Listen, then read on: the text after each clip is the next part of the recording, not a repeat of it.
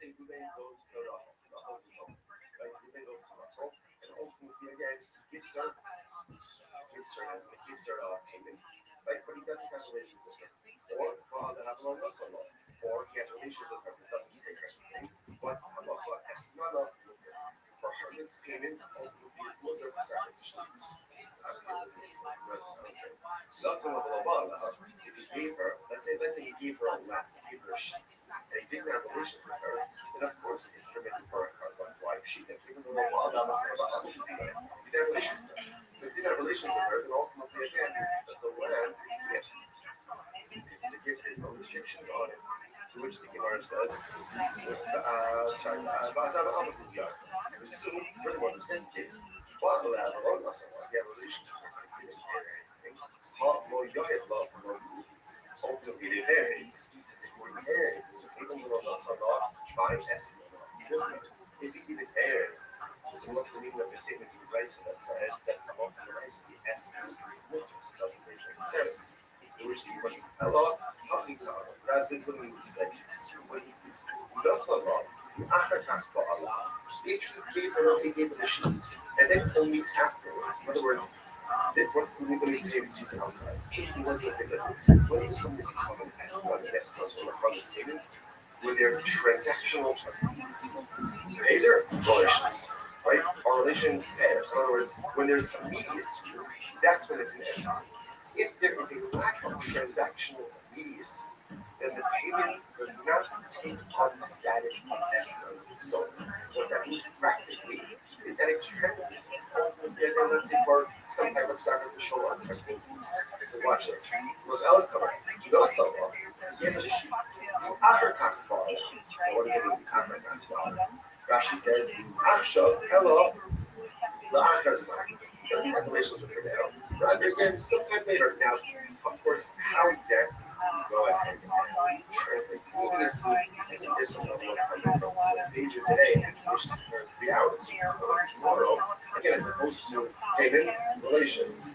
But I have a lot. It's not a oh, Bala. I forgot the Oslo. Or for that matter, he has relations with her. And sir, it's not a in both of these cases, again, that's not as well. However, Nasalah, the African, so therefore, I will say, so the one thing is as follows: that essentially, in order for something to be categorized as an estimate, so that's a transactional use. Once a transactional use, in other words, payment relations, then the sheep payment has the status ultimately again of keep track of what's going on. So remember, households are organized, they would follow sheep the produce from the court, say it's ultimately again the produce. Looking for the owner because it felt, I don't know, maybe it's one of those institutions I said, no, it's fine. Why? Same idea. It's no transactional lease. Because no transactional lease, we don't view that your produce as exchange, right? Or as something like a payment, ultimately again, selling your produce, cheap produce, and if the 8-year produce remains totally fine. Now the more questions a little bit discussed about this. We also love the appetite product. So again, let's go through this, right? Let's go ahead and case it. Right? But we have Israel, who eats your sheep, who's using the sheep.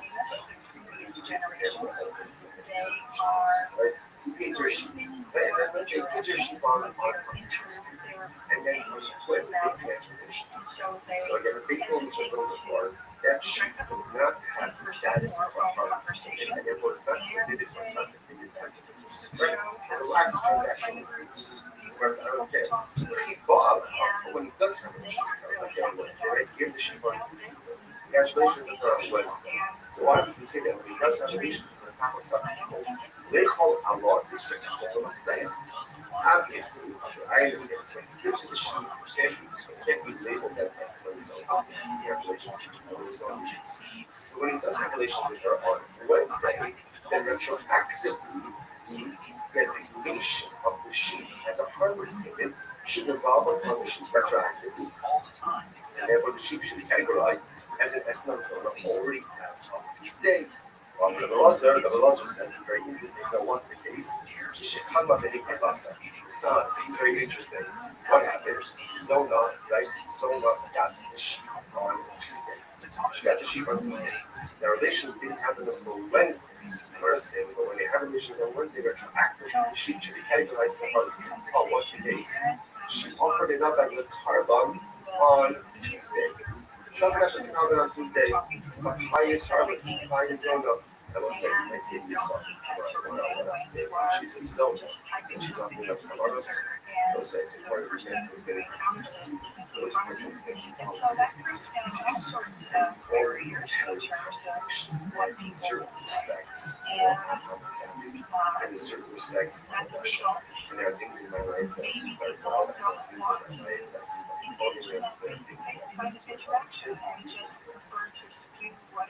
there are things that I don't do well or do poorly or don't do at all are for Shem. Don't take away from the things that I do well because I'm righteous. I just gotta be righteous in some areas and morally based. Obviously, and that's not the goal, right? The goal is to have a certain level of harmonious spirituality and righteousness in all areas of my life. But most of us are not. Sometimes we feel hypocritical, or sometimes we feel fake.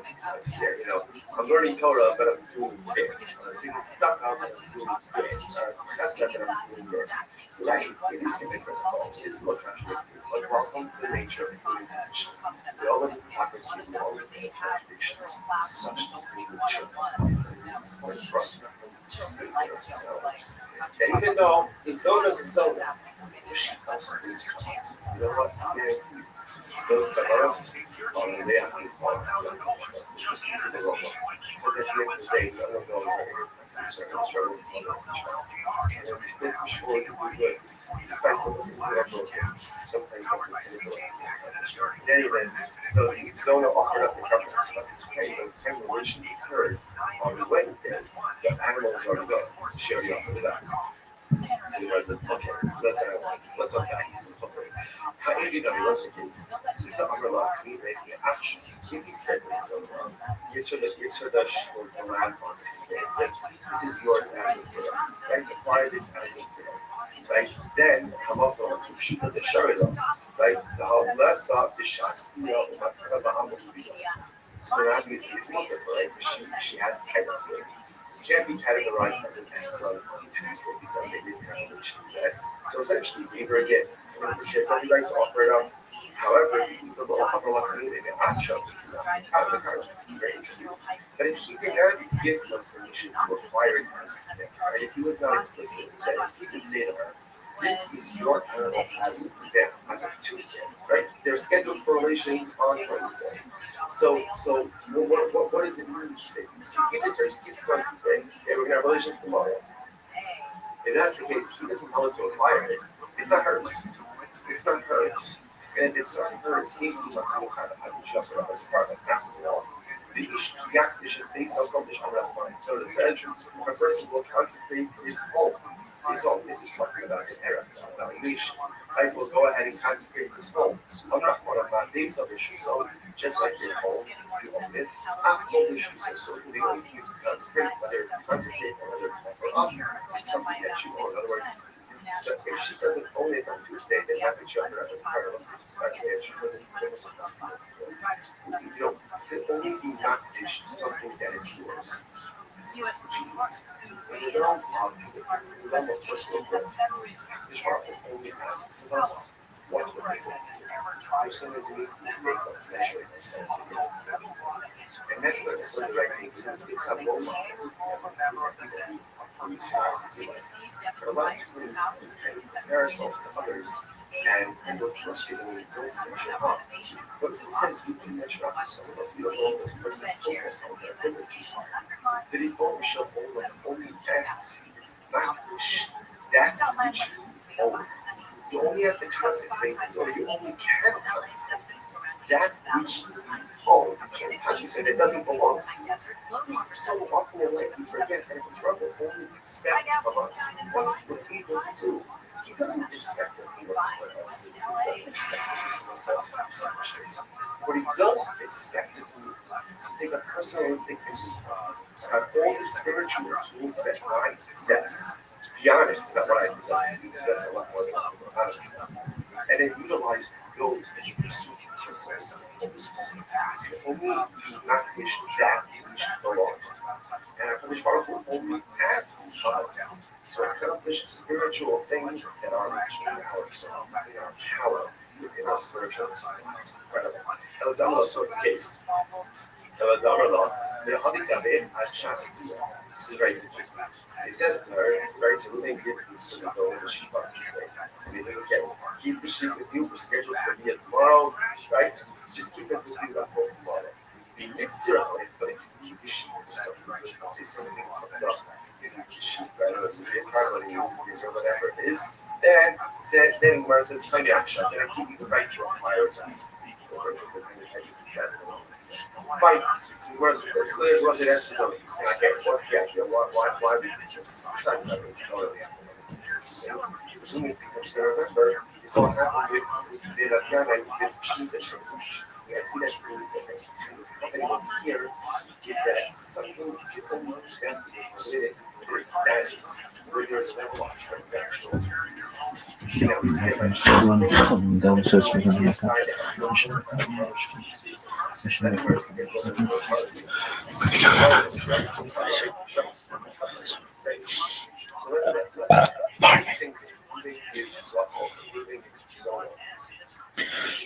Tuesday.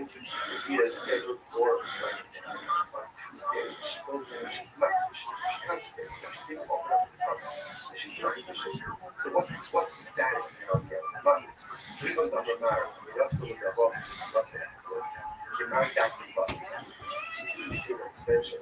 They do something heckish. Is the equivalent of suffering. In other words, ability where it says that verbally pledging something to an ambition is giving it over to a regular person. So therefore, it's really say open up again that the act of going ahead and not should be verbal is the equivalent of offering. You know, you talk about ever since I don't do it, project over the beach. You know, you go there though. I call it to a point. I call it South TV. Do like stuff like that. Again, because once it's where the shining is, in case we should offer that on Tuesday, by the time the year occurs, obviously again it's gone. Welcome to the space, guys. Welcome to the space. Welcome to the space. The space link and your friends. You post the space link and your friends. Let's go, guys. Let's go, guys. Let's go. Let's go. Let's go. Let's go.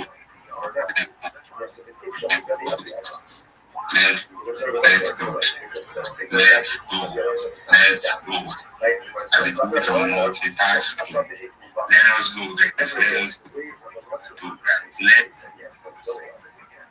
Let's go. Let's get you guys. Let's invite our friends. Let's invite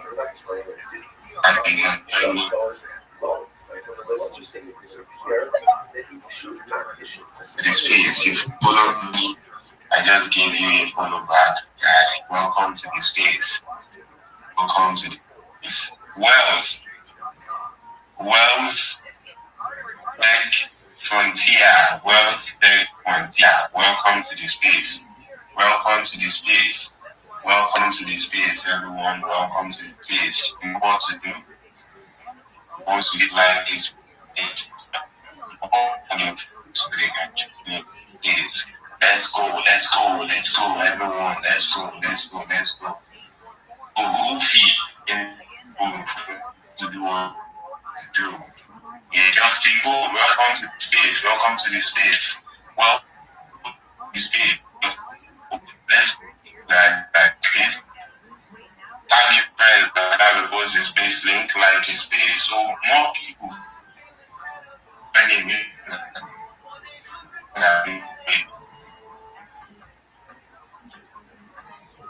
To this space. Welcome to the space. Welcome to the space. We have a giveaway. So if you want to be the winner of the giveaway, you need to report your so like the space. It's very easy to do. It won't take anything from you. So you post the space link, tag your friends, also the space. Let's go, guys. Let's go. let's go, let's go, let's go, let's go. Let us go. We now have 10 posts, one post, 13 likes, and two bookmarks. Two bookmarks. Let's go, let's go, let's go, let's go, let's go, let's go, let's go, let's go, let's go. Rabbi, Rabbi, Rabbi, Rabbi, Rabbi, Rabbi. Your hands are up. Can you calm down a little? I'm going to call you up. I'm going to call you up. Have you done the needful first? Let me check. Have you done the needful? Have you done the needful? Yeah, Rabbi, you have done the needful, but you did not add your friends. Go and tag your friends so they can join in the space. Go and tag your friends so they can join. No.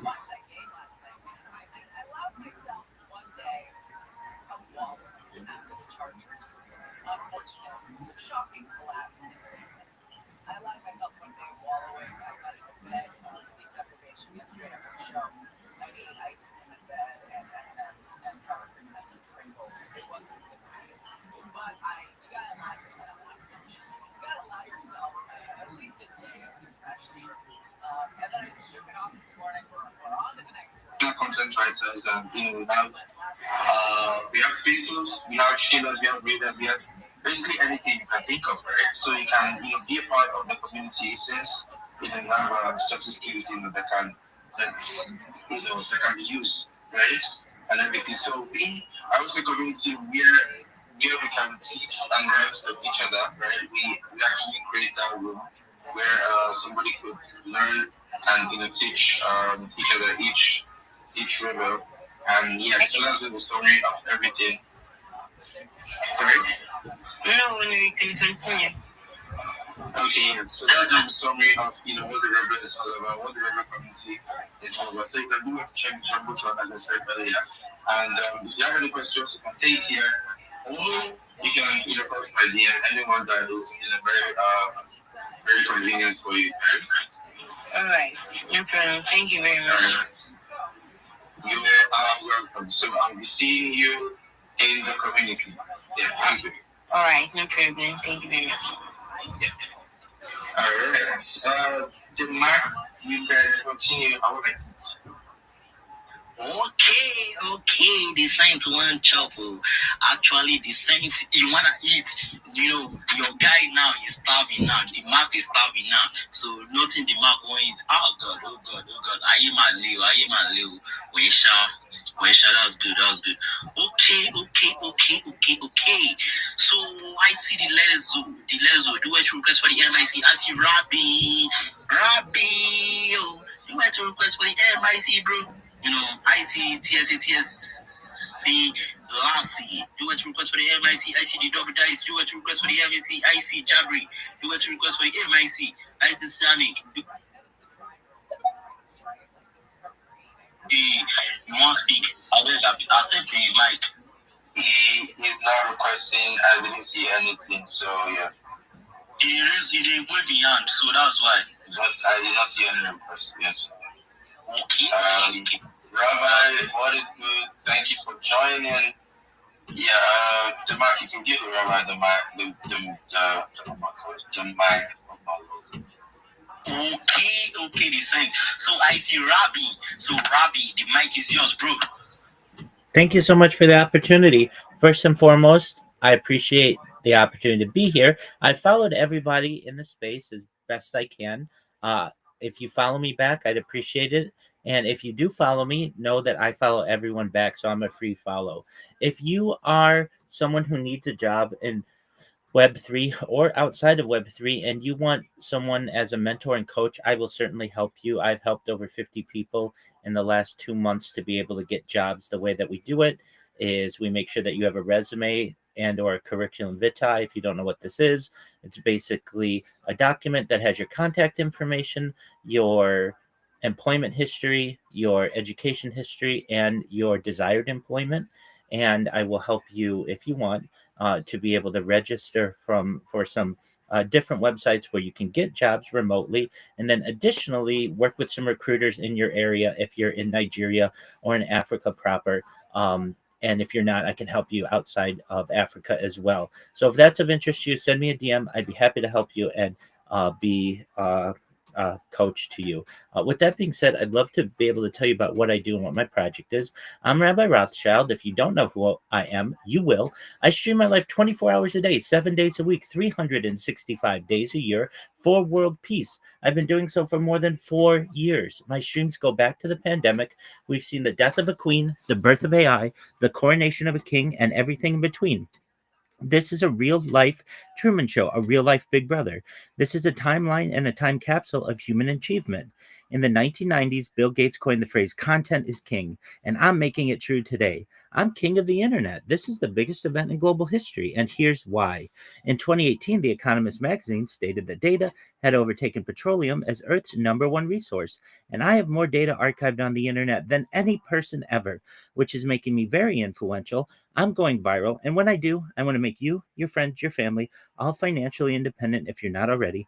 I want to ensure that you have generational wealth if you don't already, and I want you to be able to start charities and philanthropic organizations of your own.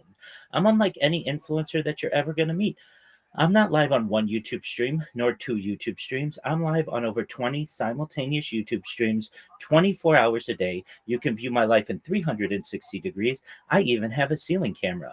If you want to view my YouTube links, they're available in my profile. Additionally, you'll find the link in my pinned post. You'll also find in my pinned post a link to my link tree. I dare you to look at my link tree. Nobody dares you to look at their link tree, but I do because I have more social media than any person ever. I have more content than any person ever. You'll also find a link to my Discord, discord.me/rabbi.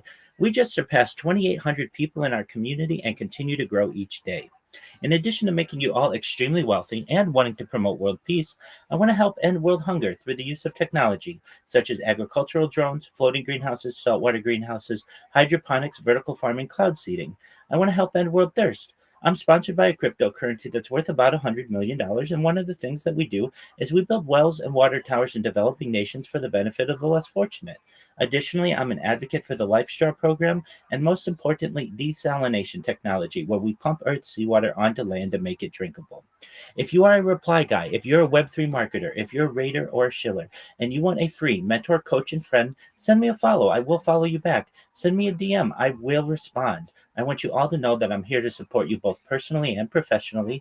I'm here to be a positive person in your lives.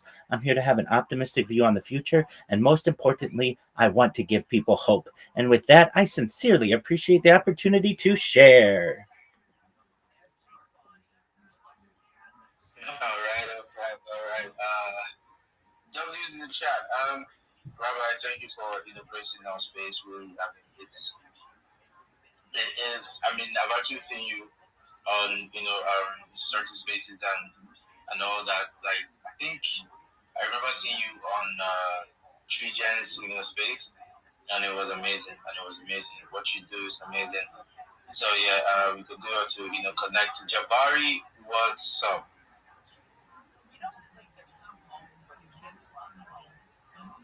Okay, Jabari. Yes, bro. Jabari, are you there, bro? Jabari. Oh, what the fuck? This guy, I think his network was so bad, not so bad because I say connecting. But when TSA, the last he do a request for the MIC, the top guys do a request for the MIC, Jabri, okay, Jabri, the mic is yours, bro. All right, I want to say a wonderful evening to everybody once again. I see we've got a handsome young man and beautiful young ladies coming up here in the space. GM to you, and we're happy to have you here in the Rebel space. And it's been quite a while being here, and it's been well motivating, and we keep having people come here, people that are quite educative, full of insights, and bringing in the good connection, ranging from our host Saint, Bamboo, the Mac, which actually are neutral, King Spear, and the Spear himself, which actually give us the spear and suplex about what the rebel is all about. And we've got Annie, we've got Rabbi, who actually came up here to shield himself as an educator.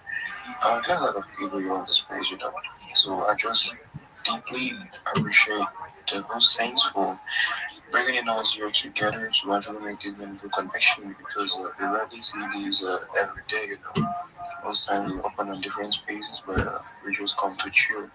But this has been a chill that came in with value. So big ups to you, man, and keep up the flow. And also for the ladies, just do out to, like, retweet, and put back the space and request for the mic. Come say hi, hello, and let's just see the voice behind the PFP. So I'm very happy to have you here. And yeah, I'm gonna go home for a while, but I'm still gonna be locked in. So Saints, I hope you're taking notes. I actually have been doing everything to, partake and be eligible on the blue tick. So just put me among the list. So yeah, thank you guys once again for tuning in. And Mr. Origin speaking. You can do how to connect with him. Give him that wonderful follow and every participant here, listener and speaker. And then do how to give back that wonderful, wonderful follow. We're not just following for following's sake, but we're going to give you the value, the alpha, the insight you need to build yourself and go from where you are to where you ought to be. So yeah, that is Japan John speaking. Thank you guys for having me here at the MIC. Shout out to you, my bro, Jabari. Yo, it was nice. I found it amazing. Thanks all the here on the space. It was amazing. It was awesome having you all here on the space, my team. Thank you very much for all the value you're giving, all the alpha you showed and growth, man. You are absolutely appreciate your sarcastic sense and all of that, my G. Thank you very much. I see Annie in the building. I see Rabbi, the top 0.0001 guy on DC, my G. I see Rabbi. Oh my, okay, the rough. This guy is a real mega beast. This guy is sharp. Oh my. Oh, I see CC. I need the okay, I need the sunflower here. Okay, it's nice. I need give on space just and Kisha, Stephanie, it's nice having you all here too. Just Sam, I don't know, bro. I accepted your money. Honestly speaking, my dear, I still see you requesting money. Just Sam, are you okay on the speaker session, bro?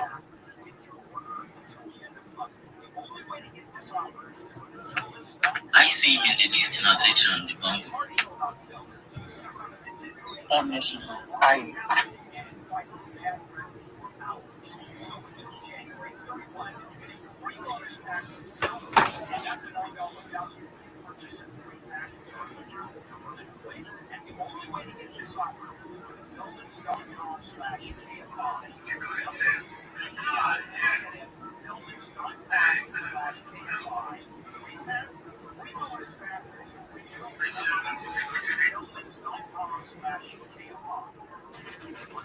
this is Tim Kabbalah Chronicles and Tim Kabbalah Crash Course.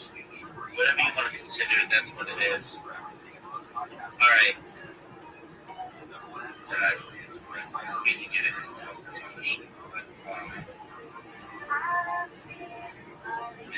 Anyone eligible for law return can be registered as Jewish recipients.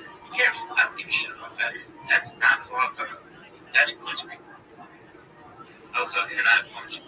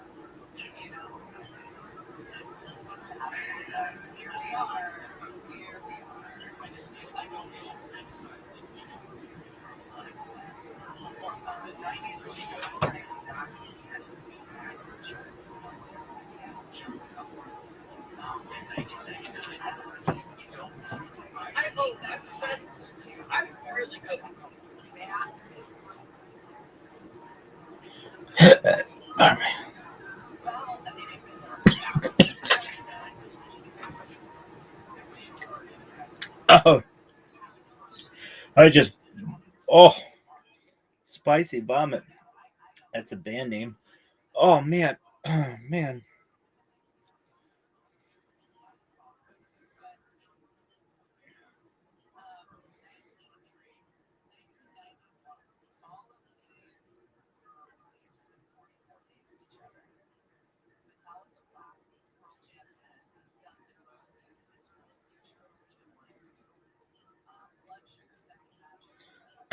What is this?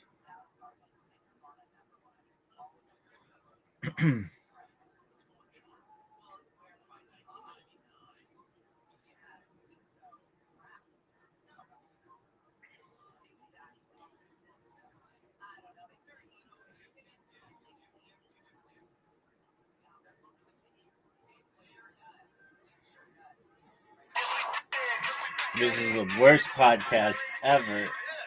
I hate it, but it's just so good.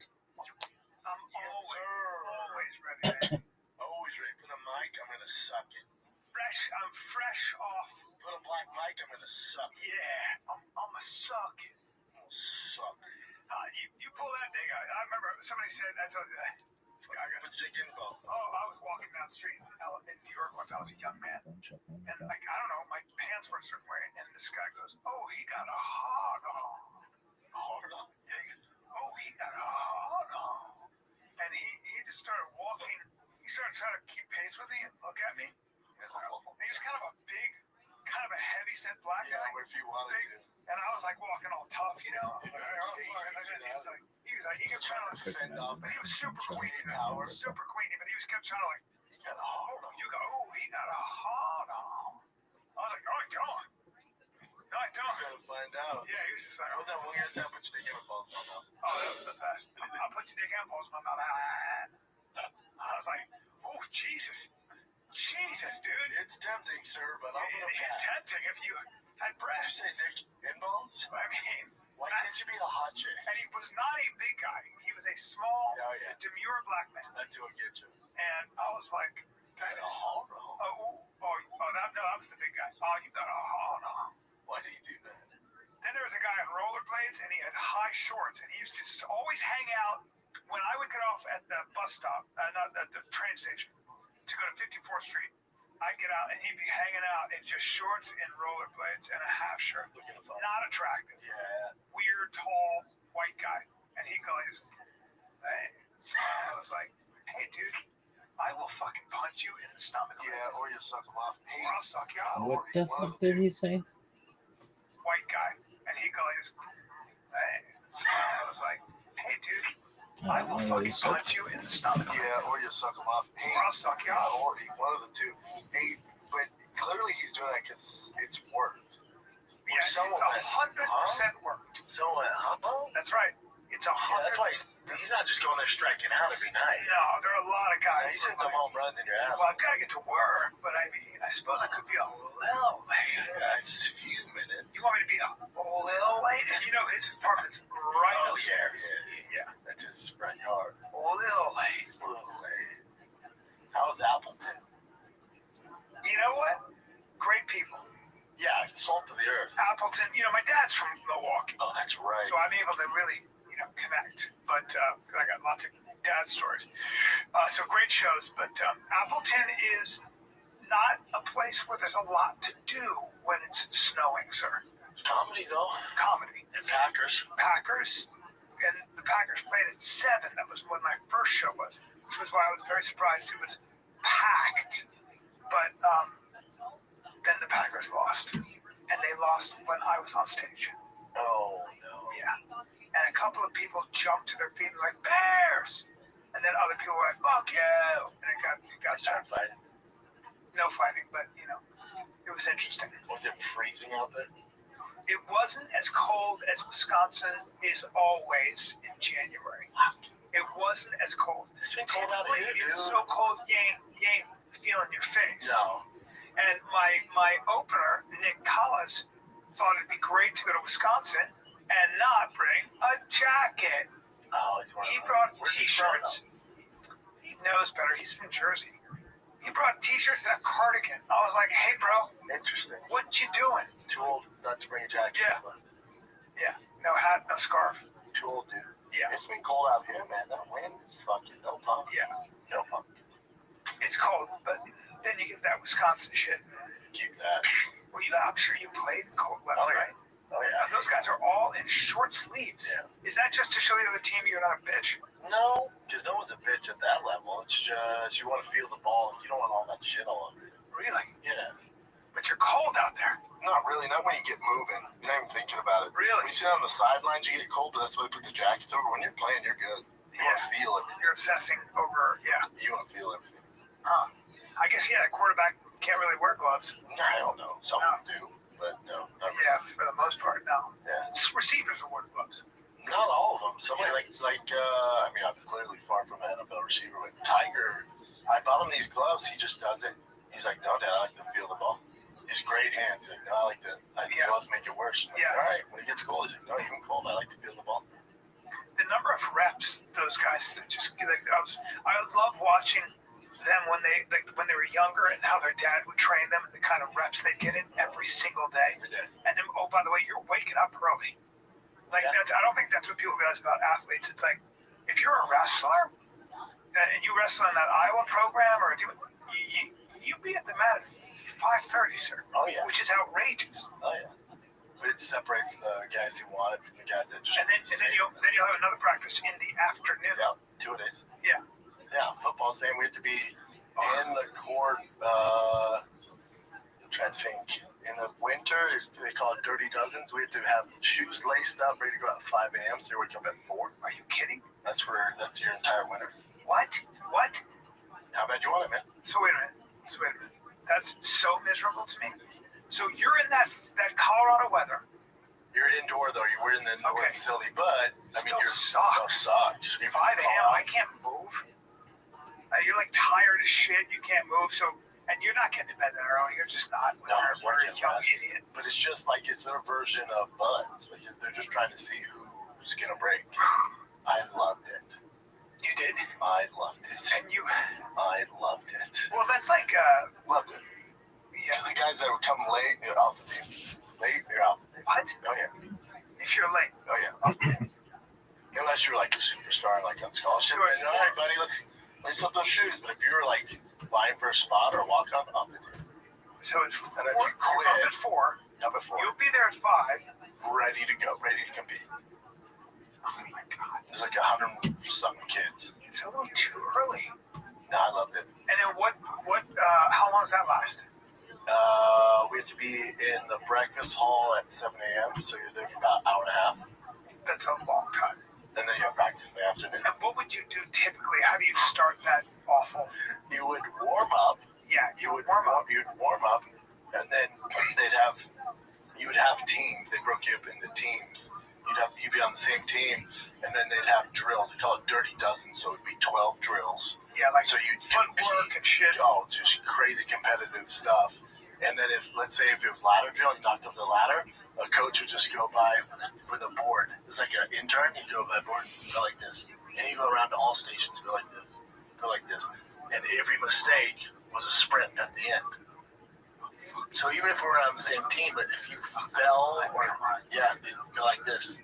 So you're talking about after all the 12 stations, you're talking about 30, 40 sprints at the end. And whoever didn't make it got cut. I loved it. Once again, I loved it. I thrived in it. I'd be in the 3-point stance, and you were so exhausted, I'd be heaving, throwing up on my hand. But if you didn't make time, so you had to make the time. I had to make time. Oh, they kill you. They tried to, yeah. The only worse is that. It's like your version of Wrestling is that way. Okay. Oh yeah. All college sports are fucking cutthroat, man. God. I loved it. Yeah, it's not for everyone. No. Loved No, that's why I ran into. It was so funny. I was at the airport in Chicago, and there was I can't remember the college, but it was a D1 women's wrestling team, and their coach was a cute little Polish woman who was probably 30, and she was the coach. And I was like, damn, college team? that D1 wrestling in women's sports, and I just didn't grow up with that, right? I didn't grow up with that. Women did not wrestle when I was growing up. Yeah, those are now it's Wait, what? You said that? No, dude, I didn't celebrate that. I didn't say that. Yeah, because women's wrestling's huge in 2025 or 2026, Brian. It's still not great. It's still not great. There's some badasses, though. Oh, yeah. Oh, yeah. The men's wrestling's insane. It's ridiculous. Insane. It's ridiculous. I was... Dude, the level of sports, like, I was watching this thing in like, kids' sports, like, travel ball and all that shit. When travel ball, right, it's just not baseball. There's travel basketball, football. Like, Tigers can travel football and baseball. There's travel football, baseball, basketball, wrestling, volleyball, gymnastics, cheerleading. And you're like, how did this happen? So, kids' sports, a year is worth more than the NFL and NBA combined. It's like a $42 billion business. Kids' sports. Kids' sports. Wow. And you look who's behind it, it's all business. It's all just, you see the companies that bought it, yeah, it's all business. It's so fucked up. The average has gone up 50% month to month for kids to play sports now. It's gone up to $1,000 minimum a month for your kid to play sports now. $1,000? $1,000 a month. That's a lot of money, man. A ton of money for your kid to play travel ball. Jeez. And then what they do is, then let's say your kid's playing in Cooperstown or Omaha. Well, now, as a parent, you got to pay, right, for the kid to go, but then also for you to go. And so then the hotels there, which they own, you have to stay there. They own those hotels. Now that the rates go up 20-fold, you have to stay there, so they're just getting the money. Let's take a little break here, man, because this episode of the Fire is brought to you by DraftKings Sportsbook, an official sports betting part of the NFL. Makes every playoff moment feel even bigger. Oh, my lordy. My freaking Broncos are doing the damn thing. I don't know who's going to come out of the AFC, but I hope it's my Broncos or the Bills. We are playing the Bills this weekend. It's going to be our toughest matchup yet. Yep, I can't wait. DraftKings has your back with early exit protection. If the player in your eligible NFL prop bet goes down at any point, especially if you're betting on the Niners, they seem to always get injured. That's a whole conspiracy. We can talk about that later. But anyways, if your eligible NFL prop player bet goes down at any point in the first half, you still get paid in cash. Wow. Boy, if you're a Niners fan, this is all for So you. I got to download the DraftKings Sportsbook app and use code FIGHTER. Yep, that's code FIGHTER. Turn $5 into $300 in bonus bets if your bet wins. In partnership with DraftKings, the crowd is yours. Gambling problem? Call 1-800-GAMBLER. In New York, call 877-8-OPEN-Y or text OPEN-Y 467-369. In Connecticut, help is available for problem gambling. Call 888-789-7777 or visit ccpg.org. Please play responsibly. On behalf of Boot Hill Casino and Resort in Kansas, pass-through of per-wager tax may apply in Illinois. 21 and over. Age and eligibility varies by jurisdiction. Void in Ontario. Restrictions apply. Bet must win to receive bonus bets which expire in 7 days. Minimum odds required. For additional terms and responsible gaming resources, see DKNG.co/audio. Limited time offer. It's such a business. It's heartbreaking. It's called a racket.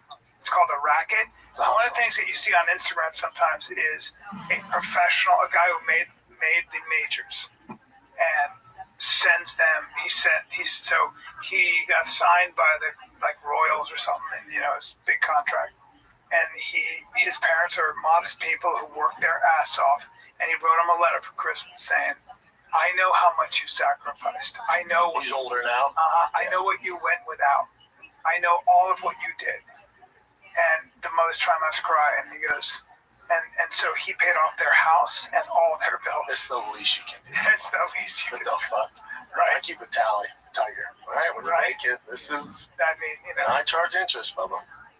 that's what you do, though. You take care of. Yeah, I'd say that. What a beautiful thing, though. Now, having said that, there are probably some parents who spend all their money and time, and their kids, some, And the kids don't make it to the majors. 99%. What? That's 99%. Is it 99 or is it 99.9%? It's 99.9. Yeah, that's what parents are. Do you know what I'm saying? Because you're doing it for the experience for your kid to have a good It's time. great. Your kid gets so much out of it, and Yes you and get no. so much. Yes and no. Yes and no. Yeah. Yeah, the travel ball thing, it's become this business heartbreaking. It's tough, dude. Especially I got 2 monsters on my head stuff. Because Bossy's any day now. You got a couple monsters. But travel balls don't. What are you gonna do? Well, no. The problem is travel ball is really where you're only going to get good competition. Like, unfortunately, in Texas, this is my experience. I'm not saying everywhere. I'm sure I'll get some backlash for this. Where we're at, the rec system is awful. Awful. The rec sports are just bad. Well, there's no resources, right? The money's in travel ball. Correct. And then the parents, because they put pressure on their kids. If your kid's any good, they put them in select or travel, so it just depletes the resources in rec. Of course, California wasn't that. This is the biggest. People always, what's the difference between California and Texas? The rec leagues. In California, at Sunrise or West Hills, where we came out of, those teams could compete with the teams here in travel ball. Really, the rec teams? Yeah, because the parents didn't pull their kids out. Yeah. So you'd have the same kids playing t-ball at 4. Playing all the way till they're sometimes 12. That's pretty cool. Yeah, man. That's how it should be. Yeah, it's not a business right away. It's not business. And the parents, they were like, what? No, we're good at this. Now there's You have to create a bond. and you get to know the parents. Yeah. You have the same field, and you're playing against the same team. Yeah. The coaches as you come. It's awesome. And there's a snack shack. You know everybody. Yeah. It creates community. Like Sunrise in California was the best thing I've ever been part of. Little League. Yeah, I remember you showing me. It was true Little League. You love the parents. You love the Yeah, and then, obviously Tiger was pretty talented, and then we started getting recruited, play travel ball, and I was like, all right, well, competition. And then in Texas, it's just like they pluck the talent at an early age, so your kid has to play travel ball to get competition. Like I signed Bosty. Again, Bosty's an outlier. He's a monster. He's 6. So he's in pre-K. So I signed him up, and maybe this is my fault. In California, he would have stayed in pre-K flag football. I signed him for pre-flag K football here, and he only plays with older kids. He knows the rules. He knows the game. He knows how to cut, catch, throw. First practice, I'm looking at like, these kids are small. Whatever, it's fine. There's pre-K. And they start warming up, and it's like wrangling cats. I'm like, oh no. So, and you're just getting put on a team by chance. Like they just, no one's recruiting fucking 4, 5, 6-year-olds, so just by chance. So I go up to the coach, hey man, first day of practice, nice to meet you, man. You play football? No. You have a son on the team though? Yeah, that's him right there. Oh, cool. You've never played football? Never. Pop Warner High School? No, man, just try. Now, God bless them because they're putting time commitment into the kids. And this is where it's tough for me. Bosty's not into that. Bosty's there to compete and play football and get better. Like he's like a lot of kids, and this is where it's a fine line. Because I'm trying to tell Bosty, buddy, you're still gonna have fun on this team. You're gonna get the ball and you're gonna score 30 touchdowns, dude. Yeah. They're not gonna be able to touch you. So they get Bosty. They're trying to figure out who can play running back. Bosty, his first season, averaged 4 touchdowns a game, right? Never played before. Average 4 touchdowns. Anytime they give him the ball, it's a touchdown, right? All good. It's flag football. He's 5. So they're trying to figure out who can run the ball. This is first practice. I'm steaming hot, by the way. I'm trying to be cool. I'm steaming hot because the talent's not very good. So I'm like, let's see how this goes. So they line the kids up one-on-one. All the kids are running. They get Bossy the ball. Touchdown. The guy goes, oh, wow, okay. I'm like, yeah, he's pretty good. He goes, all right. So they give him a more athletic kid, the bigger kid. Bossy touchdown. So coach has him go through. There's 8 kids on team. Bossy goes through all 7 of them. No one's remotely close to touch him, and most dads like, oh, this is awesome. I go, this isn't good. No, because he's not going to get better. False real. So I'm like, motherfucker, this isn't sports, but I'm like, they're 4, 5, 6, be cool, but in my head, I'm like, be cool. So then coach goes, all right, all 7 kids line up here. Boston, put your flags on. Let's see if all 7 kids can tackle Boston. 7 against 1. Boston 6. There's 4, 5, 6, and 7-year-olds on the team. There's 7 of them against my son. They hand him the ball. It's not even close, Brian. They're not even remotely close to touching them. So I'm like, what? And the coach goes, he comes over and goes, you might want to move him I up. might want to move him to the 14-year-olds. You might want to move him up. I go, I know, no disrespect, man, we just can't. Are the Kansas City Chiefs? We got a little freak here. He's a Samoan. He's a Samoan, but he's not Samoan. I look at the other dad. Now, most dads are like, oh, this is awesome. And I'm like, he's not. My daughter. So I look at the other dad, and he goes, wow, man, that kid can fucking move. I go, he can at this level. He can move. Yeah. And he goes, and the dad goes, we're never going to see you again, are you? I go, but and he goes, yeah. I go, hey, I don't want this to come off as arrogant. I go, this, because his son was just starting. He's 5. I go, this is exactly where you should be. My son's played, he plays with his brothers. He's been playing since he's in diapers. Yeah. So he knows the game. He needs to be with like-minded kids. It's nothing. You're exactly where you should be. There's also a reality of body type. My daughter played lacrosse, and it's all good, and all the girls were playing. And then there was a Samoan girl, and she was in 8th grade, and she was roughly maybe 40 pounds heavier. Here's the thing, and it was all legs, and it was all power, and it was it was literally nobody was stopping her. She was fast and huge, and would just run. But there comes a time like it's tough because then that big girl is a liability where she's going to hurt those other kids that aren't at the same level, even though they're the same age.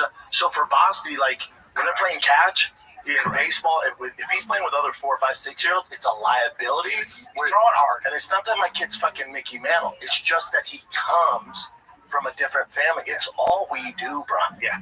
And so when you're going over the rules of football, he's also Bossy's going. He's got some bone and muscle that a lot of kids and speed, but then he's also, I'm talking Monday through Sunday, is playing against older kids at a high level. Yeah. So when you put him with other 4, 5, and 6-year-olds, he's going, what is this, fucking daycare? Yeah. It's like so then he has to now, it's a fine line. So I talked to the head of the league. I'm like, what should we do? He's like, you should have signed up for the 2nd and 3rd graders. I'm like, I know, but he's in pre-K, dude. And he's like, so all the teams are full in 1st, 2nd, and 3rd grade. So we'll skip the winter season, and then in spring we'll put them with the 1st, 2nd graders. Yeah. So that's what we'll do. And Bossy's like, I can't play. I'm like, yeah. You know Kirk Cousins? Oh yeah. So I watched a little special on him, and maybe it was School of Hard Knocks, I can't remember, but and he was getting his ribs fucked. It was in that series quarterback, and he's getting his ribs broken and all that. And I'm like, man, just let's go, little guy, come on. He's 6'3". Yeah, I didn't know that. Oh yeah. I didn't know that he was 6'3". I didn't know that Dak Shepard was 6'3". I didn't know that he was that tall. Yeah. Like a lot of this is also like, these kids are big boys. They're big kids. Why would you compare Dak Shepard to the pros? No. Not Dak Prescott. I'm sorry. Oh, okay. Yeah. Right? Yeah. Dak Shepard's actually tall too. Yeah, sure. But he's an actor. Right? Dak Prescott. Yeah. Dak Prescott. Oh, Prescott's a big boy. Yeah, he's a big boy. Yeah, big boy. Got a piece on him too. Which one? Shepard. Prescott. Oh, Prescott? He's got a heavy piece on him. Oh, I'm sure. So let me get this right. He's 6'3", handsome as shit. He's also a great guy. I know a very good friend of his. Yeah. Played with him. Sure. And he's got and I go, he's 6'3". He goes, yeah, he's 6'3", with his shoes off. I go, he's a quarterback of America's team. He's also the greatest guy in the world. Nice guy. Yeah. I go, yeah. And he goes, you ready for this? And my boy's like NFL for a long time, huge. And he goes, he's also got a huge dick. So yeah, he wins. Yeah. Except for games, right? He doesn't win games, right? He's never won anything, right? Because I'll take Josh Allen all. I was leading you down that road. Yeah, I mean, by the way, again, it's not all his fault. Our boy Kevin Bay calls me up after Josh Allen. Your horrible take. And he goes, anybody who thinks that Josh Allen isn't a better quarterback than Patrick Mahomes, and he's just going off on him. I'm like, listen, we love Josh Allen. Yeah, you like him more than Patrick Mahomes? Oh yeah. You choose him over Patrick Mahomes all day. Yeah. All day, dude. If he had all day, just like that. Oh yeah. Patrick Mahomes, he's been in the Super Bowl already. Yeah. 1-3. No, he's great. He has all the resources. Name Josh Allen's best player. He has nobody and gets it done. He has nobody. Well, that's what Kevin was saying. Kevin was saying he has to play exceptional for them bitches to squeak out a win. He has to play like unbelievable. It does. And in the playoffs, he's the all-time leading scorer, I was saying, like, he dominates. Does everything. But then you don't get to catch up with you, because if he doesn't have a glorious game, they lose. Patrick Mahomes can have a decent game. They're fucking stacked. Stacked. They're over here. Patrick Mahomes is amazing. I'm just saying, I'd rather have Josh Allen. He's like a modern day John Elway, but better. Yeah. Big, tough, runs, Big, smart, yes. throws, has a cannon. Crazy. He and Stafford are fucking amazing. Who do you like more, Stafford or Josh? They're just different. I like both of them. I root for both of them. Yeah. Especially Stafford being Trevor Lawrence is fucking amazing. He's amazing. Yeah, he's cool. Yeah. They're all similar type of quarterback, right? Big guys like that. Big, uber athletic. They can run. Uber athletic. Yeah. Ooh, like Trevor Lawrence is a freak, dude. Josh Allen, freak. They're freaks. Freaks. Monsters. Yeah, they were talking about George Kittle and fucking McCaffrey were talking about how big Cam Newton was. Oh, he's massive, dude. Massive. He's like 6'5". I've been with him. He's huge. Oh, yeah, huge. Wide. He's good. No, He's Josh Allen good. He's not Josh Allen. No. He's not Trevor Lawrence good. Trevor Lawrence, I mean, he had a great season this year. Yeah. Just this year? Just this year, yeah. He had a really good year this year. Joe Burrow's right there with him. Joe Burrow's just as good. Joe Burrow needs to get out of Cincinnati. Yes, but he's just. Otherwise, you're just as good as any of those. Yeah, guys. you're the next Dan Marino. Fuck. He's got to get out of there. Has to get out of there. Because he's so good. And gets hit more than anybody. He no really protection, does. nothing. He Great really receivers. He gets the shit kicked out of him, which is so You don't bad. think he's sick of that? I mean, how can you not be? It's also bad for your career. It also sucks. It sucks. It sucks getting hurt all the time. He's too good. He needs to get out of it. Yeah, he's like a racehorse. Get that fucking guy out of there. Get him behind an amazing line. Get him out of there. Yeah. He's just too tough for his own good, too. Yeah. Yeah, sport. I mean, you're talking about those freaks of sports. Is so tough to make it professional. It's like even if your kid has just a fucking chance that you want to set him up to go as far as they can, whether it's high school, college. So with Bosley, people are like, "Oh, you're this crazy." I'm not this crazy dad. In order for him to get better, I have to push him as far as I can go. Right. But you have to push him as far as you can go. We're still fine. So I'm not putting him in tackle football with 4th and 5th graders, you know. But you got to do it. How's he going to get better? Well, he has to play with older kids. And he's done it for 2 seasons. That's how everything is. Baseball, That's how everything is in life. 8-year-olds. Yeah. He's 5. Let the league in heads. Well, I just think in life, part of the most important thing about trying to get good at something is so hard, because you have to put yourself in the mix with people that are better than you. And if you really want to be good, you got to figure out a way to be as good or better. Like there's this thing, and what happens is when you don't compete in life, when you don't try to be really good at something, you will get a false sense of security. You'll get a false sense of confidence. You're just not going anywhere, or you're not doing shit. You're not doing shit. No, you're not doing shit. You'll just become a critic. Yeah. That's why, but mainly, the thing is, you'll see, if you meet a gold medalist, like Satoshi or one of the, any of those guys. Ishii, yeah, like anybody who won a gold medal or anybody who made it to the Olympics, it's not even the skills. It's what they had to do to get there. Like how you talk to yourself, the fucking injuries you deal with, all the shit it's the stuff you don't see. That's what's such a bitch. Such a bitch. That's why I respect them. You have to give respect. If you don't give respect, you've never even tried at anything. I don't know anyone who doesn't give them respect. Yeah, pro athletes. Yeah, it's very different. That's very different. Super cutthroat. Yeah, somebody who has it dropped that ball. It was thrown right to him. And I was like, that guy sucks. I hate when people say that. Starting receiver in the NFL. No, my kids will say that. We all say it. I never said that. Yeah. Even when I was a kid, I never. But my kids will say it. He sucks. And I will do this. There are some guys. I give him a reality check. I go, he sucks? Let me tell you something. Yeah. So you're the shit on your team right now. Well, they say, that guy, for his entire life, has been the best player on the field. By far. Since he was 4. Yeah. So you haven't got to high school yet. So in high school, he was top 10 in all the nation. And then went to college, he was top 10 in all the nation. And he got drafted to the NFL. And starts. And plays. so, when you say he sucks, it makes me mad. I will say that Right now, I will say there are some guys that are so talented, and what happens is they'll get to a point where they start thinking that the whole game should center around them. You see this with some receivers, and then they'll get hot and cold. Receivers are divas. You want that arrogance from a receiver. Yeah, but it also can be disruptive to a team sometimes. Yeah. But it's annoying. Yeah. So that you can criticize, but also shut up. Well, like Antonio Brown, people used to go about on him. I have talked to people who know better and who played with him, and they were like, "Do you know how hard that guy worked? Do you know he was getting reps in? He's great because he's also great because he put in crazy work. You know, there's a ton of guys that's talented as him. It's the work. The work. Yeah, it's the work. He was always training more than anybody else. No, there's a million stories of guys that you've heard of in practice who are great, but they don't put in the work. Yeah. There's a million Antonio Brown. There's a million. Well, you saw a lot of fighters who were great in the gym, right? A ton. And football. Guys where you're like, dude, this guy's getting drafted #1. And it's just, you don't want to be good at practice. No. They got to show up, man. And they put in the work. Yeah. I got a new show for you. You're not going to watch it because you're fucking... Well, I'm watching 60... 59. And how many days? January 26th. Is that the day of the UFC? That's 2 days after UFC. Holy shit. Turn 59, Bubba. That's so nuts to me.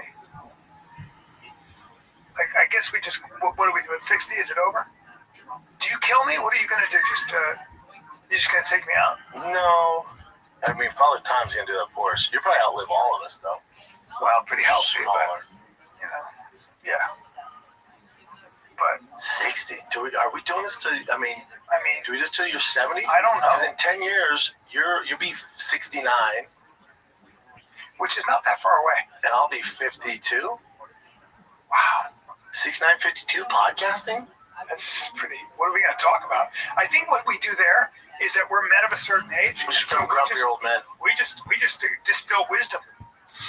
We're not trying to be relevant. We're just trying to be dependable. Oh, we're dependable. You want no listeners. We're old dependable. You want old no listeners. We just give give it's self-help. It's self-help. It's self-help I don't know if Wednesday. you want our help. Oh yeah, when you're a certain age, a lot of boys, a lot of men don't have fathers. A lot of men don't have men in their life that are accomplished. A lot of men don't have. Yeah, I feel like there's better guys to listen to than us. I don't think so. I think we're pretty good if we gave ourselves a shot. I don't know. So we're gonna become motivational podcasters? No, you just kind of talk about you.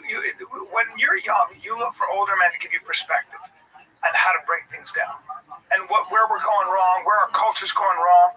Well, usually when you're older, this is what it is. I'm going to give you the thing as I get older. When you get older, you realize that most of what is popular is wrong. Most of what people are doing is probably a waste of time. And older people are there to help you realize that. And I think that is called wisdom. Yeah, I still think we had to be silly and do our thing, though. Well, you're always as silly as you can. Well, part of life, fucking midlife crisis is that. Part of life, by the way, is being a silly goose. Yeah, I don't know, dude. We'll still being silly, you know. Yeah, both. And our audience will be older with us too. Wait, we're gonna see a poster. Jim's making a poster of Brian Callen and Brendan Schaub as old people with the Tiger Just Fighter. old men. But keep talking. It takes a while sometimes. Wisdom. Is that Grok or ChatGPT? Just chat. I assume we'll still be doing it. Why not? Remember we talked about this before. It would be hilarious if you guys are older, especially if Brian's like really, really old. Yeah, it would be hilarious. Yep. Yeah, we'll be. I mean, also remember, Jen, our producers can be fucking 70. We're like literally like bam, bam, bam, right? So Brian, you're 42, 41. You're still really 41. young. I'm 48. 41 is young as shit. Brian's 58. I was a nut. Look at there. You go. Well, Brendan looks like me. I know. Is that Brendan looks basically like me? And that doesn't look like either one of us at all. No, and that looks like you. That's not a great rendition there. I'll tell you what's fucking dope is that thing in the back. That logo in the back. That's pretty cool. That Yeah. vintage logo. That's fantastic. Now, I wouldn't mind. That'd be a good picture if we were an outline, or we just had that. Hey, let's take a little break here, man. Let's take a little break, dude. Because you know what? I think that what people have trouble with is tracking what sugar does to their body, what their glucose levels are, and your glucose levels, and like that is so important when you're trying to monitor your health. If you're pre-diabetic, if you're diabetic, if you're just a regular dude. Yeah, I started using Signos. I'm in the best shape I've ever been, Bubba. Best shape I've ever been. Tell them what it is. B, let me tell you about Signos, man. All right, what Signos does is it uses AI, right? So Signos pairs a glucose monitor. It's a glucose monitor. Yes, with AI to reveal how your unique body responds to food. Mine doesn't do great with white rice or mashed potatoes, right? Yep. So it helps you build eating habits that help you lose weight and keep it off. You feel great while you're managing your weight. Learn which foods work for your body, right? Because what works for you doesn't work for me. When your glucose is rising, right, you'll get an in-moment alert, and plus personalized suggestions, like they'll say, like take a walk, or whatever. They'll remind you of ways to bring your glucose. So you know what to eat and why you're eating it and how it reacts to your body. Yeah. So when you're stress eating, you're doing stuff like that, or you're not getting physical. You're getting a signal for physical hunger. Yeah, man. But listen, Signos took the guesswork out of managing my weight. They give you a personalized insight on how your body works with the AI-powered app. Biosensor Signos help you build healthier habits, and you stick with them. So right now, Signos has an exclusive offer for Fighter and Kid fans. Go to Signos.com. That's SIGNOS.com. Get 25% off select plans with the code FIGHTER. That's Signos.com. Promo code is FIGHTER. You get 25% off. Alrighty. My thing is, too, are we going to have something to say when you're 70 and I'm 50? We don't have anything to say now. That's what I'm saying, bro. We're right on board. After a while, you're like, what the hell are we doing? I think so. You always have something to say. Because there's new shit in the world. Yeah, maybe. You know what a great teacher is if you think about it, right? So why do you go to your church? People go to church, right? It's not because they're coming up with anything new, man. What they're doing is they're bringing you back to what's important. And for whatever reason, young people or human beings in general seem to forget and need to be brought back. It's like, whoa, hey, remember? Come on back over here. Thirst for knowledge. It's just come on back over here to the first principles. Come on back over here to the wisdom of the ages that we all seem to ignore and forget. Human beings have amnesia for what actually matters. So that's when you're comfortable. Sometimes you step away from it. That's right. Even Tiger, I mean, we got into it this morning because, he's on this health kick and he's working out. Dude, I'm up at 4, right? And I know he gets up at 6. So at 5:45, I make him his breakfast, his protein shake. I make, have this protein powder that I give from First Form for kids. I put creatine in there. I put these greens in there. Put a banana, some almond butter, almond milk. I make him a shake. And this morning he comes down, I go, bud, I get a shake. He goes, rolls his eyes. I'm done with that shake. I went, And then Joanne, I was just like, we're just not in the mood or whatever. And then Joanne goes, wait, hold on. Because remember, she doesn't come from anything. She goes, wait, hold on. Did you just roll your eyes at your dad? She goes, I love her. Do you realize your dad knew you were going to get up at 6 and knows you have football practice late, so your dad made you that healthy shake? She goes, I want you to ask your dad how many times his dad woke up that early and made him a shake. And you went, and rolled your eyes at your dad? And to me, I was just like, no, I don't, that's my guy. So I was like, I don't. And then John was like, no, hold on, motherfucker. Do you realize how grateful you are? You know how fortunate you are? Do you know my wife does that too? Yeah, do you know how much I appreciate that? My son last night, it's his birthday today. And my son last night said, I have the best dad. He does so much for me. She said that to him before she went to bed. Oh, she said that to him? She said that to him. She said, aren't we so lucky to have Daddy? Yeah. Because he does so much for us. I was like, and my wife always makes sure when I come home, after I've been traveling, she comes and greets me. She makes it a big deal, right? Yeah. So there's so much. You get a warm hand to the face. Yeah, that's right. That's right. But that's I love Joe for that. I love her because I don't think about it. And then, but your kids are your life, dude. When people ask how you're doing, they go, he doesn't hang. I go, hey, bro, that dude's about his kids, and that's he doesn't give a fuck about anything else. But then Joanne was like, you gotta put your foot down. We don't want him being that ungrateful kid. So I'm like, yeah. So I'm driving to school. I go, I take it over the top. I go, buddy, when I'm gone, you're gonna be so sad. He's like, he's 9. He's like, what? I'm like, when I pass away, you're like, oh my God. My dad took me to baseball whenever I wanted. He played catch with me. He made me protein shakes. He took me to the gym. Great. Thanks for saddling him for that. And I went, wait, when I'm gone, dude, it could be any day. I'm a big dude. Sick. It could be any day. He starts crying. I'm like, have a good day. Have a good day. You're a sick. Hey, why don't you sit on that for a while? You're a sick fuck. And then as he's in, I go, hey, make sure you ask your friends at school how many of them dads made them protein shakes. Go ahead and ask them. Ask them how many dads are pitching them BP every day. Hey, have a good day. Yeah, cry. Then Bossy sticks up for him. Leave him alone, Dad. Those are brothers. Yeah. Have a good day. Psycho. Have a good day. Pick you up at 3 or not. I picked my son from school. Or not. I might die. Have a good day. We'll see if you're on grade for the shake tomorrow. It's kind of sick. Hopefully I can make you one tomorrow. I have high blood pressure. A lie. I have high blood pressure. It could just anytime. Aneurysm. Anytime. Don't say that stuff. But you want to be mean to your dad. Okay. Hey, I'll pick you guys up at 3. Or not. Or not. I picked my son up at school. He was expecting his mommy. And he's 3. He didn't like it. Didn't go well. He was like, I don't want you to pick me. And the teacher looked at me. The teacher was like, hey, this happens to a lot of dads. I go, and then he's freaking out. And then finally he's like, I don't want to be my dad anymore. I'm like, oh, okay. It's like you're kidnapping a kid. Yeah, and I'm such a piece of shit. I go, I guess I'll just leave. I guess you don't care. No, I know. I want you to leave. I'm like, wait, man. He doubled down. But then we were good. Oh, fuck. Yeah, kids did some wild shit. You and Billy the other day, it sounded like she said, fuck daddy, but we think she just got her words mixed up. And Johnny goes, Brian, get in. I go, what? She goes, Billy, what did you say about daddy? And it sounded like fuck daddy, but we're still trying to figure out what she said. It's really funny. That's so funny, man. Kids.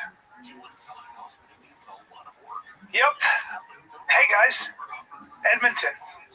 I'll be there this weekend. It's going to be cold. Thursday, Friday, Saturday. In Edmonton. I'm going to see you there at the West Edmonton Mall. Oh, but then you're in San Jose, which will be nice. San Jose would be good. Hey, Greenville, South Carolina, beautiful. Port Charlotte, Florida, Greenville's beautiful. amazing. Greenville's up. Yeah, that's going to be Denver would be great. Ooh, Denver, the proper Denver. Yeah. Converts downtown. Yep. My mom will come to that. Come on, baby. Yep. I got tickets for her. Her and W come, I'm sure. Jay will be there too. Good. Yeah, it's going to be You have to great. give all of them free tickets. Oh, I was telling you, I got a new show, right? So Stranger Things is over. Interview with the Vampire over. So I was looking for a show. I see our boy John Bernthal. Bernthal, you think? Bernthal. His and hers, bud. Really? His and hers? Trust me. Really? What's this about? Oh, boy. Really? Small town out in Georgia. Murder happens. I'll leave it at that. Really? Who's on that show? It's fantastic. Here's a cast. If you're looking for something to fill your cup because you have no shows, this is your show. This is it. This is what you watch. You're welcome. Jamie Tisdale. All right. Usually the two are the main ones. Everybody else just supporting cast. But Tessa Thompson, fantastic. Also easy on the eyes. And then our boy John, fantastic. Wow. All right. Fucking-tastic. I'm in. You're gonna want that. Say less. Yeah, you're gonna want that. All right. Yep. Not in that world anymore. You're saying it's part of TV? Yeah. Just acting. Just right. Let me take a piss real quick. Keep your head up, man. No, hey, you gotta come back. Yeah, but like I was watching the Golden Globes last night. Yeah. And they had Mackenzie Dern and Brian Ortega there, right? And I watched the pre-show, you know, like that, because remember I used to work all that. Yeah. I used to work the Grammys, the Golden Globes, I remember the Academy Awards. And at the time, it was just like, yeah, it's what I do. Well, you were on your way somewhere, right? Yeah, and then I remember I used to love the pre-show, like seeing everybody file in and seeing what they wear, as gay as that is. And then she had LA in the background, the warm weather, you know, and I was like, oh, I told Joanne, I'm kind of sad. Yeah. She was ready to go, yeah, I didn't realize at the time how weird and unique that was. Like, my big ass working the Grammys and Golden Globes and Academy work, to me, I was almost ashamed of it at the time. Yeah. But I look back, I'm like, how the fuck did I pull that off? Big deal. How did I get in there? Why would they let me in there? I'm on red carpet interviewing Lady Gaga. Big deal, dude. Huge deal. You never knew how big a deal that was. And I never could really tell you because you just fell into it. And it's like, listen, motherfucker, that's the pinnacle. Yeah, I auditioned, got the gig. I'm like, yeah, that's how this goes. I know. That's what I do. But, you know, that's what happens. You don't realize until it is what it is. How weird is that, dude? That was like a wax figure kind of too. Yeah, you were that awesome jacket, that smoking jacket, that fucking... Dude, I had fucking... How crazy is that, dude? I mean, it was as big as it gets. And you're like, eh. And dude, that drove me crazy, but I never told you. They optioned me for another 3 years, and I turned it down. How weird is that? I mean, don't get me started. And I also just kind of like... I used to lose my mind with that. I was like, yeah, whatever. But then again, to be fair, you've always been... You were more ambitious, right? You wanted bigger things. But you don't realize that that's as big as it gets. It's a question of you making it that huge. You know what I'm saying? But... Yeah, and I was on... But I will give you... I'll give you this. Think about this for a sec. At the end of the day, Bub, at the end of the day, as awesome as that is, it ain't you. What I mean is this. At the end of the day, you asking superficial questions to very famous people is not actually... No, it's not like my passion. I like being in the mix, and I like doing it, but my thing is... Okay, so let me... I like being in the mix. I like, I like dressing up, and I like seeing behind the scenes. And I, you know me, I love old Hollywood. I love all... And that's the closest I was going to get to it, because I don't have the acting chops and all that stuff, but that's the closest I was going to get to it. But as far as like a passion, no. Look. It's just cool I did it. Yes, we do weird things. So at the end of the day, because I got offered a huge hosting gig. I mean, Merv Griffin wanted to turn me into the next quote unquote Ryan Gosling, Seacrest. And I remember I remember I needed the money too. My agent was going to they were going to offer me some crazy amount of money. And I just didn't do it. I said, I can't do it. I can't wear a suit. I can't be a host. I don't want to. And at the end of the day, dude, you know what? You didn't want that. What you wanted to be, to some extent, was an artist. What you admired was the great comics. What you admired was actors like Adam Sandler. That's what you wanted to be doing it. You didn't want to be the person interviewing. Why? Because you were the guy who got in the cage and fought. Yeah. Otherwise, you would have transitioned to be like, I want to be a color commentator. It's really, like, it's so interesting because it's great, but ultimately, you would have sabotaged it. It ain't you. Yeah, my thing was I thought it was cool because, especially as my background, people are celebrating Mackenzie Dern and Brian Ortega being at the Oscars or the Golden Globes. Like, not only did but I did on my own. I remember the UFC when me were in not great standing. I did it on my own. But I auditioned. I got the roles. Like, I went off on my own. Yeah. And I'm proud of it now. No, that was cool. Of course. That was fucking cool. But you've never. It's funny how we do that. It's like we realize at the end of the day, Bubba. At the end of the day, I never really loved acting that much. Like TV and film.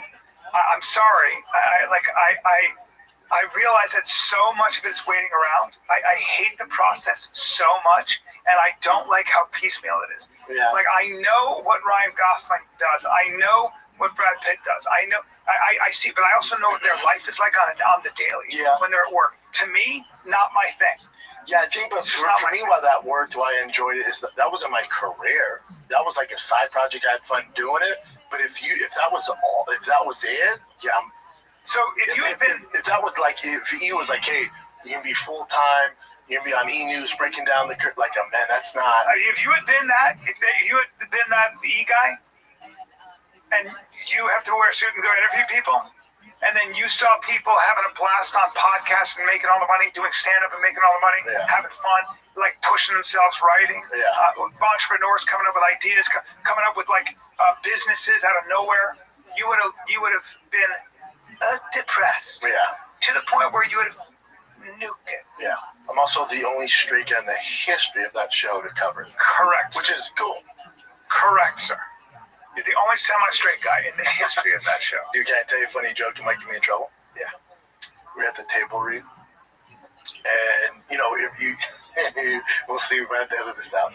At the table read, like going through everyone's thing, and all the talents there and the producers and stuff. And they were like, all right, so kick off the show. Tell us who you're wearing, stuff like that. And, it's me and all girls, by the way. And the girl goes, I'm wearing blah, blah, black designer. Next girl goes, blah, blah, blah, black designer. I'm like, oh. Kidding me? I'm like, oh, my guy, Terry, is white. The whole room, dead silent. I'm like, yeah, white designer. They're like, well, you don't need to say that. And I'm like, why not? This is back in the day before this is an issue. I go, oh, so but they say black designer, I can't say white? Like, absolutely not. Absolutely not. I just, they were like, blah, blah, blah, black designer, black designer. And I go, I got my suit for some dude up the street. I go, white guy. Regular white guy. No, let's leave off the white guy. I'm like, but why? I wasn't even trying to be, it was like, but why? Black designer, like white. Regular white guy designer. Thank you. White. He was white. That's hilarious. Yeah. Yeah, but it made me a little sad watching it. I'm like, man, I used to be there all the time. Yeah, I mean, but it's ultimately you did it. I did it. Ultimately, you did it. It's cool, huh? And 3 years would be too much. I could not do that. But I'll tell, like, Tiger and Boss are watching. I'm like, your dad used to do this. They're like, what? I'm like, I used to be that guy. No way. I'm like, yeah, I'll show some clips. I did several pilots, a couple for Discovery Channel, other things, where I was a host of an events thing, sports thing. And I did it for NASCAR. I did it for a lot of stuff. I just couldn't maintain my enthusiasm. I didn't care. So like, tell us about this. And what about and then and when you were coming around, like, no. Yeah, it's not. Yeah, it's just not what we do. And there's some guys that are great at it, and that's their passion. So God bless them. Not me. I was way too easy. You talk about like when you need money or when you're young, you need that role. I remember I knew you at the time, but it was like this big. We shot this pilot. It was all these high big names. Like this thing's gonna go, blah blah. And I needed the money, man. And I didn't know how Hollywood worked. I needed the money so bad. I just retired from the UFC. I needed the money. I went to this audition. I got called back. We shot the pilot, crushed. Folks, I'm just going to put this to the best way I can. Look at this fucking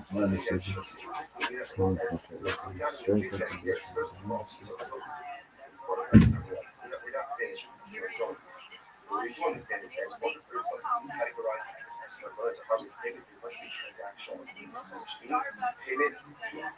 But if that order is not followed either, payment and delayed via, or via and then payment, ultimately again it is not considered to be a customer. So if he deposited an envelope of payments now, the year doesn't affirm it until later on. As soon as she has rights and animals at work, she goes ahead and sharpens it up by karma. Then she's not issued, she consequences. So the animal is still in existence the next day. What's the status of the animal? That's the thing.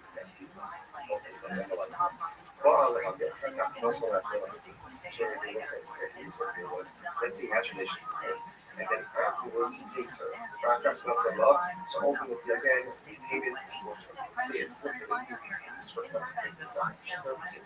Or there is a question. I don't understand this. You want to say it's permitted. Boaz على بأحد حاكم السماء حاكم أشتغل شغل أسرار أصل. The rights is that the woman has relations with his son. And then he pays her 3 years late. 3 years late, some people pay all of the bills late. Right, so he pays her late, right? 3 years later, it's still called a harlot. And it's still the awesome. I'm not going to stop and left this stuff. What passion? So what's the passion? So you just rights that we pull for us. Said that in relations to medicated, that's not an estimate of transactional use.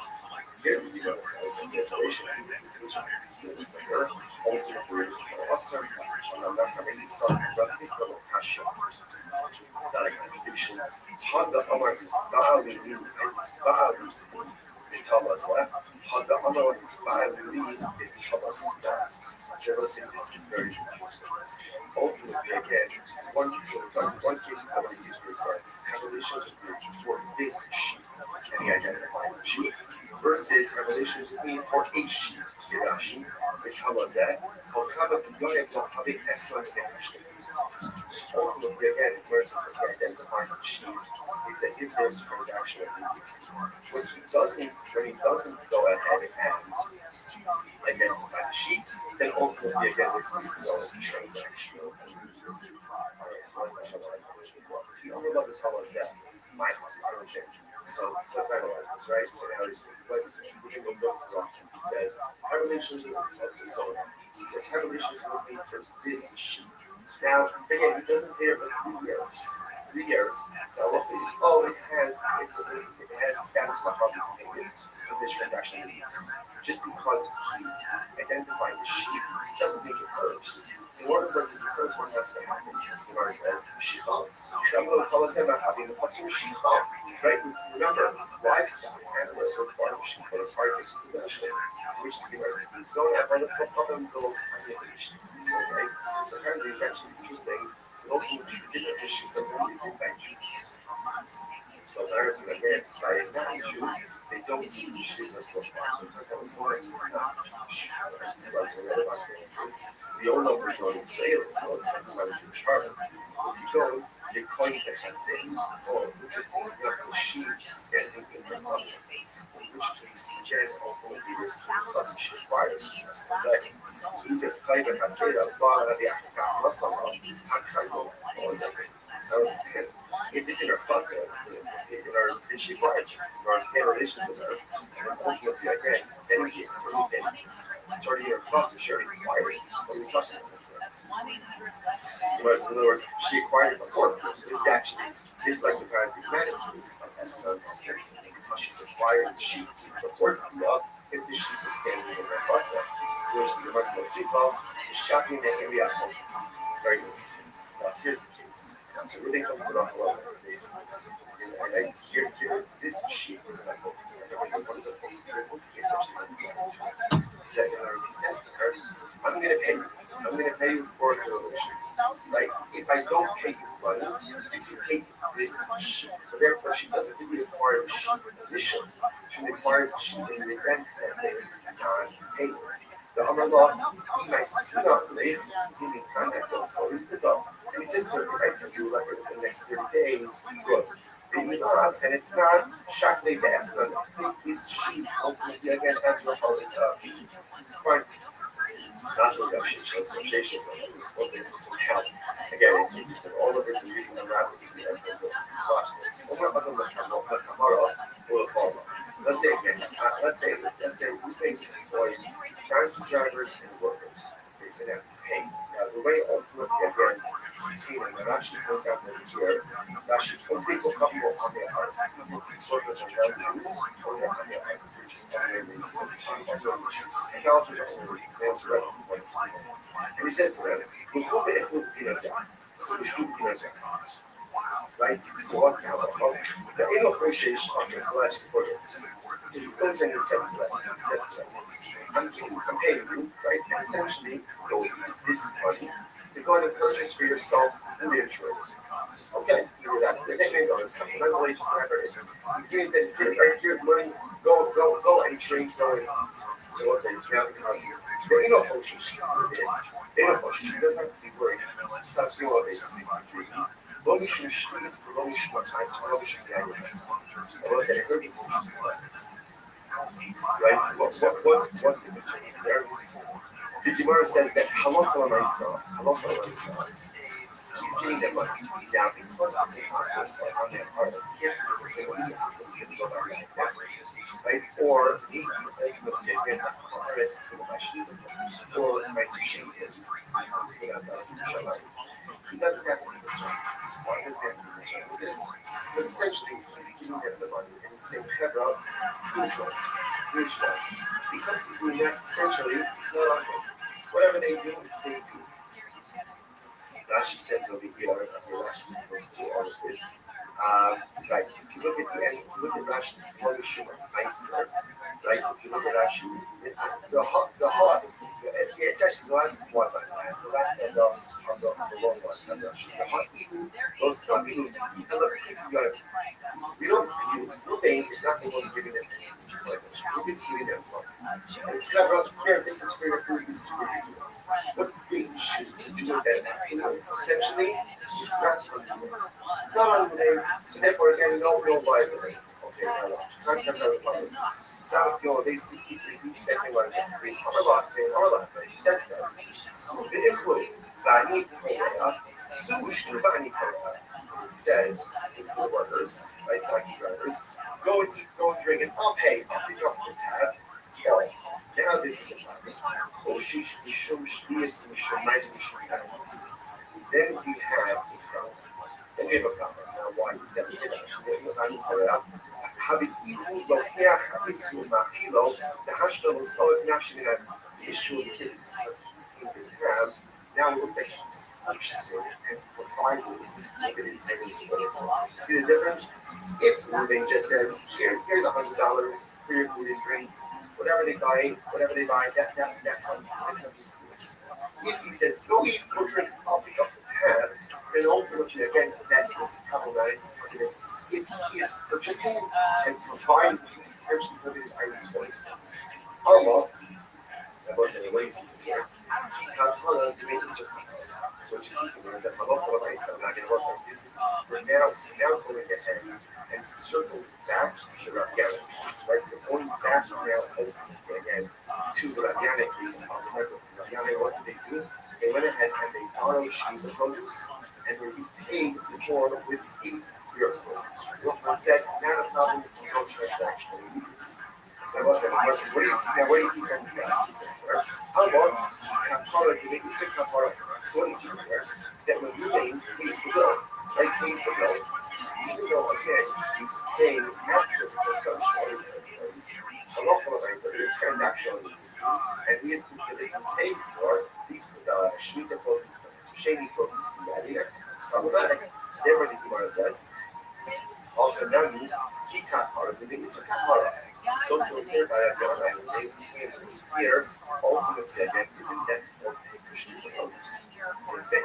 Which is talking about this dog, the head that he has the Mishnah. So the Ruben use, like, the story ahead, telling the workers. And the workers go eat, go drink up the town. We're talking about where they are purchasing food from a shopkeeper who normally extends credit to you. The haven, the ugly lack of faith, clearly ultimately because the shopkeeper normally extends credit to you, ultimately there is transaction. That's not right. Literally translated, literally the shopkeeper acquires his money immediately. Look at that. Clearly, that I actually very possible. Handling some concept. Shopkeeper knows that he can't get it. Regularly extends credit. Should I be here, should come up and she gets no idea. So what's that? That's it. There is transaction. Ruben is not just saying stand going where you are and buy food, buy drink. He's saying, Pedro, go to the shopkeeper, I'll pick up the tab. This is a shopkeeper who normally extends credit. So therefore, again, it's as if the debt is already hey, therefore this transactional immediacy that's happening. Rashi says over here, therefore these are almost like an exchange, right? The shopkeeper is going to get not drivers and even it's going to immediately pay for it.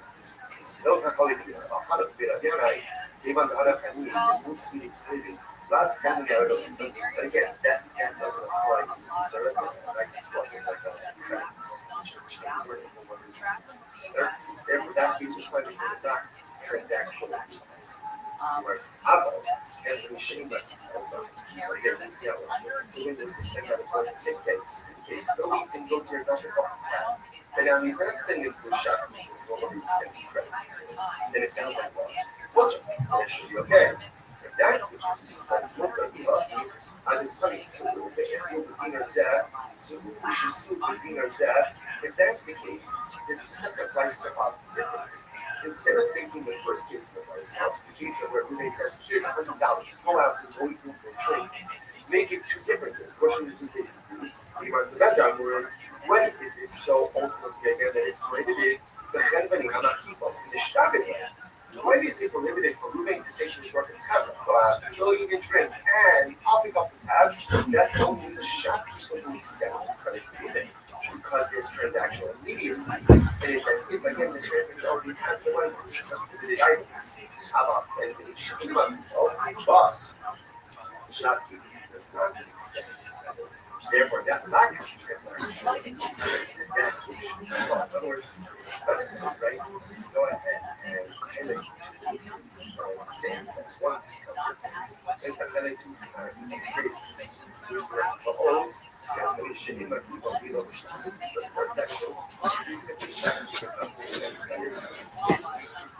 Done.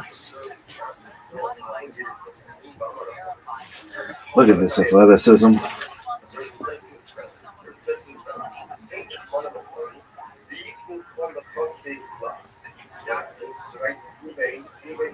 Never seen a motherfucker so talented. Right here on money. And all my property will be coming. What's not the point? Ultimately, like my property becomes encumbered as a guarantor. So someone says, what do you see? Now, again, that's going to assume that Ruben and I have no yes relationship. What do you see? When you ask someone to go and do something to someone else, and ultimately, again, your guarantee will be able to encumbrance that transaction and use. Seems to have gone right there. What about Loshna Makiva Loshna Shima? Right. Right. At the end of the day, when shop doesn't include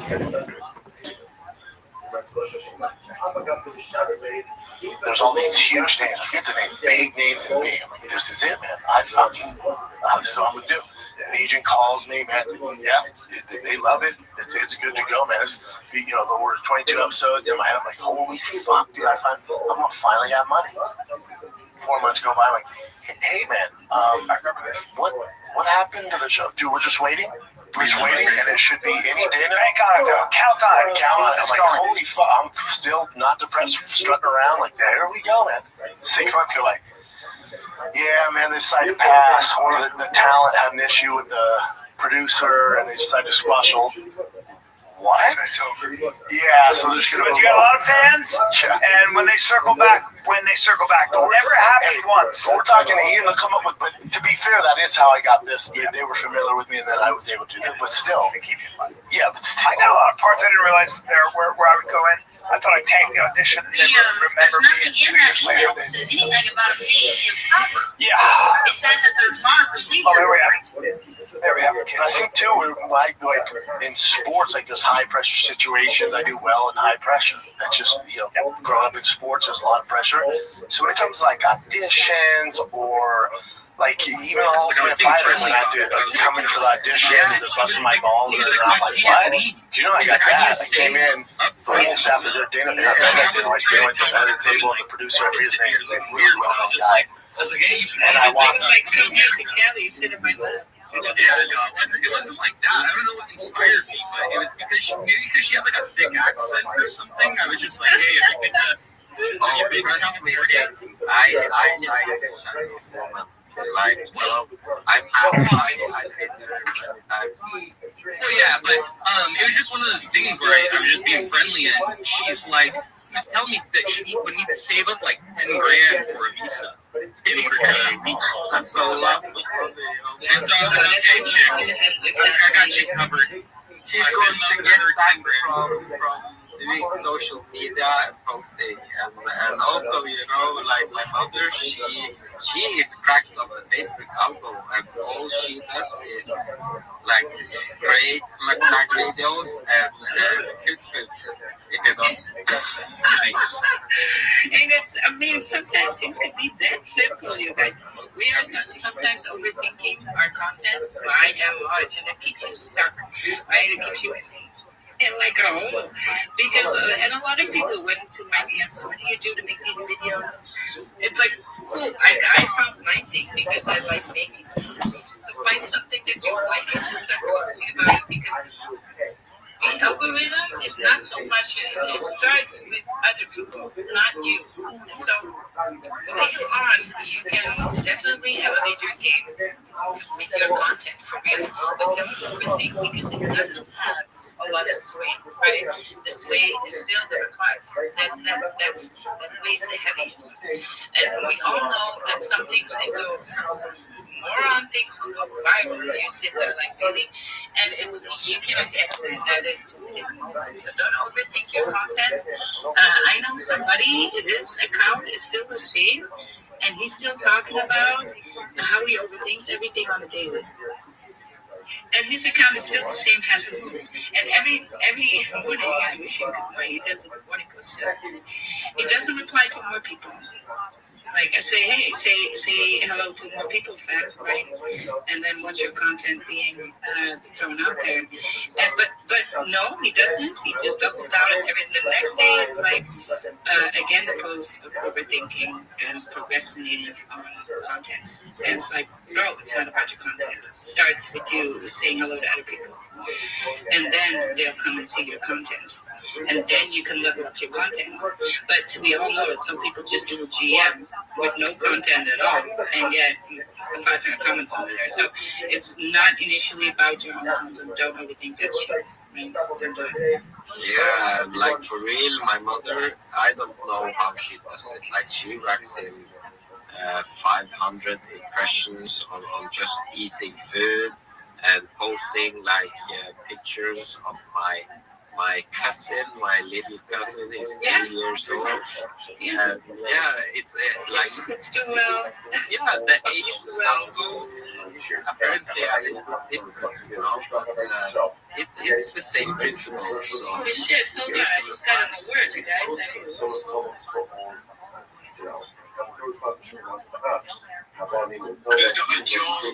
It has been migrated. Hold on, I see. What is happening to the whiteout focus, Nick?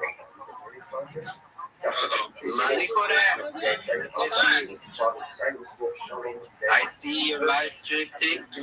What happened to Whiteout? I don't know. I just got an alert from something.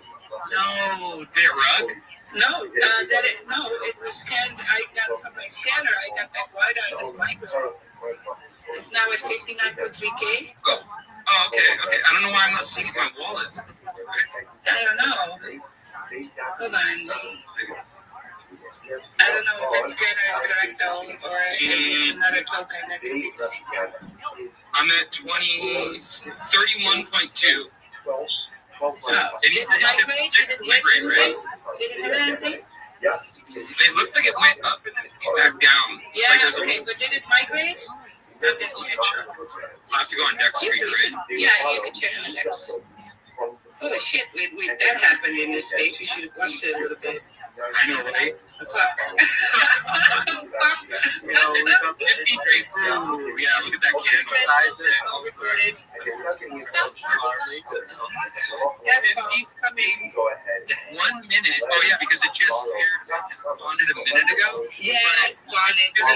Look at all these sales. Oh yeah, because that's what happens after things are bought. It's always that boom and then it comes down again because there's people don't get like, why is that happening? It's like, guys, there are snipers that snipe at the point where it bonds and then they do 1x, and then the snipers sell the bag. So that's what's happening, right? Yeah, 2x. I've hit a 2x. I mean, let it go. I just don't have my bag, right? Right now, I got in a 10K market cap, so I'm not worried about this shit. But I just but I want to take out my initial. Can I? No, just leave it. Look at that candle, 60. Holy shit! I'm like, should I sell? Holy shit! Here we go. Pump the shit out of this one. Oh, this one is gonna call, right? Yeah, I'm gonna make a post as well. Yo,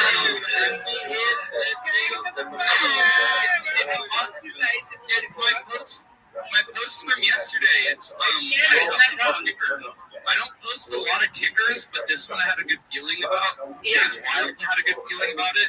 Yeah, got on my scanner, right? So I'm building a scanner, guys, that can tell quality from quantity a little bit.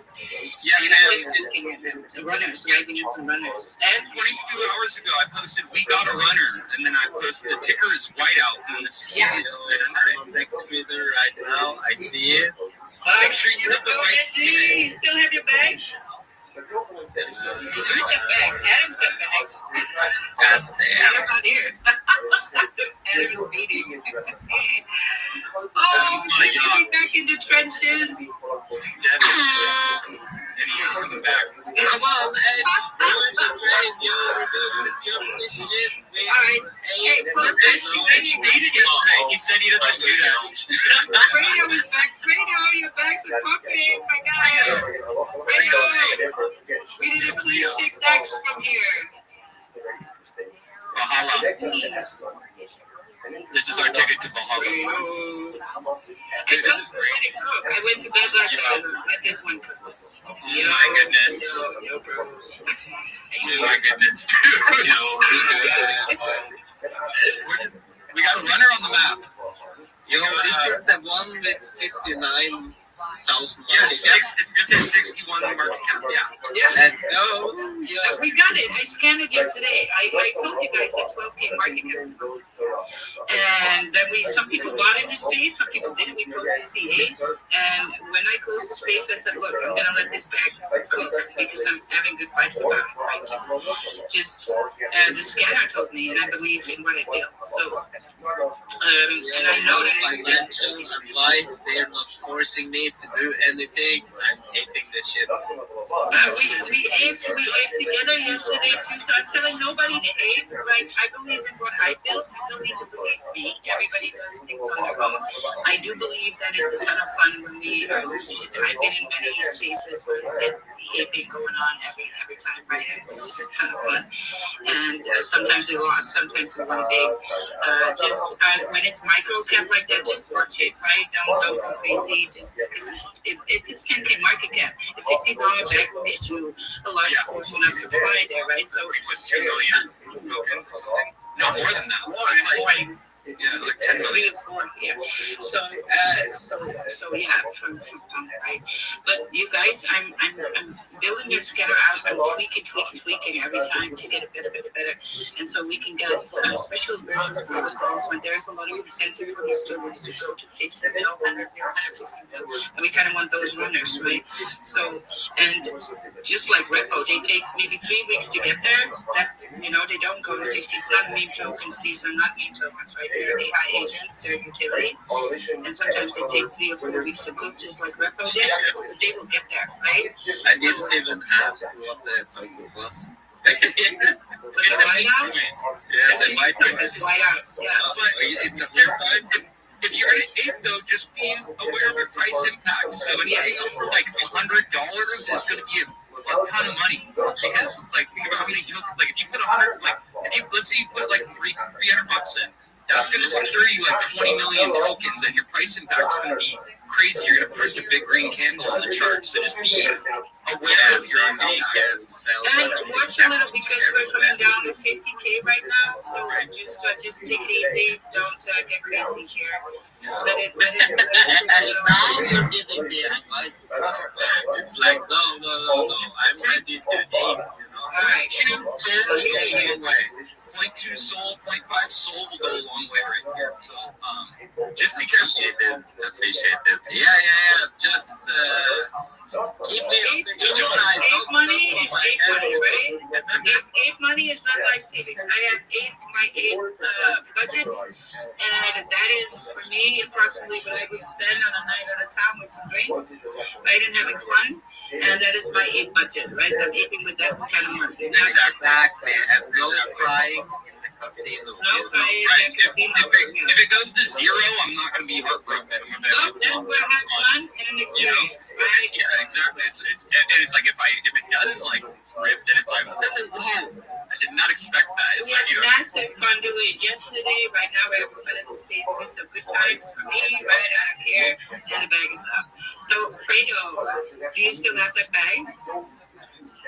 And Bitcoin's at 94.3. Yeah, damn. 94 point. This new break. 94. Yeah. I think we'll break 95 today. Holy shit, sorry, I just watched Fredo's feed. That was exactly as you explained, right? Only GM. That's why. But crazy enough, it's crazy enough. Yeah. When he comes in space, he's a bro. And that's all you can get, right? That's why I love Fredo. It's not the same without him. That's a vibe. And everybody has a vibe, right? Oh, I see Big Bells here. Oh, sorry, Big Bells. You've been sitting there, now you're moving for a little bit. How are you? Hello, everybody. It's evening over here. Good evening. I actually joined this space because maybe I should just say hello to everybody, hello to Wild, hello to Tick, hello to Edge, hello to everybody. I think I'm the youngest one here and we're trying to learn my experience about trading, and I have the zeal to trade. So when I see the topic, big topic, I decided to tap in, and really I've gained a lot this night. And from the 1 or 2 conversations from you guys, I'm able to gain that into. And I just want to be in the community and just want to learn how to trade and make a big wave from it. So I'm moving to learning. If anyone is ready to teach or take a lead student, just put me on the right way. I have no knowledge about trading, actually, zero knowledge about trading. Yo, then I have a great tip for you. Do you see the guy right next to you? His name is Duke. Do you see him? He's a starter dog with a black hat. Do you see that? The social dog with the black hat. Yeah, he holds these great spaces with the Market Media Africa crew. And they do some great work every day. And I've learned much from them. I joined their space. Their spaces was the first that I joined, and I got to know how to monetize my brand and work on that, and how to get started in general and with trading and stuff as well. Like, this is, to be honest, a little bit more advanced trading space, because we already know what we're kind of doing, and that's why I'm saying I'm going to aim this ticket, because usually you don't do it like that, but I'm here to aim. We are here to ape and have fun. So sometimes it takes a little longer, but definitely follow Duke. Big Bells, I would call it Big Balls. Follow Duke and get into his spaces. Right? At least you do have the bells to get on stage and conceal yourself in this way, which I think is also bullish. Always bullish. And you guys, if you are not on stage doing that, you are on the losing end. Just know this, right? Yeah. So get your act together, get on stage and have a conversation like that, and it will open up opportunities for you. More than if you just sit down and listen, right? So tell us what you need. What's your question, right? Maybe we have in our network somebody that can help you with what you got. If I can't help you or take on nobody else in this space with me, for sure, no people can. So follow Duke and get into these spaces, and then continue with that, with the information there. Right? Thank you. Also, well, I mean, you said something about a Telegram channel. You could have some people send me to. I wouldn't mind joining too. All right, take Yeah, let me go ahead and send send by Bro, this man got people you should change your number. Like, you actually ask for it. That's I think so. Yeah, you can check both. Well, Fredo is back though. Fredo, I'm still curious. Fredo, do you still hold the token that we were aping yesterday? No, yeah, I was gonna tell you, but for some reason I kept getting muted. But no, I'm still like I held on to it, and then like 3 hours later, 4, I was like, oh shit, like I was already up like 2.5x, like almost 3x. I was like, dang, well, I was like, I really don't want to be looking at it for too much, and I sold. You know that is migrated. Migrated, my guy. You sold it. I sold it. I was already up, and I was like, man, this is. Well, yeah, that happens. And then it was still like at 80% bonding, and then I remember I was like, oh, someone, because I haven't ate the full one since like a year, 2 years, so I was like, I didn't know how the game works, so I was like, it's still bonded, so I just kind of got out while I was up already. Yeah. Well, now it migrated, right? So I think that the deck.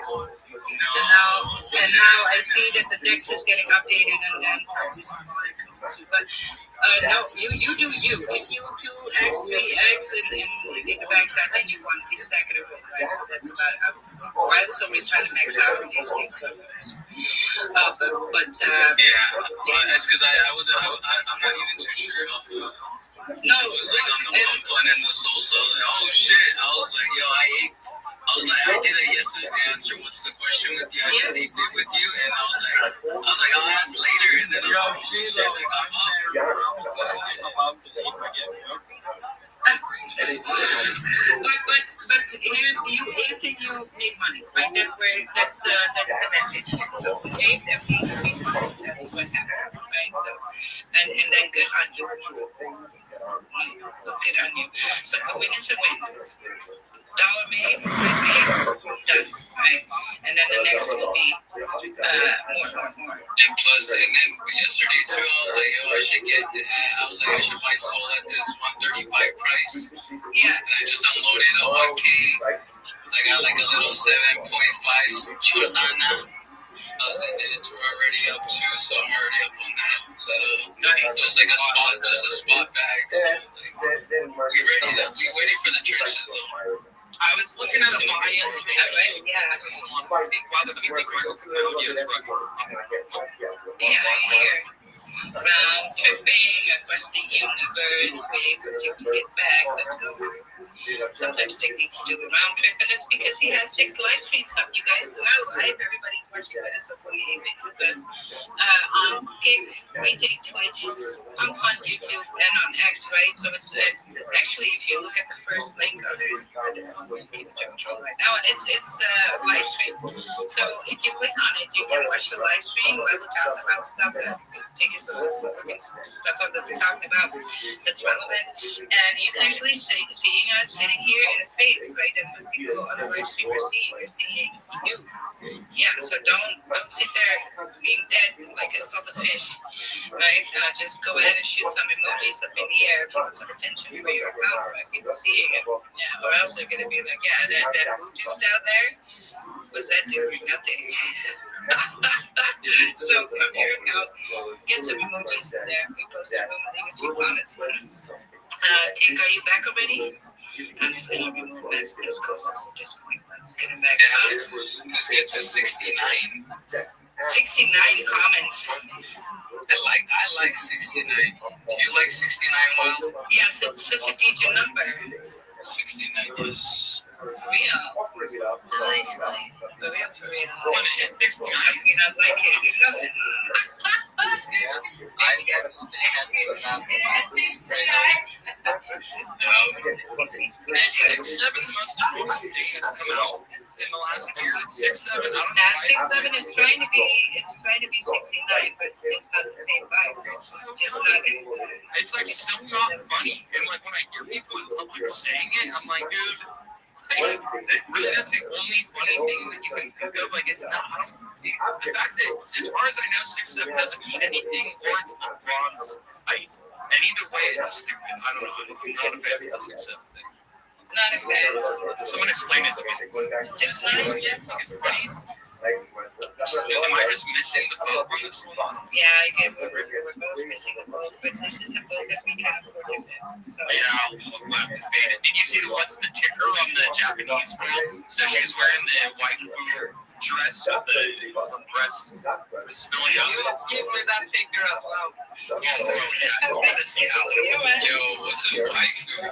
What's a waifu? What's a waifu? No, I think it's an anime thing. Look. Wild is the opposite of a waifu. That's basically Reggie, Eddie, I had some other people help. No, degenerate dinner. Tag Edge as well. The waifu is there was a collection on Sweet, which was two females, and they called it waifu, and they were trying to get me. And I was like, guys, I'm sorry. I like the arts, I really do, but I do not. This is not me. I'm not wearing it. Don't. Well, it's just that it's really not me. This is for the boys only. Yeah, but I'm not wifey, so that's the difference, right? I never have been. I know that people try to get me there all the time. I just think, also, a waifu is a wifey. I think it's an anime thing. It's like a Japanese anime thing. It's just super. I'm like not into anime. Anime doll, like a pillow. I think so, yeah. Yeah, but it's also very submissive. So that is where it comes from. Yeah. So for some that works, and for some it doesn't, and that's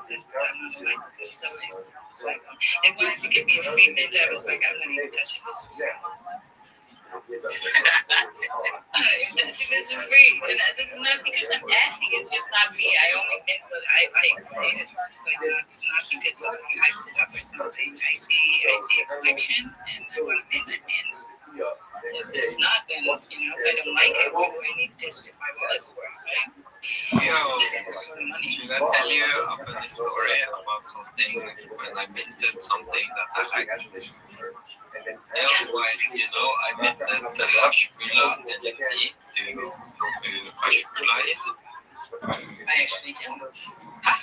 Little guy, right? Yeah, it's a little famous dwarf. He's like 30 years old, but he looks like he's like 8. Yeah, Mike Tyson picked him up one time. He was a baby. Yeah, he was weird. He gets stuff that he's like 55 years old. He thought he was a little baby, dude. That's crazy. Mike Tyson is so good. That video is like crazy. Like, dude, stop. I minted his NFT collection for like $5 or something. And he fucking gave me a follow. He's following me right now. What? Yeah, You got a follow guy, one of the most famous people in the world. I swear, I'm God. That's awesome. So, just to clarify,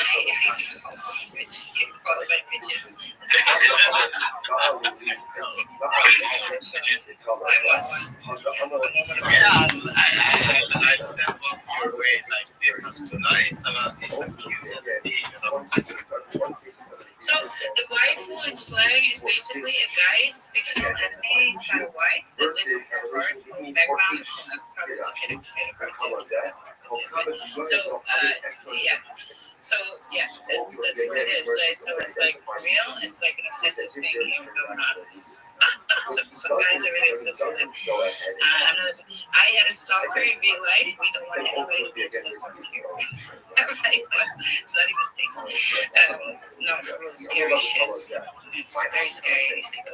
It's how far people will go. You will be fucking amazed. It's terrifying.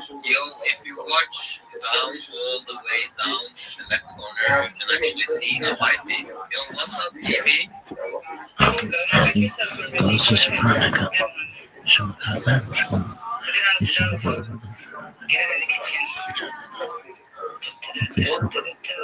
But I guess a lot of that happens because a lot of guys cannot get girls. Because of that, especially in China, I think because of that policy thing that they got there, or the first that one child, there were actually tons of abortions for people who were pregnant girls, right? Because everybody's supposed to die, and because that if you can only have one, you need one that carries the male line, right, to carry the line forward, and so there is a ton of males and then we get rifle shit going on where they're objectify anime and you know how many guys do that? And if you stop doing that in their life, go to gym because eventually that's more attractive for a female than you just sit there making up something in your mind. Because guys make up stories in their mind about girls all fucking time. You guys do that so fast. It's nothing. We think girls are always being, sticky and everything, but it's not. You guys and your fantasies are quicker than ours. You see a girl, yeah, but I'm hiding it, I'm hiding my stinky dreams, you will never see them. No, a guy never mentions those. That's the thing, but I always tell girls, right? And I'm telling girls that are in their teens, like, listen, this is what the guy is trying to say. I'm going to tell you this. I'm going to tell you this. Right? If I don't take this one, if you take this sheet, so therefore she doesn't require the sheet position. She requires the sheet on your bank that is non-payment.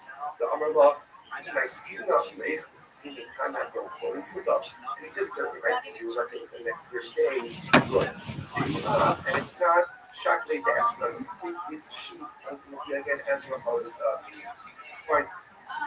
Massive obsessions, mostly using help. Again, it's all of this is unraveling the watch this. Let's say we think employees, donkey drivers and workers. Okay, so that's paid. Now the way ultimately again is paid that actually goes out here. That's people come from how they are. These workers are donkeys or they're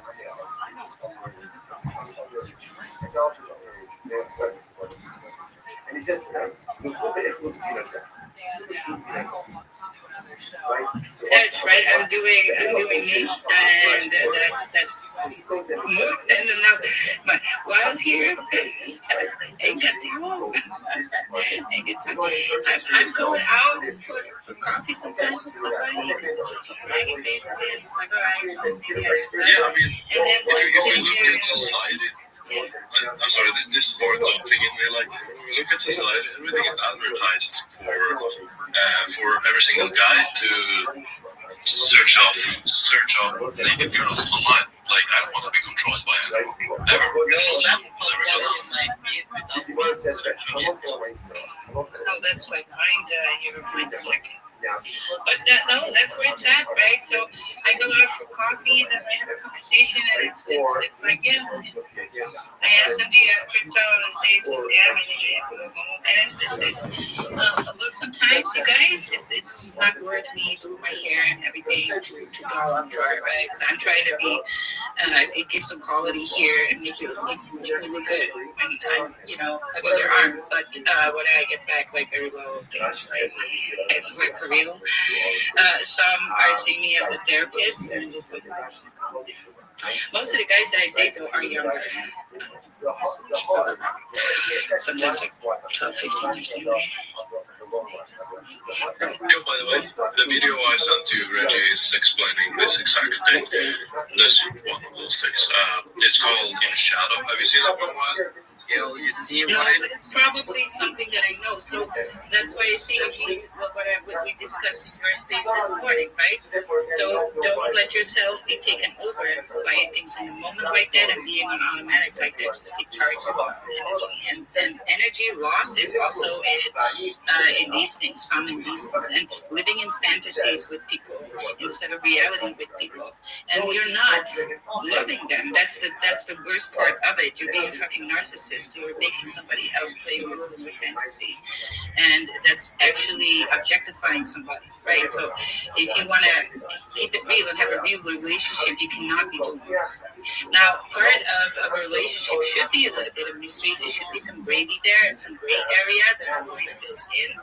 Because as soon as somebody is filling in a gray area in their mind about you, they're investing their energy in you, albeit in the imaginary world, which is the most powerful will to have impact in somebody's mind, right?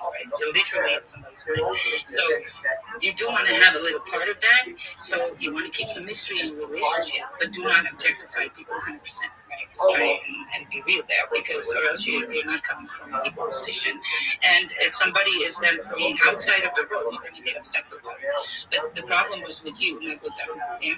So you get frustrated with somebody because they do not comply to the role that you assign to them, and then you're going to build resentment. So and that kills everything. So don't do that. Keep some mystery, but don't do that 100%. And be honest. Talk about your fantasies.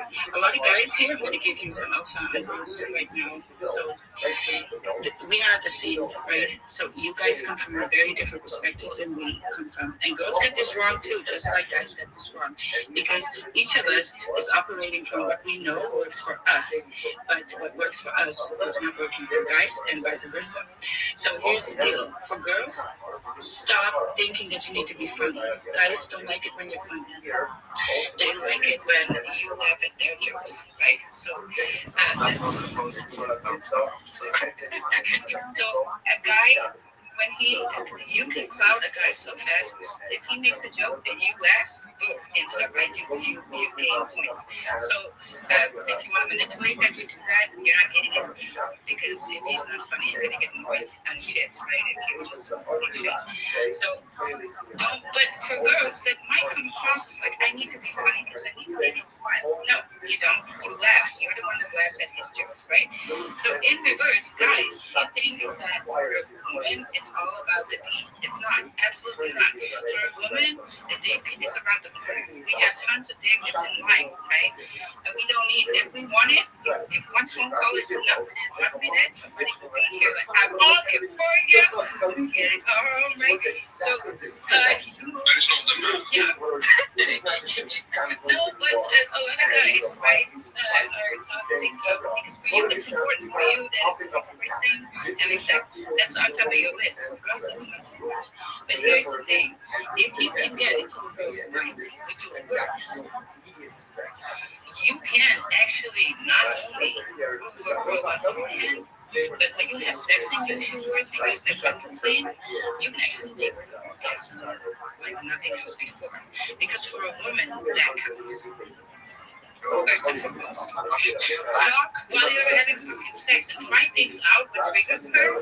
So talk, dirty talk, pillow talk, dirty talk, right? Do all that, right? And maybe she's a princess type, so you need princess and more. Maybe she's like, freaky in the bed. And so you go a little bit freaky. But try it out and you feel worse because you will notice 2,000% difference in the area of there, right? And also, proximity for women is very important as well. Just for people, it's important, but women more important because we get more oxytocin in the guys. So here's what happens after the sex. So for girls, 3 minutes after a guy has sex, that oxytocin is coming. So his brain is already thinking about the cocaine, instead of just right? He doesn't want to cuddle with you because there's no oxytocin. There's not that body. So for women, we release tons of that hormone more than men, and it stays with us wrong, and that's why women feel the need, right, to be close to you after having all of that, right? So they want to just hang on to you, live it right here, see together, right? We can do it, and it's like, well, yeah. Is that why? Like when you really have a woman that loves you, that she's very crazy. Yes. So why do women have this? Okay, so Have you ever noticed a baby that is crying? And then after it cries for 5 minutes, you kind of, it happens to, if it's a neighbor's baby, you're like, toss that shit over out the balcony. It's agonizing, it's painful. Yeah? So here it is. When you have a child, it's going to cry. Women make tons of this oxytocin, so we actually love it when our children poopy fall in love, right? It's like, oh my God, it is weird. She's like 30, he's really tired today. And somebody else will look at the picture like, what the fuck is this? Yeah. So this is the bonding hormone that females need in order to deal with children, you guys, because having a child and it crying and us not getting angry at that, right, is essential. So we have tons of these that hormone coming, especially when we just have children. That's why females tend to be a little bit possessive of their baby and all of that. Some females have a little bit more than others, right? So it can lead to some different behavior. But this is the reason why we have that. Because if that baby would cry at night and it's not your child, yeah, after 3 or 4 days of that, you'd be like, where can I give the child to? Who is trying to, can I bring it? I would go give it there, right? If it's your own child, you would be so forgiving for that, right? As soon as the child has this need met, you'd be fucking in love again, right? So we need this as females. And there's a bonding hormone. And when we have sex with a male, that bonding hormone is there as well. So we bond with you through that physical experience, much like males who do not. And so that's why I'm telling girls, don't go there. Gatekeep the epidome of intimacy, the intercourse. Keep that at bay.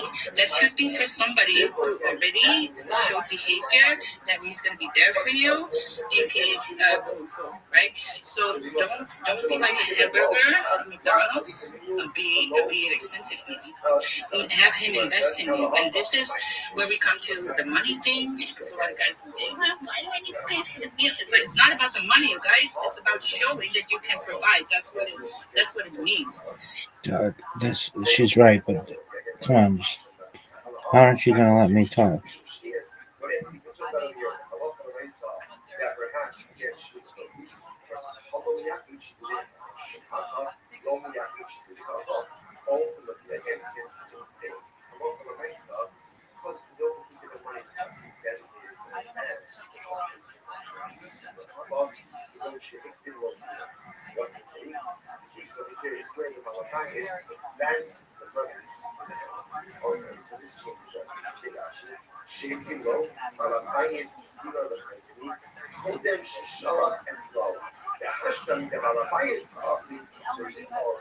This changes everything. You have a case over here, ultimately, again, what Christ says, that Reuben says to his workers, go to the family, go to the shop, so eat and drink, whatever you want, it's on me. You're taking it by the hand. Women love that, enjoy that, and you have that physical contact. But for her, it's oxytocin.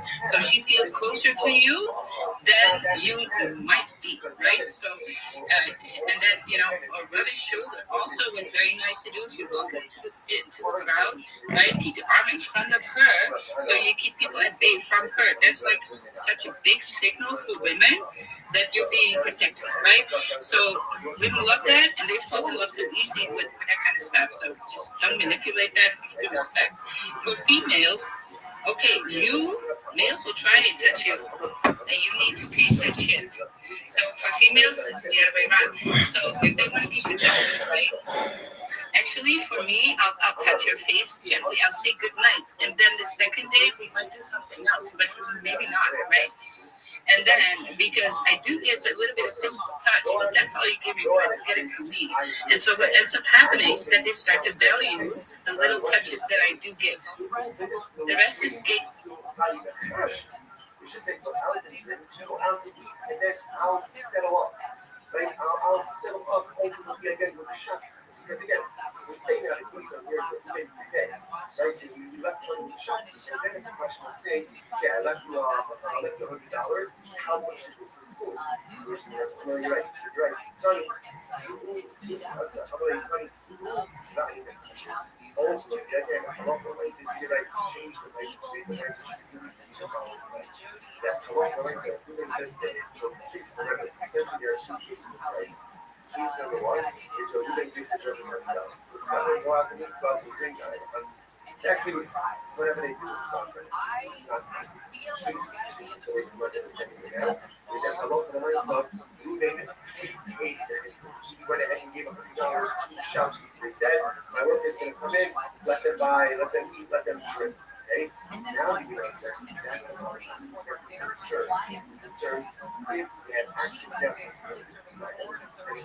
Is it's going ahead and something will come in. The way that person should be is these workers, go out and drink. אני מחש, I will settle on everything in the shop. That's what we're here for. Today was like, let's stop over for today. Oh yeah, everyone, When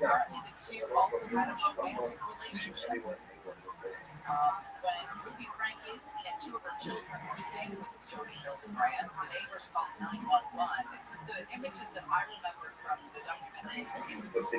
There's a graceful partnership to be able to learn all of you.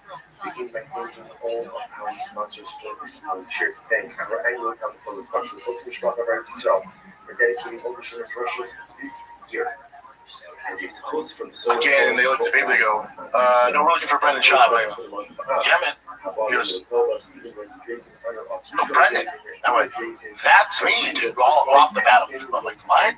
I'm like, that's me. Like, no, this, and I didn't know they were fucking with me. They fucked with everyone before me. I didn't know this. And they go, no, this is the heavyweight season. And I go, yeah. He goes, you're not a heavyweight. Do you see the guys out there? And you know me. I'm like, what'd you say? And he goes, yeah, there's no way you're 235. I go, what? He goes, no, buddy. We're going to do middleweights or light heavyweights next season. This is for heavyweights. And I go, who the fuck are you talking to? I said, hold on. You think those fat asses out, this is in front of, I never met Dana White before. I go, you think those, you know me when I was young. I was like, you think those fat asses out there are going to beat me? Me? And they're like, we'll see Monday. And I was like, wait, hold on. And we're just fucking with you, man. I'm like, oh, I got the gig? Like, yeah, we'll see you Monday. I'm like, oh, shit. I'm like, you guys are hilarious. I'm going to beat the fuck out of those guys. They're all laughing. I'm like, I'm going to dominate this show. They're like, all right, man, have a good day. See you Monday. It's great. I was like, wait, hold on. And did you didn't win, or you did? I won in the house when I'm defeated. I beat all of them. You beat all of them? Fuck. Yeah, dude. Woo! And then you had to fight Roy. Yeah, but that's been bullshit. Yeah, that's such. How long have you been fighting? 24 months? I had 4 fights. And I fought Roy. It's such ridiculous. But even Dana told me of you that even after fight, you just keep your head up, man. Craig. That was the head guy. He was the one that goes, Brendan, this is for heavyweights. And I was so insulted. You know me, I'm self-conscious. I'm like, what the fuck are you? You know what the fuck I do to those guys out there? He goes, yeah. I'm like, what? You're crazy, dude. Beat the fuck out of those guys. He's like, all right, see you Monday. That's wild. But after I lost to Roy Nelson, even Dana was like, hey, man, just to make you feel better, this is one of the toughest fights we've ever had to get sanctioned because you only have 4 fights and you have 30. I think it's outrageous. I think it's no. That's the way it goes. That's bullshit. Because he's got tricks that you haven't seen. That's the problem. Not even tricks, just the experience, but then also you were the thing that beating the brakes off for a while. But my thing is like that show is designed for newbies. Roy Nelson was a well-known name already in the space, so it's kind of fun. Like take any other season. There ain't never been another season where a finalist has 4 fights and the other finalist has 20 or more fights. It just doesn't happen. Great. But that's my story, my man. Yeah, that's how it goes. That's how I got my start. You would never see that in the sport of boxing. You would never see that. You'll never see an Ultimate Fighter ever do. No. Yeah. My kids are watching this now. It's hilarious. There was no romantic ideas as we know them today. Just know this. So we had some in the yeah, look at those names. James McSweeney, Justin Red, John Madison, Roy Nelson. Concept of court. Yeah, me and Roy were on the same team. And it was very much marked by Mike Dolce, the nutritionist. How's Mike doing? I know. I think he's doing well. So Mike Dolce, what the fuck are you up to? Oh, that's right. Mike Rowe. But then Mike was in the mix for a long time. Oh, Mike's looking skinny. Up till then, marriage was very much. Score's still well. He's still doing his thing. I don't see him much. 2024. That's his last post. I didn't post since 2024. So stop scrolling all the other Instagram workouts and watch this right now. When we talk about fat loss, we are talking about the release of stored body fat. What is body fat? Body fat is trapped energy. This is energy that is typically trapped around your waist, trapped around your midsection for later use. Now, how do we unlock that? I told you it was a shit because when I was in Metamorphosis, or when I was in Metamorphosis, I had to get down to 220. I used mine. It's so funny. I wouldn't recognize Mike right now. He had such a clean shaven face. Once we get that out, was looking pretty jacked. I'll tell you that much. Oh wait, he's saying right there why he's not around very much. Hey, we got some other questions. Some hands are popping up. Oh, it was in 2015 I had my first daughter, really my wife did, and I dedicated myself to being a present parent. There's no way I can travel the world and run my business as I once did, working with the world's greatest athletes, while also being the world's greatest dad. I know as my daughters age, they grow up, they get older, they might not want to see dad there every morning and every night to tuck them into bed, but as they are right now, young toddlers growing up, seeing the world for the first time, I want to be there for every moment. I can always jump back in and work with any UFC athlete on the planet at any time I decide to resume my full-time coaching career. Yeah. And then Even if you don't, you figure it out. the 100 emoji, and then we'll do as well. That the Mike's for sale. Alright, what do you got? You're gonna put him in that. Alrighty. It was interesting because I mean, do you want to watch this? We did this on Shop with envelopes. This is the most cringy thing I've ever seen. This is them representing. This is obviously announcing the partnership with Paramount. Here it goes. So hot right now. Everywhere they come. So we had to bring in some extra security from the UFC. Playing the House of Pain song. Bring the pain. This Mackenzie Jordan Brown. Let's go to Zach. We got some questions. Yes, people do this. Like I said, let's give away to Tom. They're playing ping pong here. These two gay boys out. Whoever on UFC staff thought this was a good idea. They're the 90K mark. Mackenzie Jordan. Zach Brown. What's that, guys? Hey, man. We want you to spot. How are you all today? Why? This is crazy. No UFC fighters are him. No, Brenner's actually the first one. No big deal. Listen, for them to put them in UFC fight kit and put their gloves on, how neither one went? Oh, absolutely. I'm wearing my shit. Like, it still plays. And I'm just going to wear my regular clothes so I look like everybody else. I'm not going to be a circus elephant and get in my fight kit and put gloves on. Oh, I'm sorry. Is it 2001? We're just these dumb jocks you're going to parade around like fucking jocks? It was so poorly done, dude. I did a whole rant on the shop show. I did people up. Ortega's looking great. It's insane. What else you got? Let's take a little break here, B, because this episode of the podcast is brought to you by Progressive Insurance. Dude. So if I want to switch insurance companies and I can save some cash? Yep. Progressive makes it super easy. Just drop in some details about yourself and see if you're eligible to save money when you bundle your home and auto policies. The process only takes minutes. It can mean hundreds more in your pocket. Visit Progressive.com after this episode to see if you could save. Progressive Casualty Insurance Company affiliates potential savings will vary, not available in all states. Man, I need some auto parts, bro. I need some auto parts. I want helpful service. I want people with parts knowledge. I need people that can help me with maintenance and repairs. Well, Bubba, we've talked about it before, but I'm Team O'Reilly. Listen to this. So on my 392 Jeep, it was leaking oil. I couldn't find a proper air filter to connect to my Jeep 392. It's a V8 Hemi, right? So I went on Amazon, I ordered parts, they didn't fit, I didn't have enough meat on there to stick to the throttle body connector, right? I went to O'Reilly, I went in there with my boy, it's right up the street up here off 620. I go, hey man, here's the problem, this is what I'm doing. He goes, you should try this, here's an adapter. Not only did they have the air filter that I needed, but they had the adapter in stock, ready to go. I drove the vehicle today, we popping, baby. O'Reilly has it all. and the employees there know what they're talking about. They've helped me out numerous times. I'm in there once a week. It's O'Reilly or bust. So stop by O'Reilly Auto Parts today. Visit them at O'ReillyAuto.com/fighter. That's O'ReillyAuto.com/fighter. Thousands of free movies and TV shows.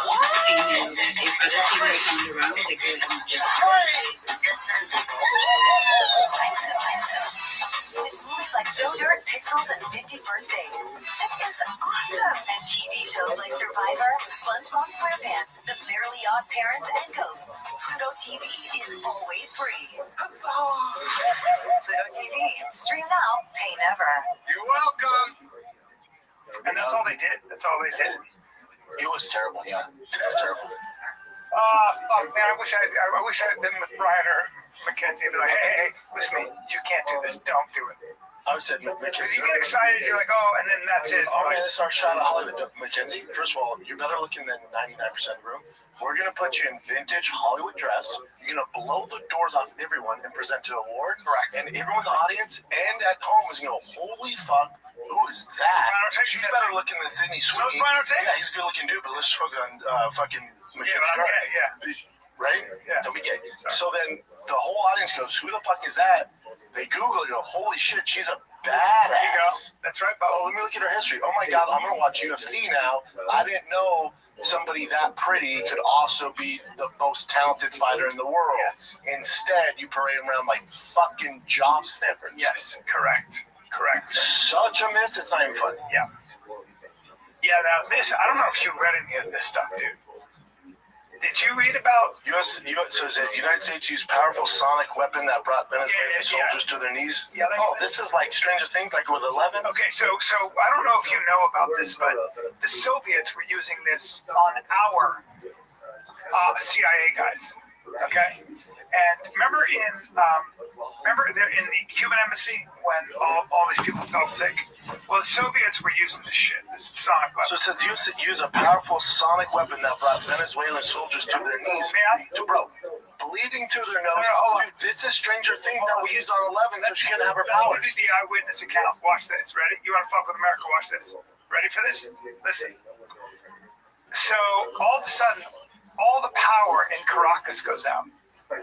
It just goes out. It goes like plurals. Now all of a sudden, all these drones show up. They start taking out key things.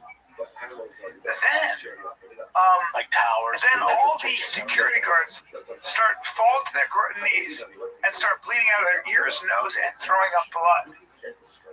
And then about 8 helicopters with, they say, about 20 Delta guys. But they said that the guys had certain weapons that they were dressed in outfits and they had weapons they had never seen. Apparently, they said guys were just getting shot. We couldn't even lift our weapons. Guys were just getting shot. Like just everybody was getting killed. Just like some of these weapons were shooting 300 rounds per second. I mean, per minute. Like that. Like we didn't know what the fuck was happening. We looked around, everybody was dead. And the ones that weren't dead, we couldn't even move. We were throwing up. We had blood coming out. Those guys that have blood coming out of their nose and mouth, are they okay now? So that will have now, from what I understand, that will have lasting effect on your brain. Because 11's fine. Yeah, 11 is fine. But no, it fucks you up for a long time. Your eyes will do this. Your eyes will go. They'll start doing this in your head like that. Yeah, for real. So when they used it on our guys, the Soviets, and nobody wants to talk about it. We told the Russians, we go, if you do this shit again, because we know you're doing this, you should do this shit again. These stupid sonic guns. It's going to be hell to pay if you hit our fucking CIA guys like this. And it's really awful. But yeah. Holy shit. And that's what we're hearing loss. And that's what we're doing to guys? It's really awful for you. So then they just walk in and get home plate after that. Yeah. Why don't we roll the tape on that? I'm not sure if this is the correct one, but that's one of. Yeah, that'd be Delta. And you want to fuck with America, huh? I mean, okay. Yeah. Okay. It's also the drones, dude. It's also the drones that you don't hear. I don't like drones. It's 9 minutes in, but I mean, not 9 minutes.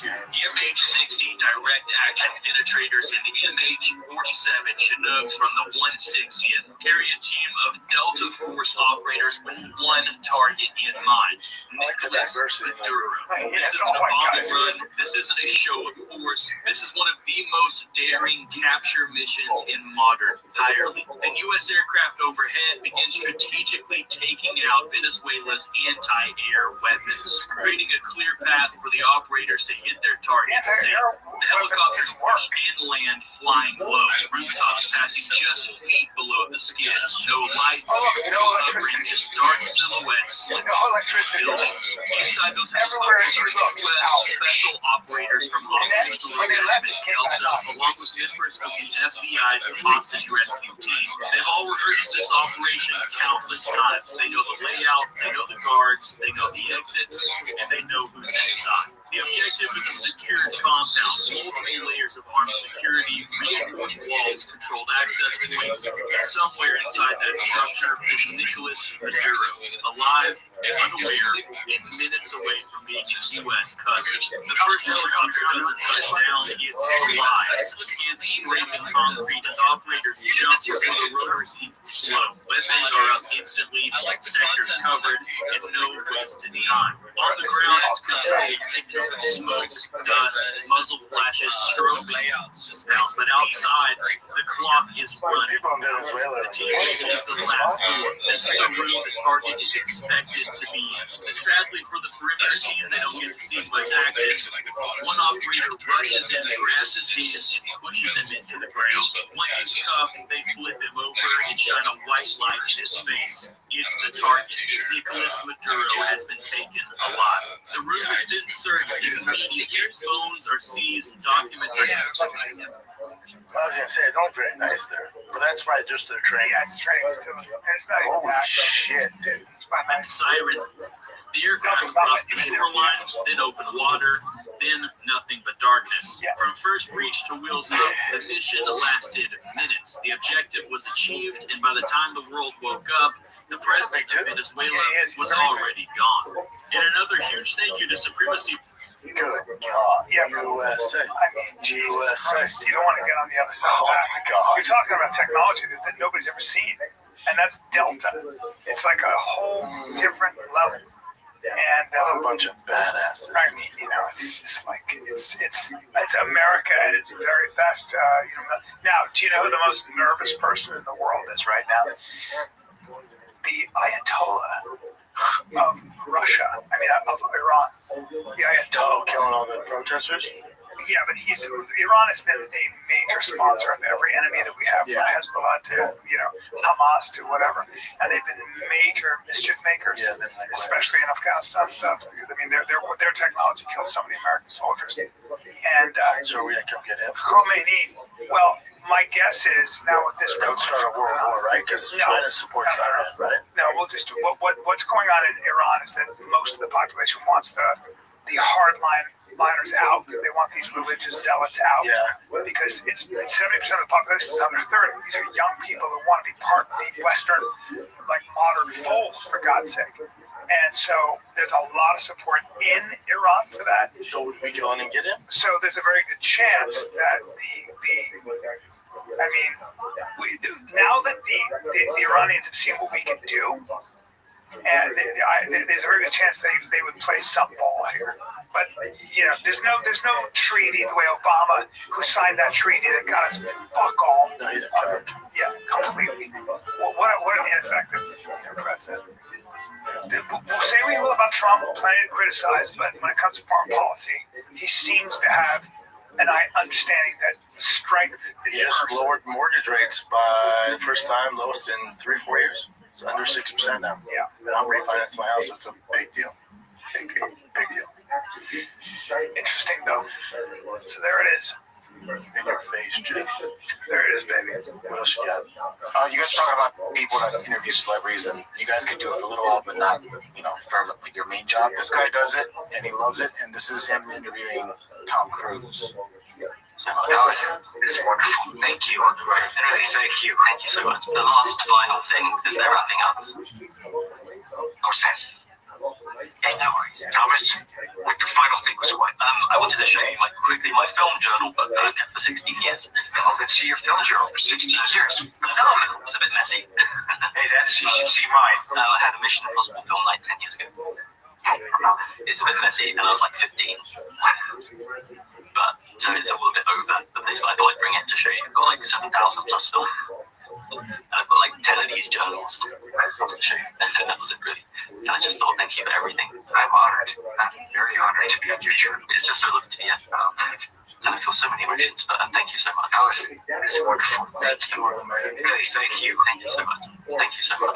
He's such a nice person. Thank you. He's such a nice guy, though. Yeah, you can tell he's like, man, that's so cool. I'm gotta get going, but have a good day. Now, Tom Cruise, who I've met, very nice person, incredibly charming, and it makes you feel like you're the only person in the room. And is very sincere. Everybody will tell you he's the nicest person in the world. The strange dichotomy is that he doesn't seem to have a relationship with his children. Yeah. And he doesn't. That's what it takes, man. You're not going to be Mission Impossible. But he also doesn't have any woman in his life. He's dating somebody now. Yeah. It just seems like it's hard. The woman. Yeah. But it's dude, did you know that podcast you went on won podcast of the year? Amy Poehler's podcast. Yeah, that podcast you it won. Yeah. It's a big. Yeah, I couldn't find my episode. I couldn't find my episode. That's what's weird. I don't know why. I don't know where my episode is. Someone said, I'm stealing that joke because when she won, someone put it underneath her win. Went, man, Brian's going to be stoked. He was on the show. Eric Griffin goes, dude, you see the podcast Brian was on? One podcast of the year? Like, you fuck. So fucking funny. I don't really understand what that guy gave him. It was his journal?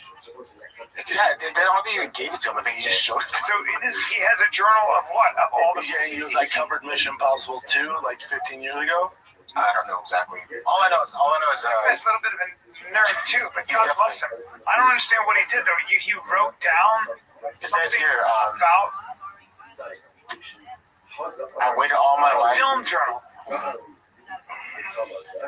Just something he was writing when he was younger. Then he just wanted to watch Mission Impossible and writes notes on it. Either way, it's cool that Tom Cruise took the time, and that guy's obviously doing what he loves. So more power to him. Yeah, some people live for that, and they're good at it too. So that's great. All right, let's go into this. Good friend, that's good. There's this Austrian climber guy with a girlfriend, and he had planned a trek up a mountain when it was snowing and it's freezing. But he left later than he should have, right? And she's not a climber; he's an actual avid climber. So they went up to the mountain peak. They actually made it to the summit, and then as they're going down, she goes, "I can't move anymore. She's freezing. She's basically, hypothermic at that point." So he says he's gonna go get help. He went down the mountain by himself, left her there. He never came back. He waited 90 minutes when he got down to the ground. 90 minutes to call for help. By the time help arrived to her, of course, she froze to death. Yeah. And is this murder? Maybe they're treating it as like a. Well, I don't know. It's not called murder. It's called something else, like not manslaughter. Involuntary manslaughter, homicide or something. But let me see. But what's he say about it though? Oh, he posted afterwards that there's so much to this, but he posted afterwards like, "Oh, I missed you, honey. You're everything to me." This kind of stuff, and then he deleted it. But they think this is actually that's footage of them at one point from a webcam. Well, he was an ass to bring her that far up. And then she didn't have the right equipment, and he didn't have the climber. Negative 17. Yeah. That's his girlfriend. That's a bad also freezing to death. Yeah. It looks like she's been climbing though. She's not like a professional, not like professional shit, and you get so cold up there. She didn't have the right clothes. She had the wrong boots. All that stuff. Yeah, that's stuff that he should have already known. Motherfucker. That guy's dumb. That pisses me off. That's the guy right there. Maybe he wanted to kill her. I don't know. That's what people are saying. Yeah, I feel like there's better ways to break up. Hold on. Bless you. I mean, he didn't make her go up there. Yeah, but the whole waiting 90 minutes. Oh, another thing too. He waited 90 minutes to call for help, and then once he did that, he turned off his phone and he went to sleep. Bad guy. But also probably exhausted from climbing. Yeah, but dude, also bad guy. I would be up. My guess is he knew she was already dead too. Sometimes those guys, when they leave you up there, they can't get to you in time. Yeah, And even if they get up there, he knew by leaving her she was gonna die. Yeah, you fucking don't bring her up there without the right clothing, though. But then again, you have to climb when you're trying to climb a mountain. She's also an adult though, so was he like, hey, you need this coach? She's like, fuck it, I don't know this. No, he would know better. And then also this, they said there was a helicopter that arrived prior, but he didn't flag it down. Like, you know, no, we're good to go. So they just took off. Yeah, it's he just reckless, and she died because of it. There it is, negligent manslaughter. Yeah, grossly negligent, it says. Well, yeah, that was really shitty of him. Well, that's what he wrote, by the way. If that matters at all. I miss you so much. It hurts so incredibly much. Forever my heart without you. Time is meaningless. How's it been up there? Wow, that's fucked up. But then deleted it. I mean, you may as well, right? He's a bad guy. Yeah. You're kind of a shithead for that. I don't know. I don't know enough about you. Also, bitches be crazy too. She be like, I don't need no motherfucking code. Yeah, I don't know how that. I don't know where she's from. I ain't wearing no motherfucking code. I don't need no power bar. Jesus. Women power. There could be some shit like that too. And he goes, okay. Did you watch that Minnesota shooting? I got a big problem with that ICE agent. Just on the record, I always say this. This is nice. Here's my thing. No, here, let me before your take or mine. Nobody deserves to die. I'll say that. Nobody deserves to die for protesting. That being said, play stupid games, win stupid prizes. Did you see the footage before of her blocking the ICE agent doing all this shit? Did you see the footage from the actual agent? Did you see her threaten him like, you better bring your fucking lunch pail, blah, blah, blah. So there's this narrative from the left, like, that are taunting these ICE agents and people of that stature. I go, you better bring your good luck getting through us. Excuse me? Also, go home to your fucking kids. Now, did you know this? Again, nobody deserves to die. Did you know that she lost custody of her kids because that wife of hers was putting cigarettes out on the children, so she lost custody of her kids? I don't know if that's true. That's true. Look it up, Jim. Look that up. That sounds like a right-wing conspiracy. Go ahead. So I want to look at the. Now, Bubba, here's my thing about all of it. Okay, ready? Watch this. This is what I think. Okay. No, this is the view they're showing on Obviously CNN. not my. This ain't it. Obviously, somebody I probably wouldn't agree with. But here's the thing. It's very important. What happens when we're on a certain team is that we tend to defend our team regardless. And we go, yeah, I didn't like that. And if somebody dies, there's no team. Right, that's right. That's what I say. And I think that guy clacked off so quickly. The car hit him, but it brushed by him. It didn't run him over. It brushed by him. And he shot so fast, And to me, it's like you shot her that fast, then you called her an effing bitch. He said effing bitch? Yeah, he said fucking bitch as he killed her. Okay, after he killed her. And to me, I'm going to give him one of two things. He could have been trained better. Number two, I have to call out when I see what I think was an extrajudicial killing. I don't think it was right. I don't think he had to kill her. My thing is, could you shut the tires out? Could you call the buddy up the street to stop her? She's a housewife. You and I, it's like, come on, bro. Do you have to have your gun out? Really? No, you didn't. It's like, in a way, I felt like he wanted to kill somebody. Maybe, but then also there has to be accountability too. Go home, you kids. Stop protesting. 100%. I mean, again, doesn't deserve to die, but then also don't try to run over an ICE agent. There's gonna be repercussions. Don't use your car. Don't talk shit to agents. It's like this high pressure There's an etiquette here. Like, I've never had an issue with a cop. So when they tell me what to do, I listen. So professional protesters said, look, you can protest. What you don't do is resist arrest. You do, you can lie down. But when you start to attack an officer, if you do stuff like that, which I don't think she was doing here, I think she was trying to drive away. That's what it feels like.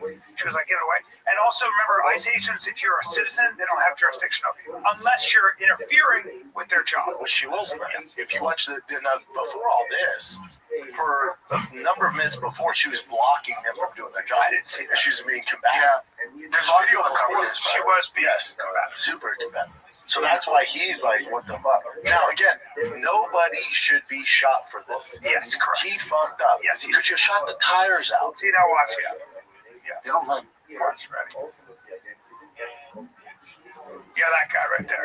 That was the guy who shot her. Yeah. Uncalled for. Uncalled for. Totally uncalled for. And it's important to call it out.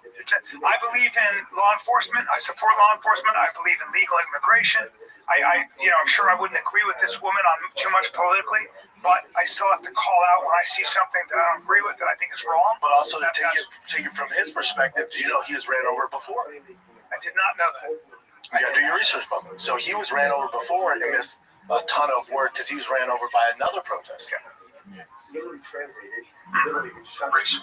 is not about whether you like ICE or hate ICE. What I want to talk about is something that's much narrower, much more uncomfortable, and much harder to avoid. Was this self-defense? Because once you strip everything else away, the outrage, the slogans, the ideology, that's the only question that actually matters. Before we even get to the shooting, we have to deal with something people keep intentionally ignoring. This woman was not passively protesting. She was not peacefully demonstrating. She was not exercising her First Amendment right from the sidewalk. She was actively interfering with the federal operation. At the moment she began blocking them, at that moment she refused lawful command to move. She crossed from protected activity into illegal conduct. That's not a value judgment. That's just the reality of how the law works. Now, I want to be careful here because this is where people tend to think I'm being dismissive or cold. I'm not. I'm actually willing to give her the benefit of the doubt. I'm not assuming she was evil. I'm not assuming she wanted to hurt anyone. I'm not assuming she woke up that day intending to kill a cop. What I am inclined to believe is something much more human. She was stressed. She was overwhelmed. And she did not want to be arrested. Anyone who's ever been in a high-stress confrontation understands this. When adrenaline spikes, your thinking narrows. Yes. You don't calmly analyze options. You don't weigh consequences. Your brain locks onto one direction. And hers, get out of here. And that's probably what was happening. She hops into her vehicle, she starts it, and she steps on the accelerator. Not slowly, not cautiously, not in a way that says, hey, let me ease forward. She floors it. Now, and this is important, that does not mean she was thinking, I'm going to run this officer over. I'm actually not inclined to believe that. What I think is far more likely is that she was frantic. Her mind was ahead of her body. Her adrenaline was doing what adrenaline does. She wasn't thinking about frontal pressure, retractions, or what was standing exactly where. She just wanted to leave, and I understand that. But here's the hard truth that people don't like. Intent does not always control self-defense analysis. Actions. And her actions, regardless of what she meant internally, communicated something very specific to everyone around her. They communicated urgency. They communicated disregard for obstacles. They communicated, I'm leaving and I'm not stopping. Now, put yourself in the officer's position. It's snowing. There's ice on the ground. Traction is compromised. You're standing directly in front of a vehicle. You hear the engine rev. You hear the tires spin. The vehicle starts moving. You do not get time to psychoanalyze her mindset. You don't get to pause and say, well, maybe she's just panicking. Because if you're wrong, you're dead. And this is the part that people refuse to confront. Honestly, even if she didn't want to hurt him, even if she just wanted to escape, if he sidesteps and slips on ice, she's still going.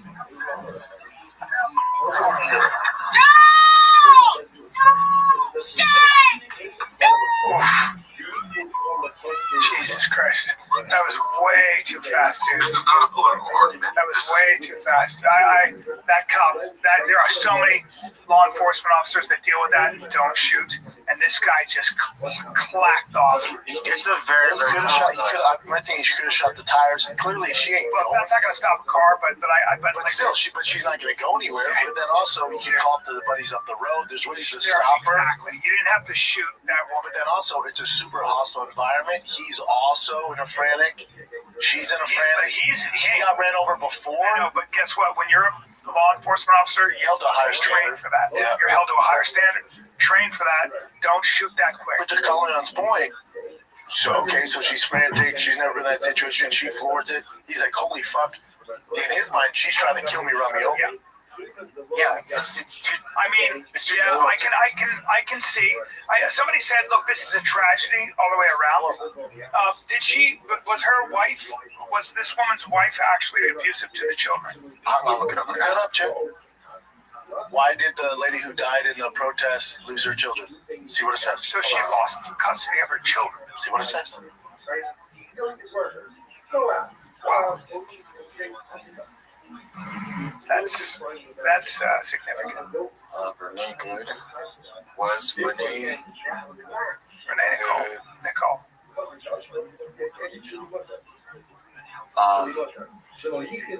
Wife?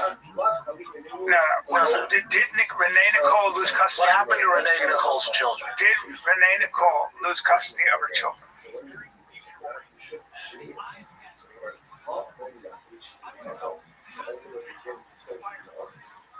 I thought you said her wife was just saying children. No. So I thought, did not lose custody of her children. Claims that she did her own. That's what I thought. No social room. Okay. All right. Did you say her wife beat up the children or something like that? Well, hold on. They were in the custody of their biological father, her ex-husband, as a result of their divorce agreement. He says fact checkers and official sources found no evidence to support the viral claim. Although they did live in Colorado with their father, which is kind of significant. Her youngest child, 6-year-old son, oh, poor little boy. Oh, no. Lived with Renee and her son. Oh, boy. The boy's biological father died. But it does say, oh, my poor boy. It does say fact checkers and official sources found no evidence to support the viral claims of an arrest record, criminal charge, or lost custody due to abuse. That poor little boy. The internet got me. The internet got you. But that poor little 6-year-old, his dad dies, then his mom dies. Her name's Renee Good. Yeah. Sorry. I'm so sorry. And then why did your mom die? It's like, dude, that poor little boy. God, I can't imagine. All right. My poor little boy.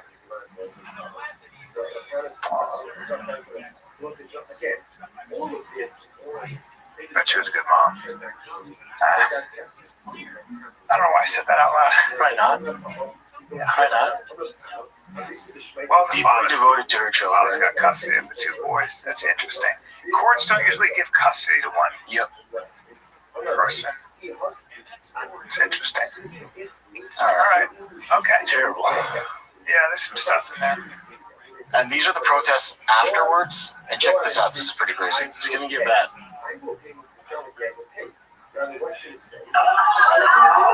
You see these people trying to fight the ICE agent? I know. They should not be doing that. How do you think it's going to go for you, man? Look at it. There you go. Not a good idea. These guys are no nonsense at all. No. It can't be. You can't. Look at them throwing stuff at them. You're having shit thrown at you. Okay. Throwing snowballs at them? You're not allowed to do that. You're not allowed to do that to ICE agents. You're just not.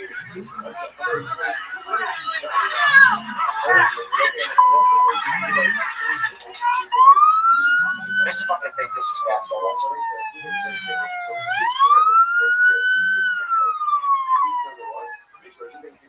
Look, they're trying to stop the car. Now, let's say he floors it. What happens? Then they get mad at him.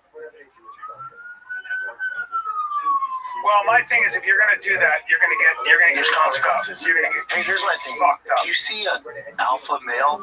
Well, the way you do this is you get your representatives. You get your representatives to, you take this up with politics. Shut up. That's not gonna do shit. Yeah, but It's gonna take how long? Well, I'm saying if you want to protest like this and start fucking with cops, you're gonna get yourself in some trouble.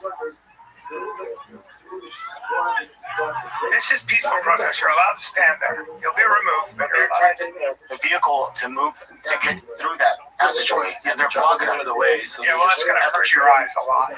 Oh yeah, they're gonna be paid for a long time. And these guys just boom. They're like, you can't do that. No, we can, dork. In the face, boom. Yeah, that'll get your eyes. And then he just tosses them aside. Yeah, that's gonna get your eyes. Get your bitch ass over there. And just a bunch of softies get tossed. You see, they're just trying to get the vehicle out of there.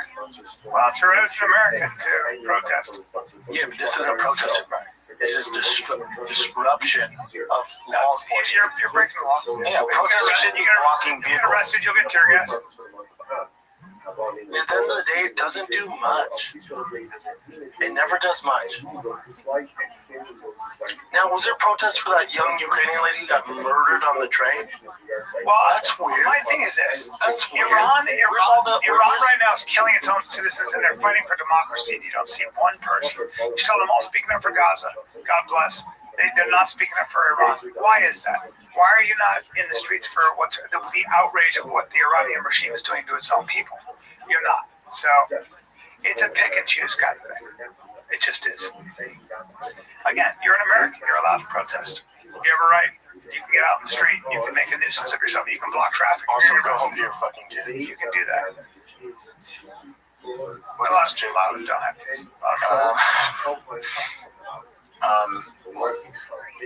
So this guy had an emergency. It is to be an ice age. I was just having to be like dish. Oh my god! Like, and you're getting some blowback. So how exhausting to be an ice agent and that protester? It's like, what are you guys doing? And you gotta wear this so that they don't know. They don't dox you. Don't you have a job? No. Is there better ways to do things in life? What are you doing? No, it's American. It's not, though. It's never worked. Ever. Separate debate. All right, so this guy's this is their version of 911. This is 999 in the UK, and he called because he has an emergency with his car. I'll just play it for you. How do I do it, Steve?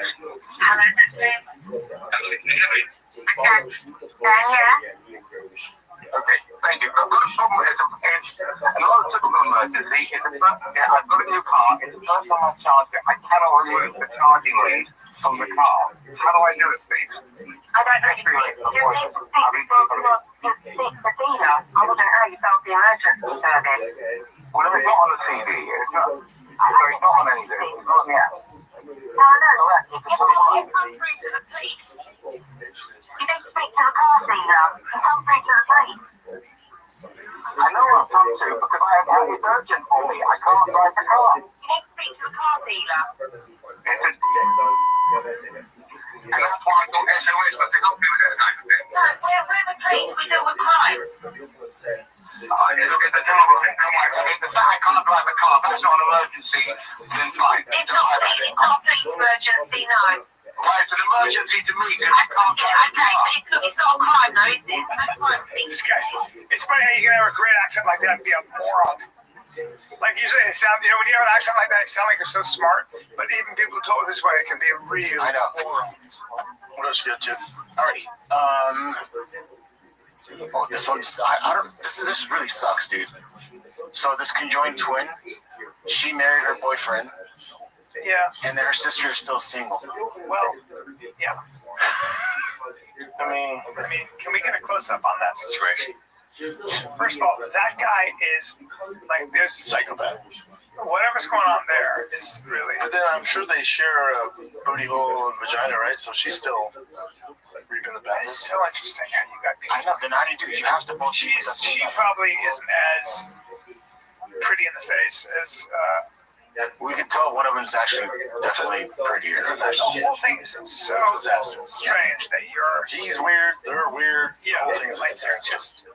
You're clearly. Okay, that's fine. Can't feel good. It's a bummer. It's so sad. At least they found somebody. It's so wild to see that. And this fucking guy is. I guess she doesn't have legs, so they share legs. Yeah, they have to share the same. I'm sure the same vagina too, right? Just cut her off. Like they share the same vagina. So when he's having sex with her, she's feeling. So there's like thousands of new investors. Do you mind reading a book? I'm about to go deep that I see. Excuse me, do you mind reading a comic book? Because I'm about to go deep in the paint. Yeah, that's his cake right there. Right? I don't know. There's a book called Geek Club. At least they found someone. One of them found someone. That sounds just like, what about me? It's like, they're physically connected. The twins have distinct personality preferences and views on relationships, and the marriage was extended into. This is an episode of Red Horror Story, and they finally decide to separate. That is what an incredible. Hey, you figured it out. That sounds super complicated. You'll figure it out.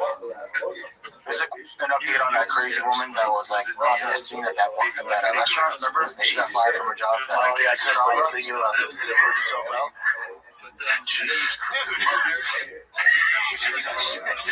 Alright, so anyway, the dude that tripped her. Remember the guy tripped her in the very end? I don't remember. He got fired. I don't remember this at all. You don't? No. What was this? Amazing conversation. This is exactly. It's like Kevin Neal when he gets wrestling match. You're like, oh, Kevin Neal. He goes, I've been looking for you all day. I'm talking to him. Kevin Neal. He goes, we were just talking about it. It's so weird. Because I was at your show in the back because I was looking for a good fight.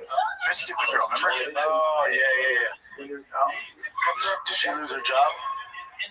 She lost her job and all that stuff. The thing is, the guy that tripped her, she was pulling his hair and messing him up. He got fired from that restaurant. Oh, the guy who tripped her? Yeah. Well, I mean, that's not fair. It's not cool, dude. Yeah, she sucks. Hell yeah, man. Hopefully they figure it out, right? Do you want to cover this one? Sure. Mickey Rourke. So there was like a GoFundMe that came out not too long ago about him not being able to make his own rent. Yeah. And then he wasn't smart with his money. And then so apparently he came out with this video saying, I don't know what happened. This is not. He's saying like it's embarrassing. I didn't do that, whatever. And then turns out his manager said no, he does need this, and he's in a really really fucked up spot right now. I could tell you that. Yeah. Just let me hear him. I don't understand. Somebody set up some kind of foundation or fund for me to donate money, like a charity. It's not me, okay? So whoever did this, I don't know if they did it. Why they did it, I don't understand. It's like, it was me, and you need the money. Yeah, it's just that's a bummer. Don't wear that pink shirt, right? How old Mickey Rourke is? He's your age. He's your age. He's a lot older. I don't think so, Bubba. He is a 73. Oh my God, I didn't know he's that old. That's a 73-year-old. Now, look at him when he was young. He was such a handsome guy. Think how much money he made. How much money did he make in his lifetime? He was a movie star for a while, but not big time movie star. He was just in Iron Man 3, which was like 10 years ago. Yeah. He's a great actor. He was in The Wrestler. He won a fucking Oscar for great it. actor. He's a great actor. He just, it doesn't mean you make money. And well, no, it's not even that. He's probably having a high nut, living in Malibu, fucking buying those pink shirts. Hold on. His movies are grossing a lot, but no, that doesn't matter. Yeah, he didn't have much. He wasn't that. Click on net worth just for the fuck of it. These are usually far off. It's been a strange bird chasing, trying to stay relevant, young. You probably blew a lot of it on coke. You just can't try to hold on to your youth. Keep going down, Chance. Did you really think he was my age? I did. I just thought he had a lot of work. I'm just gonna type it in. How much was it? Yeah, he was like a legit movie star. Such a stud when he was young. Still a good actor, dude. The Wrestler came out, I don't know, like 10 years ago, but he fucking crushed it. Great actor. 5 million to as low as 50,000. Yeah. Still don't show his net worth. It said around 5 million. Ah, poor Mickey. Poor Mickey. And he said he even said in that video, he was like he wasn't good with money. No, who is good with money? I don't know. All right, last one, man. I need to go. We can just end it here if you want. Let me see this one. Close out. It's a long freaking thing that he says. All right, let's see what's up. It's just Adam 22 fighting the guy that fucked his girl. Yeah, so this guy is the one that had sex twice. I don't think either of them can fight, but they're gonna do a boxing match apparently. A little background of why you are stepping in the ring against Adam. So they had a big hype around. I shot a scene with his wife, Lena, twice. And it had a lot of, I guess, user-curated, like, animosity behind it. So I guess he didn't like the latter so much because, it was, name calling him and saying he was crazy for allowing me to shoot with his wife or whatever. So I guess that kind of situation, animosity built up, and that's what led us down the road to this. I got you a dick on, Brian. Jason I've Love, seen his work. Jason Love puts in some good work. Okay, handsome, bodied up, and you are correct, sir. When you talk about real hammer, he's got a real root, real hammer, and seems like a very nice man. Sure. I don't want to see him box, but yeah. Now Adam's a big boy, but that guy's in some shade. That guy's in Doesn't mean they can fight, right? No, but he can outfuck you. He'll outfuck you. Yeah, he'll lay that hammer down. Yeah, you want to keep him far away from your lady unless that's your kink. Unless you're making money. Unless you have a comfortable chair and you're into that. Yeah. Well, Adam's lady is a professional, you know. This is two bros hanging out with big dicks. Yeah, those guys are pretty jacked up. Those are the original big dick bandits. Yeah. Now, am I supposed to get aroused by that? Say something. Maybe you are for sure. That's your thing. All right, Jen. All right, that's it. That's it. If you like this episode, you want more, go to patreon.com right now. Patreon.com/TFADK. You get this show ad-free, shop show ad-free, extended shows. You get Q&A with myself. Brian's doing it this Wednesday. You know, behind-the-scene content, watch collection, trucks, all sorts of random shit on there. It's only $5 a month. Ditch your Starbucks. Subscribe to our Patreon. Patreon.com/TFADK. Love you guys. Go see Brian in Edmonton. West Edmonton Mall, Alberta. So I'll see you there Thursday, Friday, Saturday, January 15th, 16th, 17th. And then I'm off to San Jose, January 23rd. Yeah, I don't like how your website says 15th through 17th and the 20th. And then February is just in the middle of that. Yeah, that's all right. That's my website. Yeah, that's really weird. I just changed it. That's weird. Did you change it yourself, you think? Yeah. Yeah, don't do that. All right, kids, we love you. Go see Brian in Edmonton. This is the Byron Kid. We're out. So essentially, she has every right to offer it up. However, there's also no one to make action. But if she can have to give her permission to acquire it as right, if he was not explicit and said, he can say that this is your animal as of Tuesday, right? They're scheduled for relations on Wednesday. So what does it mean? So he gives it to us from today, and we're gonna have relations tomorrow. If that's the case, he doesn't want to acquire it. It's not hers. It's not hers. That is the worst podcast.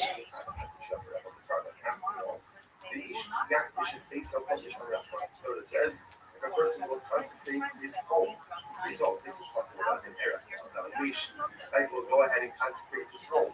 I'm not What is this bullshit? just like your home. Not home issues are something that you can concentrate, whether it's concentrate or whether it's something that you own. In other words, something that she doesn't own it. Anything I can shut down is probably I saw you did your joke. Look at this athleticism. It's really impressive, isn't it?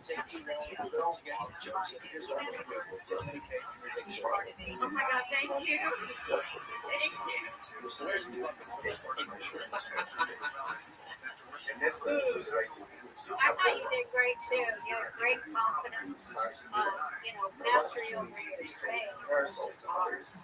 And your material was really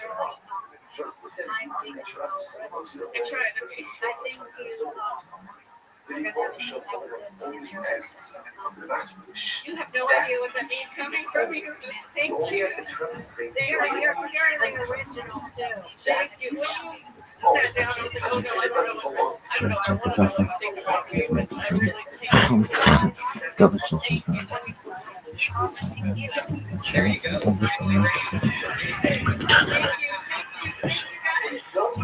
So,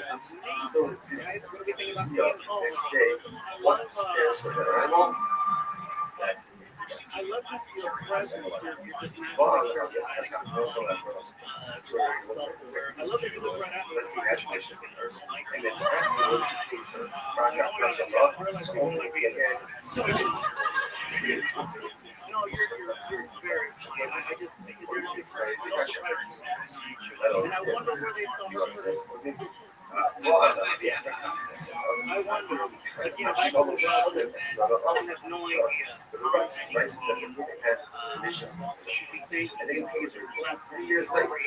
3 years late. Some people pay all of the bills late.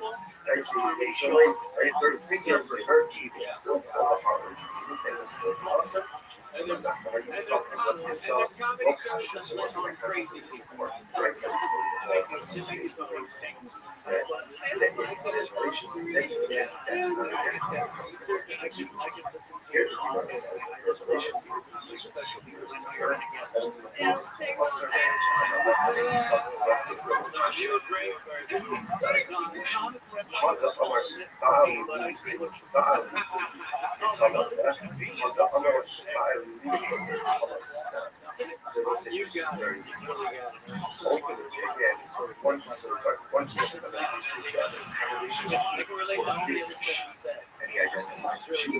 Versus a relationship between for a sheep reaction. They tell us that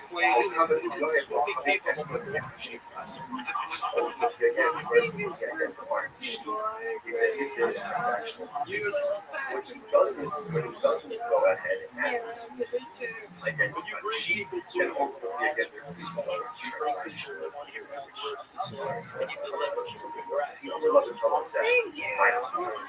So the federal is right.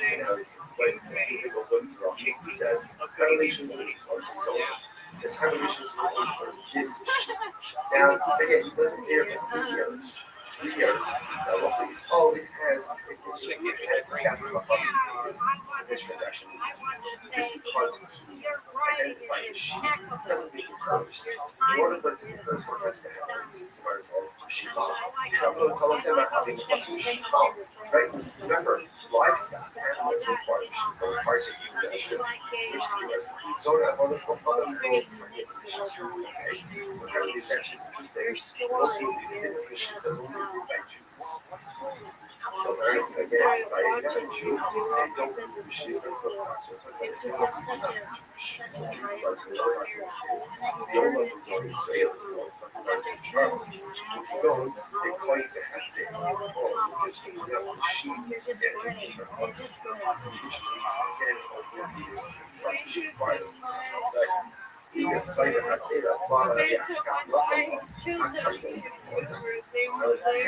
If it's in her cousin, in our sheep requires, in our scale relation with her, ultimately, again, then you can claim that it's showing your thoughts of sharing she acquired a court. This actually is like a kind of mannequins. She's acquired a sheep. The court thing up if the sheep is standing on their thoughts. Shopping area. Very interesting. So when it comes to it's a great thing. This sheep is that says to her, I'm going to pay you for the relations, right? If I don't pay you money, you can take this sheep. So therefore, she doesn't require a sheep. She requires a sheep. The Amarlah, I see on later, sitting down like that, it's just a friendly, let's go next 30 days, good. If not, and if not, shut me best. This sheep will be again as a public. Fine. That's the association. Again, it's all of this really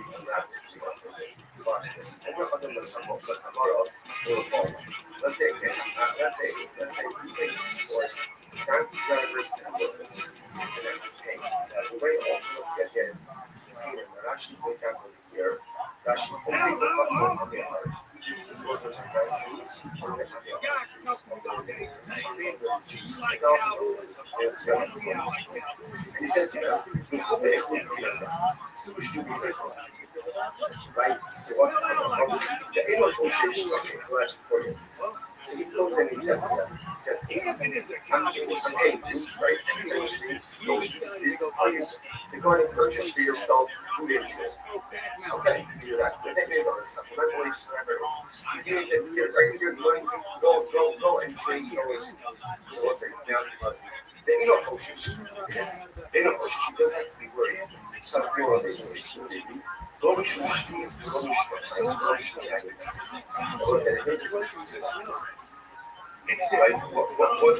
answer here? The Gemara says that halacha l'maisa, he's giving them money. Now, because it's an apple or amen part of this, he has to be concerned with the apples right? Or maybe ultimately again, the Gemara is going to buy sheep or buy some sheep. He doesn't have to be concerned with this. Because essentially, he's giving everyone the same thing. Which one? Essentially, whatever they do, they do. Rashi says over here, Rashi says all of this. Right, if you look at Rashi, right, if you look at Rashi, the heart, as the text was, what? The heart, those something that you don't is not the one giving it. It's kind of a this is food. It's a little bit of weight. What do you know what you're doing? Essentially, it's not on the name. So therefore, again, you don't go by contracts are coming. It's not they see we say like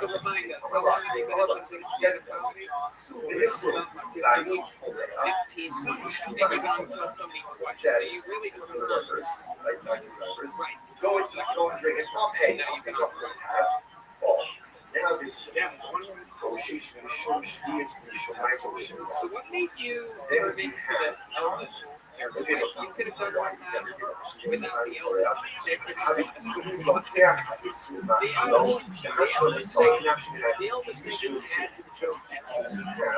Now it was like I know, but the Elvis didn't have anything to do with any jokes. You see the difference?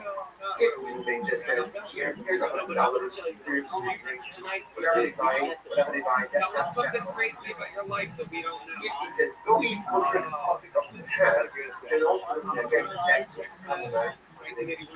Is purchasing and providing these purchasing items for his families. Thank you for your service. Not your comedy.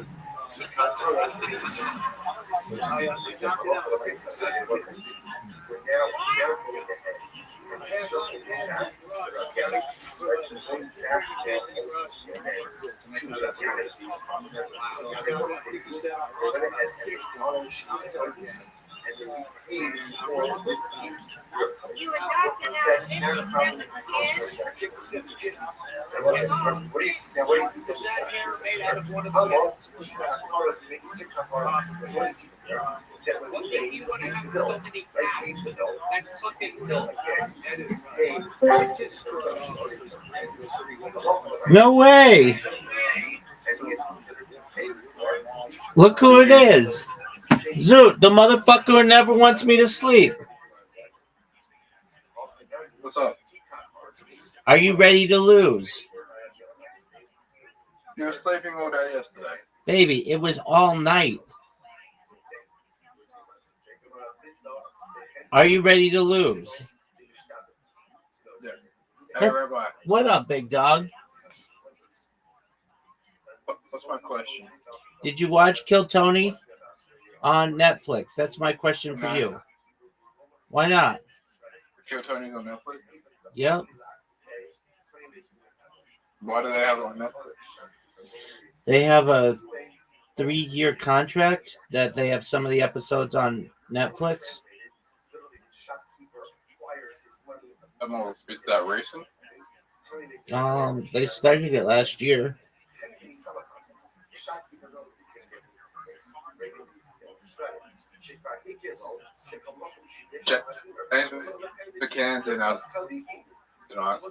James McCann's in Adelaide tonight. Are you gonna go? Zoot, did you know that he did not win Guest of the Year?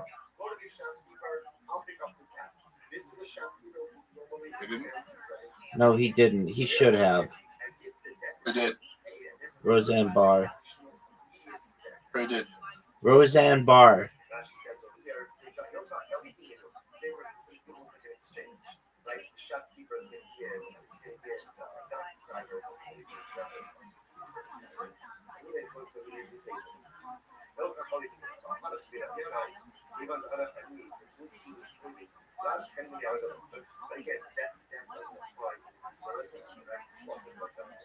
Dude, are you seeing this clinic? Oh, are you fucking serious?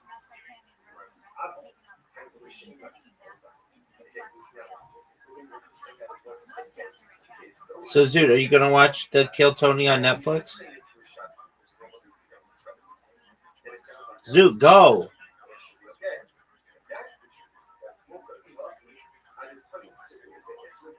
Zoot, why didn't you go?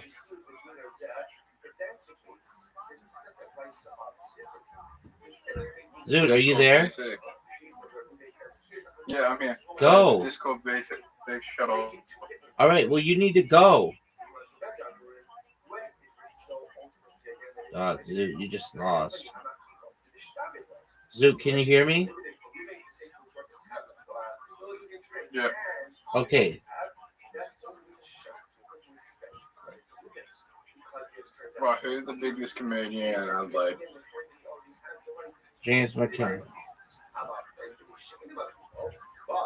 Nah. Zoot, I just sent you an invitation. Zoot. Zoot, are you getting my invitation? Yeah.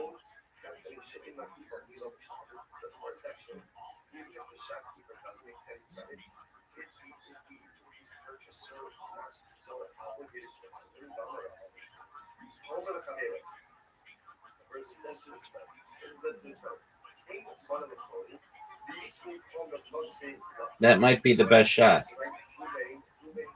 But it might be terrible too.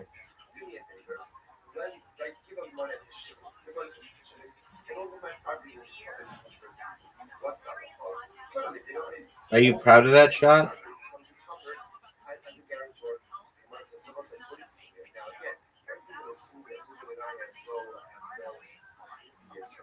What did you think of my shot, Zoot?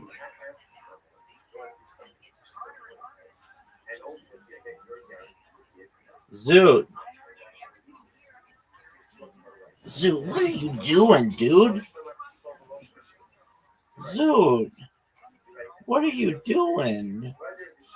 Zoot. Go.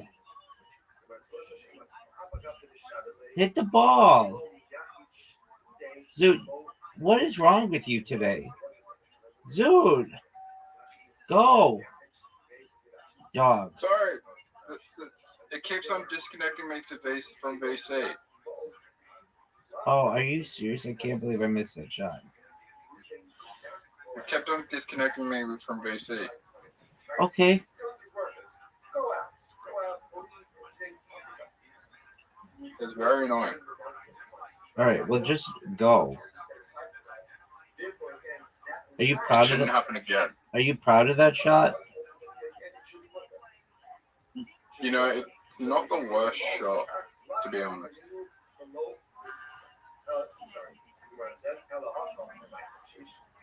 Rabbi. What's up, baby? That's a terrible shot. One of the worst shots we've ever seen. I'll show I you. don't think so. I'll show you the best shot you've ever seen. What? That was an okay shot. Dude, you know that was the best shot that you've ever seen. It's not as good as this shot. Dude, I'm gonna fuck up your shot so badly. I actually kind of fucked you there. Yeah, you did. If I miss this, I lose. You're not making the shot. No way. Are you fucking serious, Zoot? Zoot, are you fucking serious? Zoot, fuck you, man. Zoot, fuck you. Zoot, fuck you, man. How did you do that?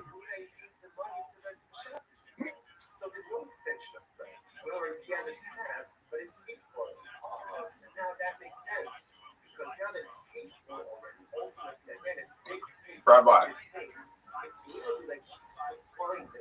What up, You have baby? You have a better fucking. You're in a better position than me.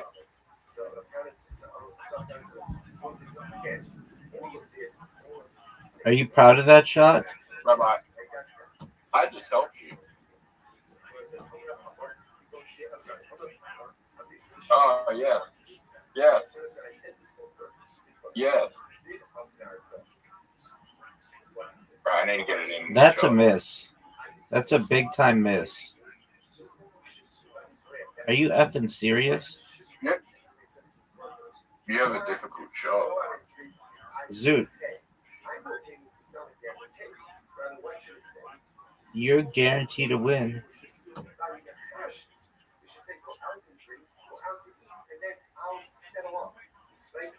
Yeah, but I could tie.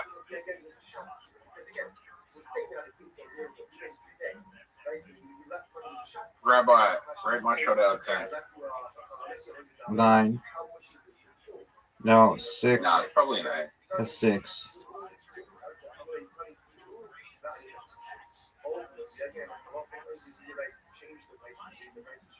What about that one?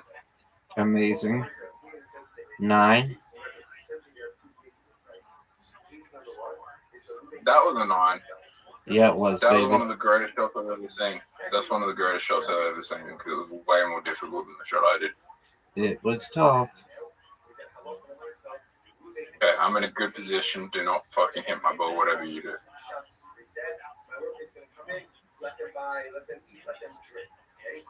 Rabbi, I could make it in the next shot. No, you can't. But I don't think I will.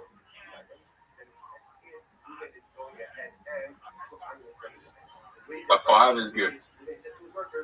You can make it. And we tie for a 5. We tie for a 5. We.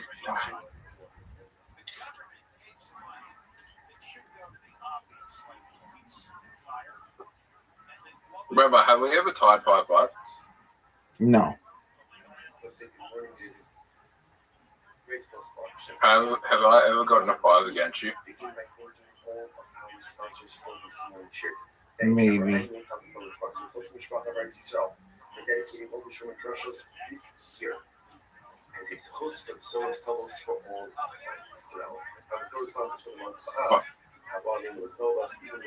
Are you fucking serious? Oh my God.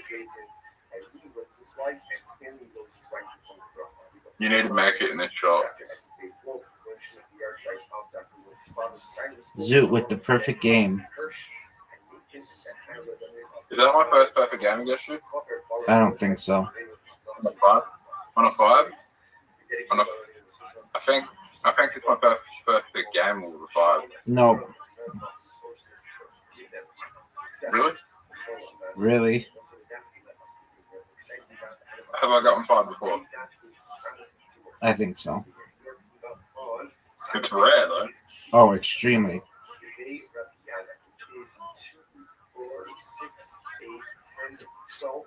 Are you happy with the way you played? Go fuck yourself.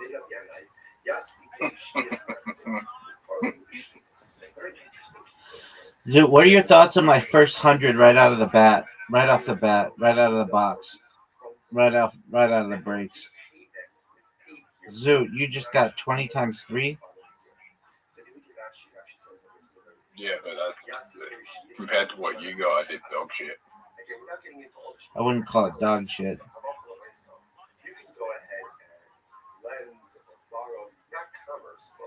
20. 5. Are you proud of that? No. You're like nearly 100 points in front of me. Promo, what?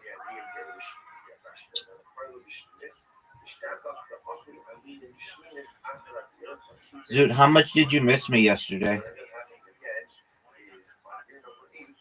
Where the fuck were you yesterday? Dog, I was asleep. I was here the whole time. Why were you sleeping so long yesterday? Were you depressed?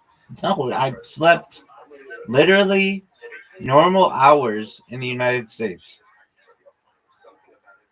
It's just when I'm usually up with you, it's like 1 o'clock in the morning here.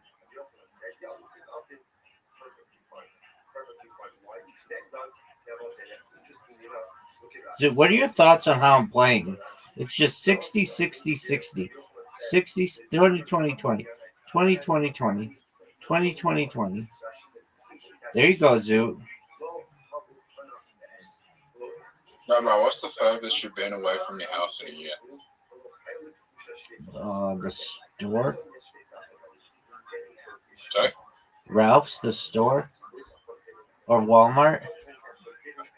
Which is How far away is that? like a couple miles.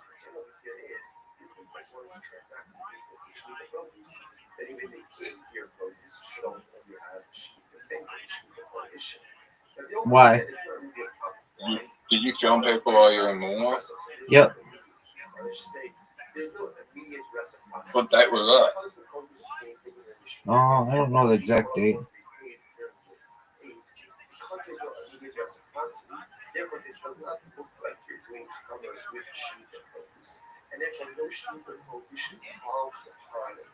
Can I find the video if I look hard enough? Oh, I'm sure. Oh, are you serious? How is that a bus?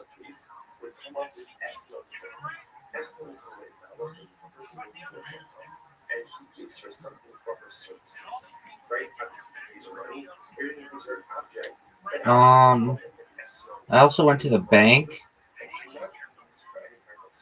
I'm not sure the date on that either, but I opened up a bank account at Wells Fargo on camera, and went to the gas. Let's see your shot.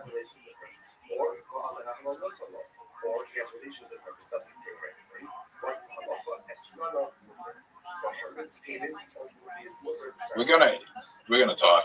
Dude, something's wrong with this game. Oh, bust because it's double out. Oh, no wonder I wasn't doing this correctly. I keep busting because I don't realize how to play it. It's double out, dude.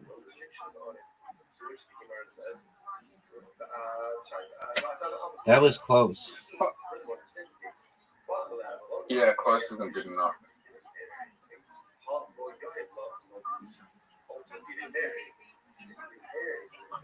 We both suck at double out. Dude, I've never been good at double out.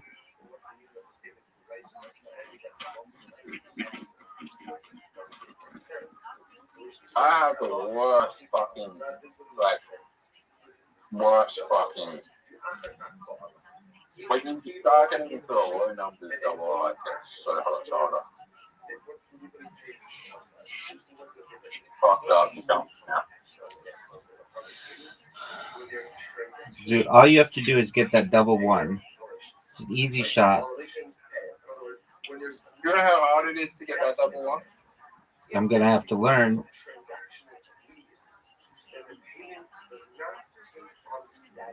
Yeah, double out's harder than getting a triple. It's harder than getting a triple. This shot is harder than getting a triple pointer. It's not. You just busted, son.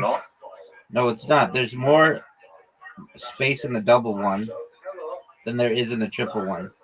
Are you fucking serious? Zoo, get that one. Get it. That's what I just did. It's better to miss it high than low. Just like that, Zoot. Zoot, get it and take me to overtime. Miss it high. If you miss it low.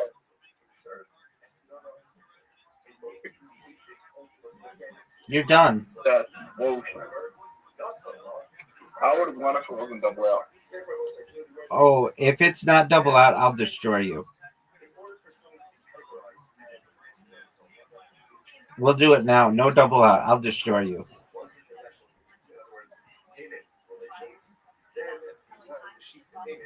Double out sucks dick. Dude, you like it. Is there a triple out? No. Good question. There should be. There should be. I agree. That was a really good score. 100?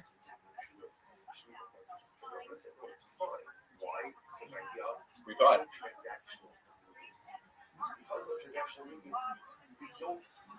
Wait, why are you in front of me?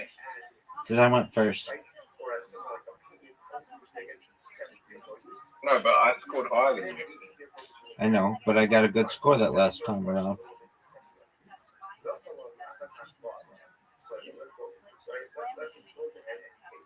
Are we on 4 rounds?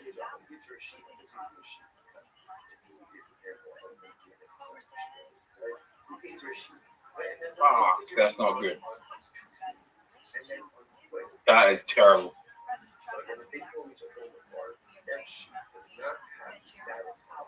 Okay, you didn't do much better than me.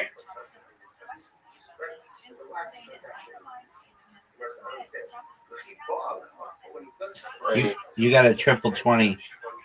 Dog. It's hard to get like 2 triple 20s because it takes up space on the board. Zoot. They should remove the dart. They should remove the dart once you hit it. I don't think it makes a difference. All right, Zoot. Now watch me just destroy you.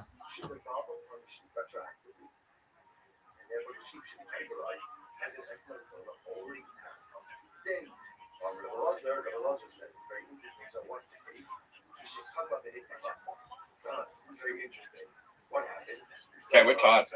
We are pretty much tied.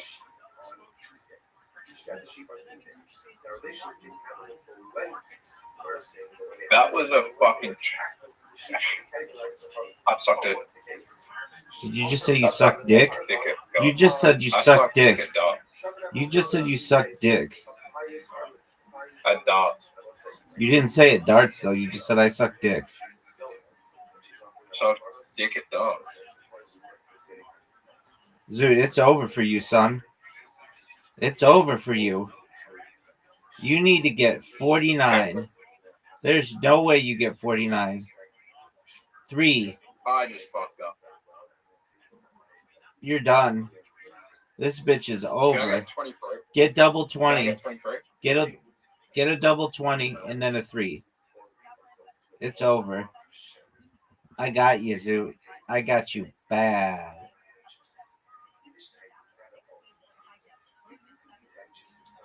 All right, we'll try it on 101. Easy. Man, I need. Rabbi, I think now it's going to be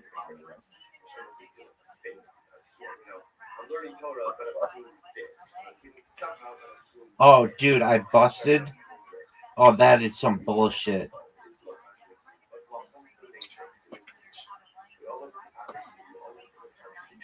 That is bullshit. To bust like that? That's the worst. Editing on my crown.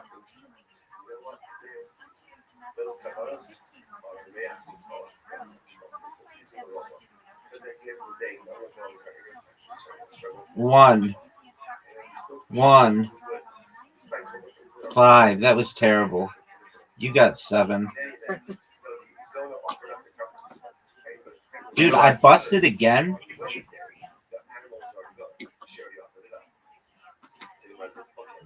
25.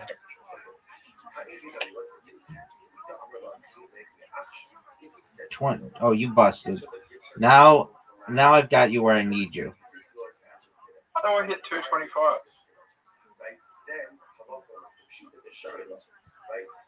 Any other day, 225s would be good.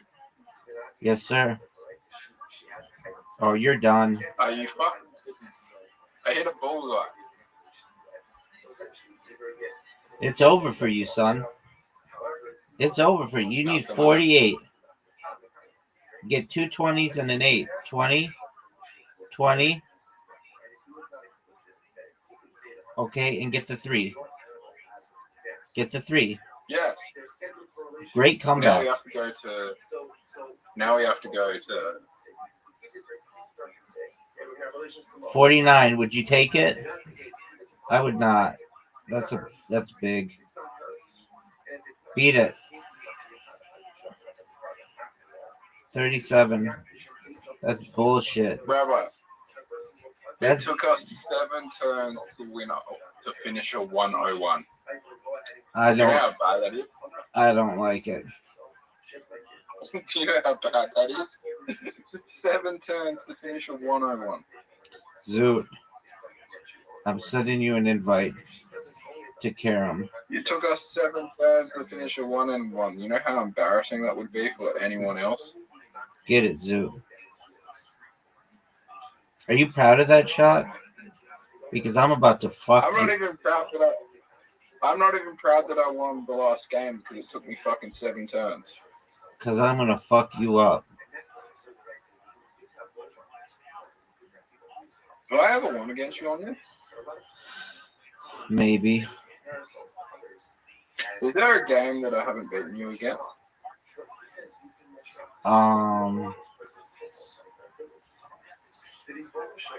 I don't know. But look how sick I sometimes play. It's probably one of the weird card games we played once where we didn't know how to play. No, you're the one who beats me at those. Oh, what are you doing? What are you doing?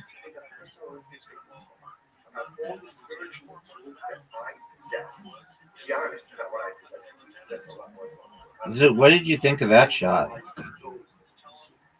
Good. What do I do here? I feel like I put something in for you.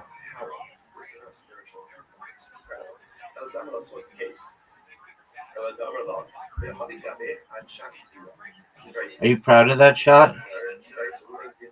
Yep. Hey, Rabbi. Yo, baby. If you do go viral, what do you think will be the reason? My big dick and hilariousness.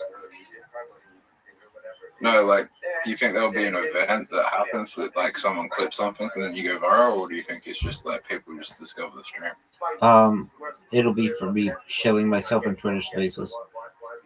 I was shilling myself in front of this UFC fighter yesterday. He had 220,000 followers on X and basically said I was the best shill he ever heard.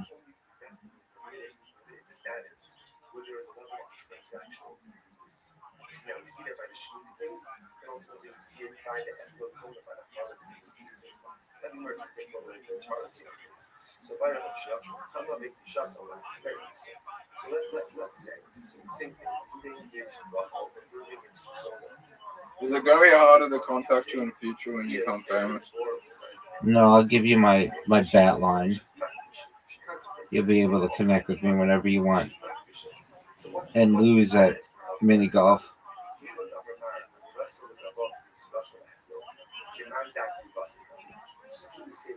You're going to put in my ball or my disc. No doubt. That's putting in my disc for free. You're giving me points. Do you think people are going to try and cancel you when you get famous? No. Bored? I'm basically uncancelable. I'm live on so many different streams. Once people know about what I do, I've really made myself uncancelable. Yeah, but just dig up dirt on something you said on stream and then that use it against you. There will be people who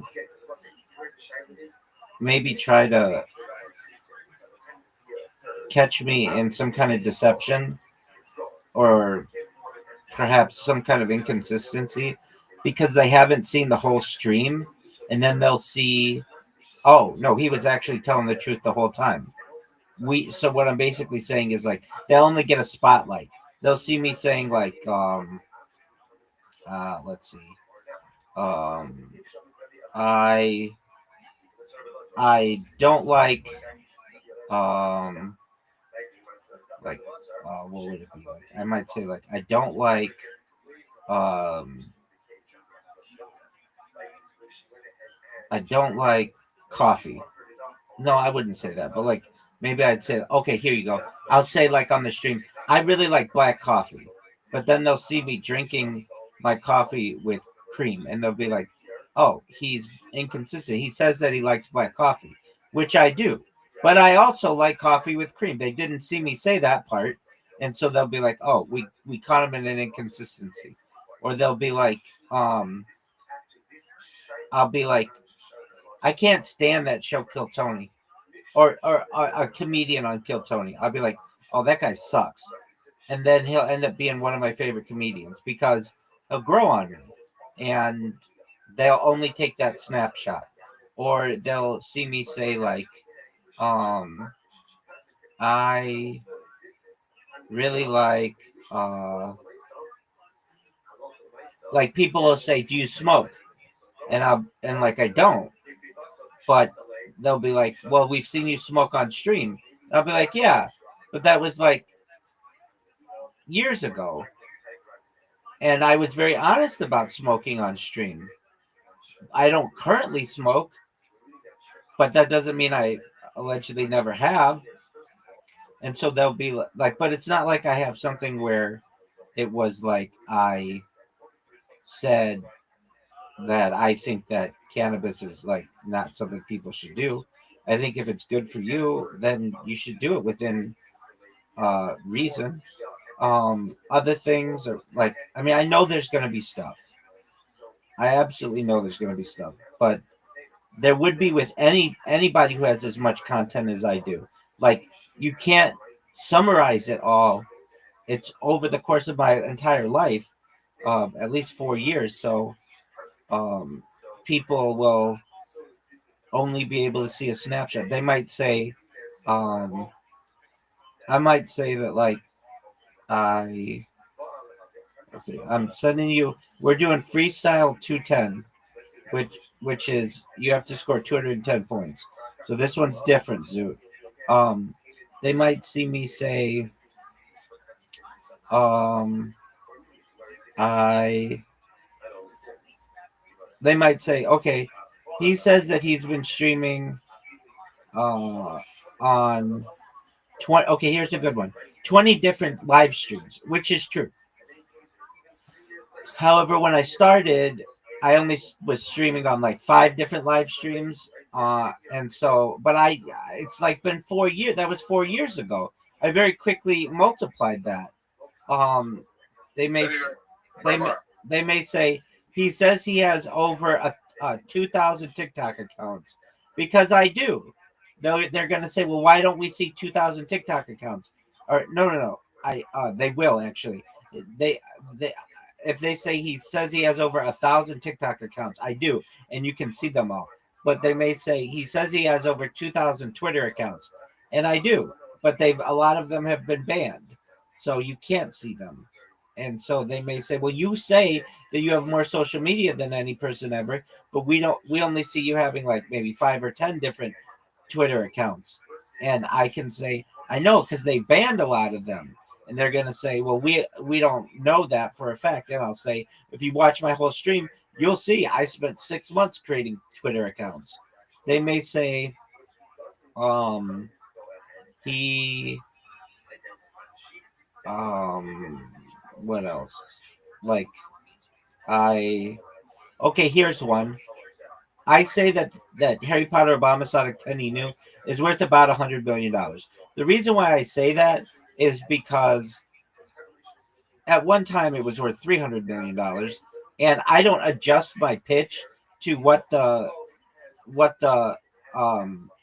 Potter Abomasonic Teninu is every single day. It's just too much to customize it that way. So I say I'm sponsored by a cryptocurrency that's worth about $100 billion, and it's worth like 50 right now. And so 50, 100, it's pretty close. But they may say, you say that you're sponsored by a cryptocurrency that's worth 100. I say around $100 billion. and they may say, well, it's not worth $100 million. It's worth $50 million. So I'm going to say, I know, but at one time it was worth $300 million. So you've got to understand that fluctuates. So what I'm saying here is there will be people who find inconsistencies of what I say. But if you watch the whole stream, they'll actually see, wow, he's really, really consistent. I had somebody yesterday ask me in a space, over the course of the last year, they didn't even say 4 years, last year, what happened on your stream that you regret was not on your stream? And I answered very honestly that there was nothing. That I recognize that what I do is very human, and if I choke on stream, or like this morning I vomited, I threw up a little in my mouth and swallowed it. Like, that's something that happens to everybody and isn't an ideal thing to have on stream, but it just happens. Or I'll sneeze on stream, or my voice will crack on stream. Those kind of things are human things that happen to people. And I've become mature enough that I don't mind that those are archived on my stream for everybody to see. I know that that's just part of human existence.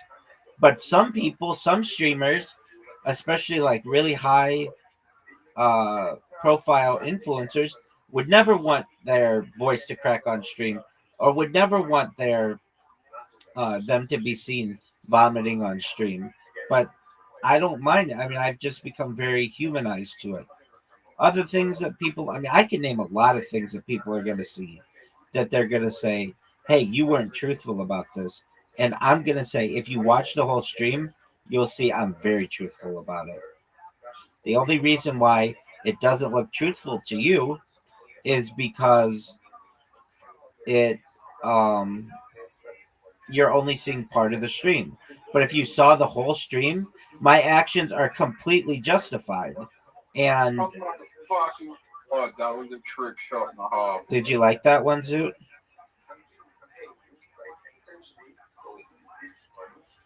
So you deserve to get that. What you deserve to get the card. So people I know are gonna say, like, here's one. There's a guy yesterday who said to me, "Hey, you you somebody mentioned to you, I don't even know, like months ago, that you were gonna start streaming on some decentralized platform. Whatever happened with that?" And I said to them, if you can't, like, did I try? I think I did, but I don't really recall what one they were talking about. They didn't even say which one it was, to my knowledge. They just said it was some decentralized one, and I made an effort, but the thing is, you can't archive those. They're just for live streaming, so it's like the same as when I'm in a Discord or something. And I like when my streams are archived. That's my big thing. What'd you say, Zoot? Sorry.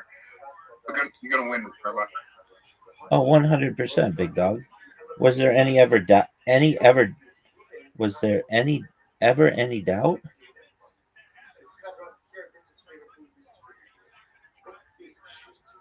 Zoot, I just opened up an opportunity for you to make a great comeback.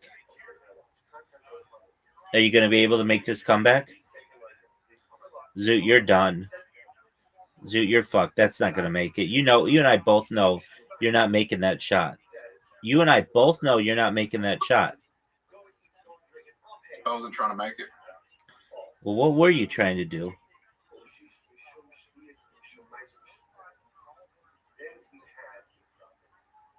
I was trying to make the shot impossible so you wouldn't be able to get it in. Don't miss this shot. Oh, Zoot. Oh, no. Not good. That's not good. That is not good at all. I just helped you. You just gave me the win. Alright, I'm going to go. Alright, Zoot. Take care, big dog. What song should I listen to? American Boy by Mr. West. Kanye West and stuff. Yeah.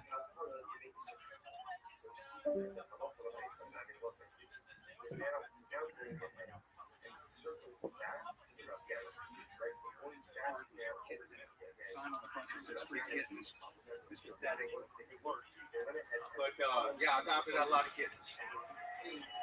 This crowd hates adopting kittens, obviously. We found a crowd that wants all kittens to die. People that don't like kittens.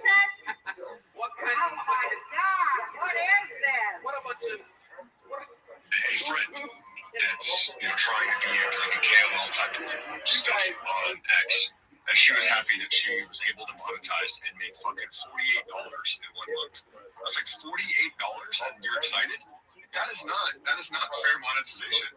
You're busting your ass and you made $50.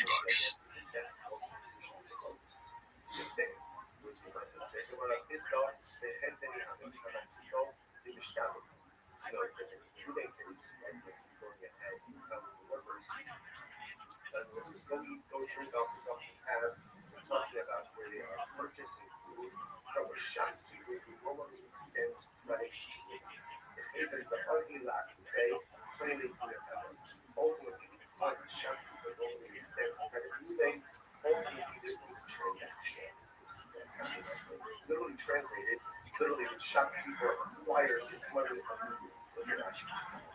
Clearly, that's very possible. Anything he summer the shopkeeper knows he's going to get the cheap things, regularly extends credit. שכבר הגיעו, שכמוכם שישנו הדובר, וכן לא לכם דובר חליפים. So let's say, that's it, this transaction means. If you want to throw me the co-host, I'll help you out. Buy food, buy drink, saying, Good. the shopkeeper, I'll be my friend. This is a shopkeeper. Yo, what's up, JC? I'm good, man. What the fuck is the road? How you doing? Bring it up, man. Let's go. We're doing good. I got a joint here. I'm just going home, man. I was fucking shooting your DM to give me that fucking co-host, but it's fine. So you can have the co-host, man. You can have it. Maybe when you're tired, you will give me that co-host. So real quick. I need to make some noise in this house, man. This house is fucking cold. I need to make some noise. Shout out to everyone in this place. Shout out to Blunts. Shout out to everyone in this place. I want to hear some. Give me that. Yeah, I'm fucking hyped today. Guys, I'm gonna fucking Nigeria. I'm gonna fucking dice. Yeah, real quick, I'm gonna share a project called the Rabbit, the Energy Rabbit. I know everyone here must have heard about the Rabbit energy drink, energy Rabbit. So the energy on the energy drink is we're two part of the project. That part of the project has been around for like I think November was 4 years. So we have been around for a very long time. We've been all around Miami, and we are Rabbit. We are powered by the energy NFT drink. We are a company from Miami. We use the energy drink to bring people into Web3. As a Rabbit holder, you can vote on the next flavor that we will be using on our next production. And also, not only that, we will have the voting right to choose the art that we'll be using on our next production. So anyone that hold that Rabbit NFT can have that voting right to choose on the art that we're using on our next production. And also, as a holder of 5+ NFT, you will have the right to earn from the drink sales, the energy drink sales. And our meet is coming really soon. This Saturday, January 17, 2026. Our meet is coming. So all you want to go check out the Energy Rabbit. The Energy Rabbit we are minting real soon. And there are so many utilities attached to that project that I can't even mention. There are so many utilities. We are partnership with so many projects, so many good projects. The Lucky Dog, Wave Girl, and some cool other players. We are partnered with them. So as a partner project, we'll be featuring on those projects on our account. on our kind on our energy drink can be featuring them. So I want you guys to go check out the energy vibe. If I meet this Saturday, I meet party. It's also this Saturday. I think we're hosting the 24-hour space. So everyone stay locked in with the energy vibe. I don't know if I can post something with Jumbotron or did you join it? Okay. It's there, bro. How the heck did you see that? Yeah, thanks, man. I know I check on the Jumbotron. Check. I've been joining Discord. We normally do daily giveaways on my Discord. Discord is fucking active.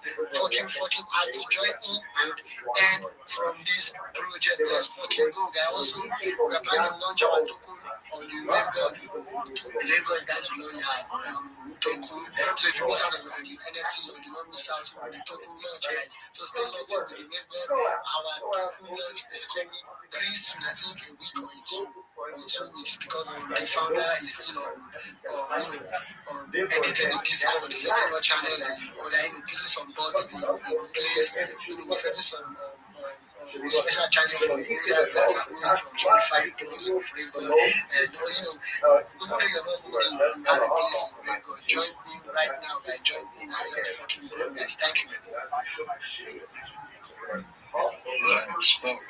What a show. And yeah, Rabbits are here.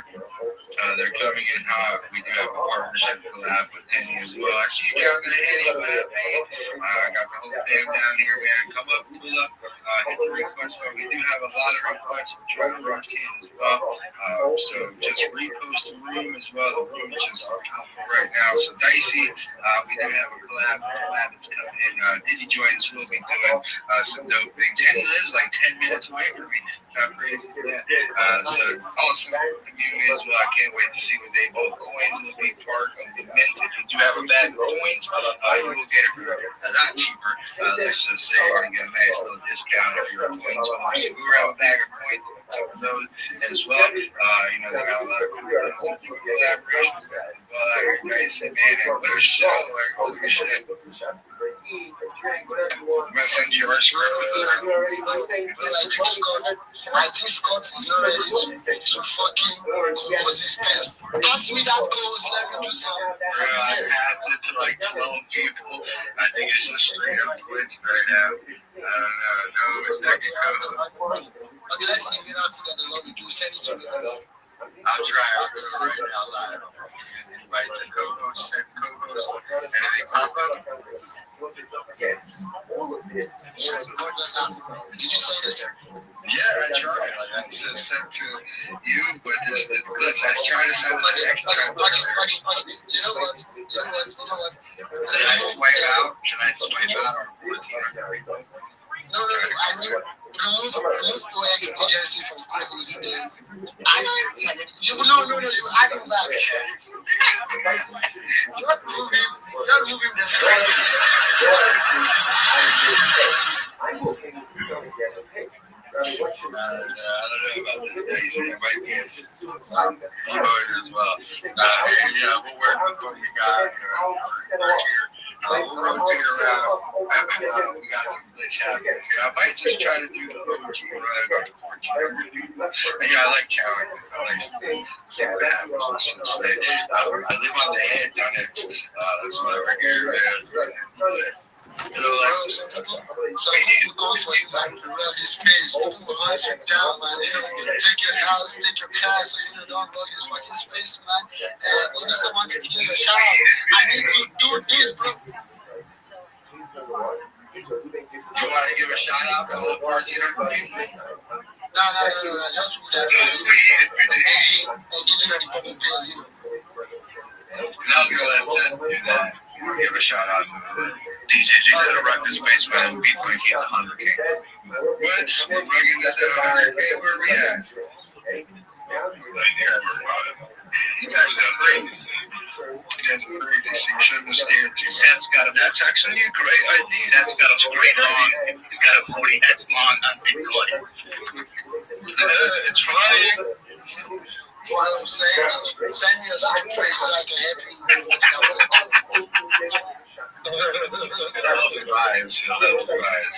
Hey, repost the room, everybody. I appreciate how extra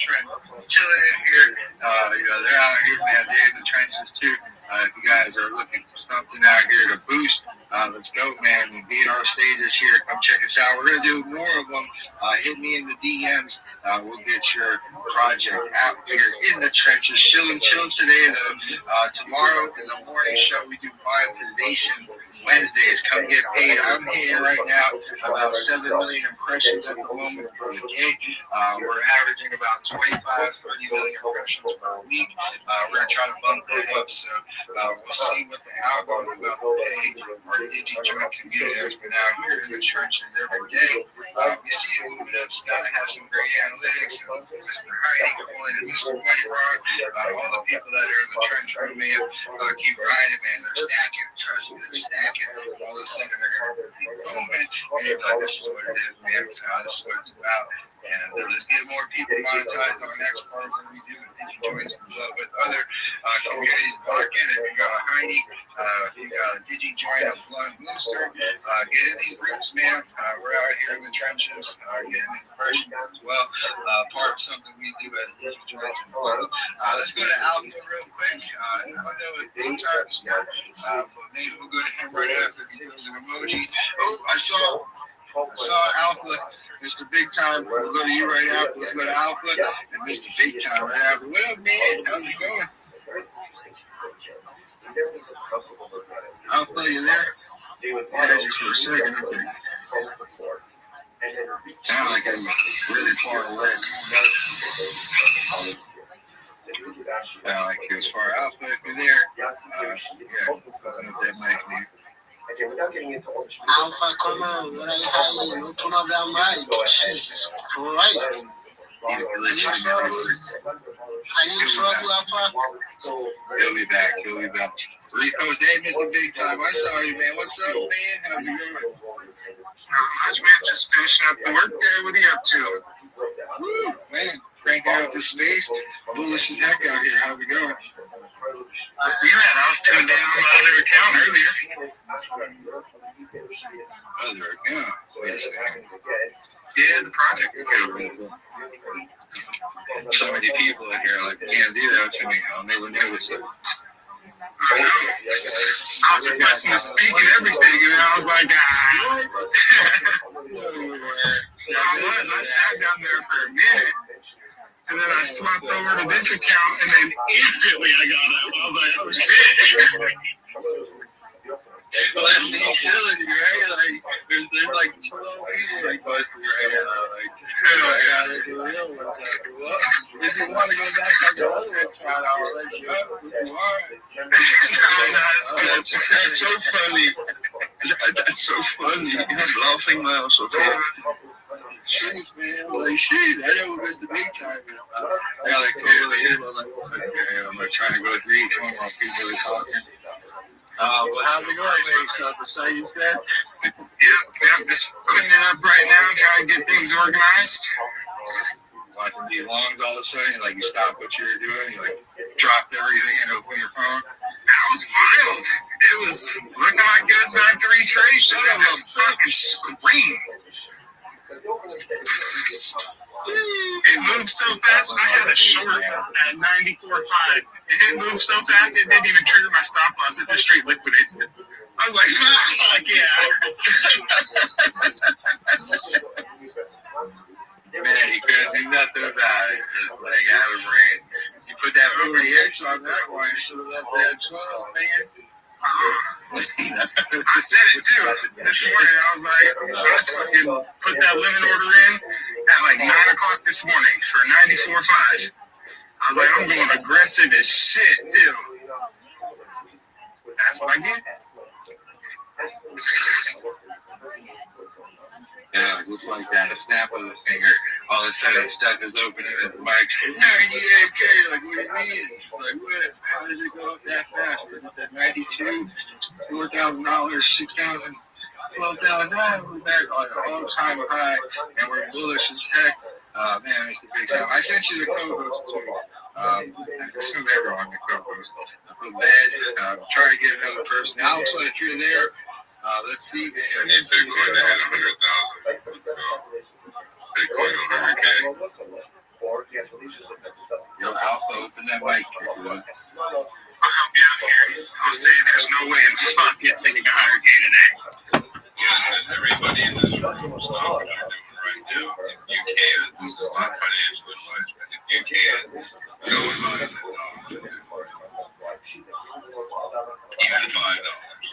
doesn't matter. Just if you go to being on a pocket change, everybody does that, right? Go right now, he said. I'll spend your money. Instead of the coffee latte at Starbucks tomorrow, buy Bitcoin instead. Alright, what about like the McDonald's that everyone's on a diet, right? Yeah, that's it. Yeah, New Year, no McDonald's, skip McDonald's this week, and that's yourself $20 that you can put into Bitcoin with. On the plan.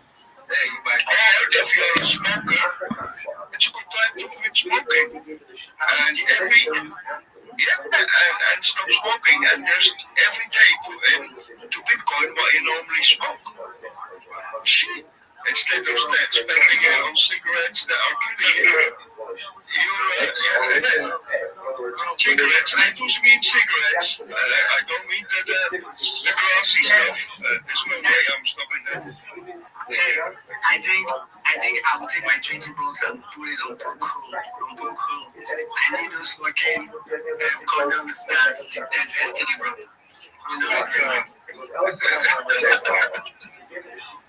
I remember that guy. I forget his name. I'm not even going to say, we're not going to go down there, bro. We got people on stage, maybe there. We got their streams on stage. Maybe they want to show a project. The pin poster up top, guys, go check out the weapons. Energy drinks up there as well. We just heard Dicey come up, pull up, and you heard Michelle again. Grab those energy drinks while you can. Penny will be on there. Second round productions coming in. With Digi Ones as well. Doing that. Your partnership. Seth is staring at the Bitcoin chart. It's right there. The coins giveaway is next to that. Make sure you guys really get a bag of coins. Giveaway after the show. Right next to that, all of our official links from the Wake and Blake show. 1,400 people here again. Repost it all. Let's get some more people up here. If you want to rotate around, let me know. We'll get you alpha. If you're there, when I put rotation, we get X range up here. I can't get another co-host, so I can only got so many people right now. So if you're requesting to come up, we'll get you up here. We'll rotate as fast as we can, when we can. But X range, how you doing, man? Welcome to the stage. Hey man, thank you so much for having me. It's a pleasure being with you. Yeah, how are we doing? Good, man. How's it going? Yeah, we're doing well here. We're just trying to grind, It's a pleasure joining you. And this is the first of the best. I look forward to joining more of your spaces. Yeah. Thanks, man. Yeah, we're doing this in the evenings. Once in a while, I do a morning show, so let's just grab my hoodies, turn them on, come check out the morning show. But as far as you have a project, like a solo project, or introduce yourself. Okay, thank you so much. Hello everyone, I am X-Range Trader. I am a crypto futures trader. Most of what I do over here is sharing educational content in the form of videos. Now, these educational contents are on my YouTube channel. I teach most of what we call technical analysis. You do know if you trade crypto futures, you need to learn how to analyze the charts. So most of my video contents are targeted towards that. On my YouTube channel, I have 200 plus videos of me teaching technical analysis. The name of the YouTube channel is X-Range. Either you can search it or you can just check the pinned post on my X timeline. Is going to take you to the YouTube channel. Now, if you get to the YouTube channel, you don't have to get lost in all the content. You can just go to the playlist section. I've created some courses. At the moment, I've created one, which is the Platinum course 2024. Then I'm currently working on a new course. The name of the course is 2026 Crypto Futures Smart Money Series. It's going to be a beginner to pro series of me teaching trading. I'm going to be teaching the 3 pillars of trading, which will be needed for your consistency. That is technical analysis, risk management, and trading psychology. So that is most of what I do over here. I'm just trying. This is kind of my own way of giving back to the crypto community, because when I started trading, I had the opportunity to meet a mentor who had a YouTube channel, and that was kind of the way I learned my own trading. So I'm just trying to incorporate the same thing. And at the end of the day, it's just kind of like a symbiotic relationship. I share the educational content, people view, I get the likes, and yeah, that kind of sets me on my own path to my own personal achievement. So yeah, that's just it basically. That's just what I'm about. Thank you so much for the opportunity. I appreciate it. Let's go. All right, yeah, man. Welcome in. I want you to introduce you to Steph and Scott. They're from the Heine community. They're all about hardware and educating with technical analysis as well. Definitely hit them in the DMs. They'd be probably a nice community for you to talk with. They talk about TA all day over there. Tap in with them. X-Ray, welcome to the stage. Give everyone a follow. Yeah, come on up anytime. I'm doing a show. We usually do pretty much free range show whenever we can. Yeah. Sure. Thank you so much. I will do it. Connect. Really, it's a pleasure. Yeah, where are you tapping in from? I'm tapping in from Nigeria. Awesome. Well, welcome in. We do this show every day, Monday through Sunday in the morning. And like I said, we do a lot of TA as well. We're coming with the homie right on stage and tapping with them in the DM. And let's get it, man. What's up, Dicey? Yeah, I just want to say to X-Ray that I'm from Dubai, bro. I'm from Dubai, Yeah, so I'm not from Nigeria. I'm from Dubai, strange. You get that? So, you have to respect me, bro. Dubai in the house. You're in everywhere. That's the weird part about X-Space is just tap in, do a show everywhere. Everyone. So X-Range on stage, Dicey on stage. I like the space. You're all set out. I still can't send the co-host now. So it's just completely done. Scott, I sent it. It's a big time. We should have got it. We're going to rotate the stage around. Alpha, if you actually can do. Definitely get it up. We're going to rotate a few people around. No harm, no foul. Just get more shillers on stage. Everyone's come up and talk about it. Let's go Alpha. Tree, man. You got a great show, man. If y'all man, I do have a good show. Make sure you're tapping in with Alpha. He definitely hosts the big ass rooms out here. So if you're out there and you're looking for space who's loving to tap in with some big numbers, Alpha definitely hosts him. So I'm sure he's having some technical difficulties. Let me just rotate him around. Requested him. Let's go to Midas. He's tapping in. Let's say what's up to him. How's the thing going on bass? Let's get it, man. Welcome to the room. We're doing the trenches afternoon talk. What's up, Midas, man? Good to have you.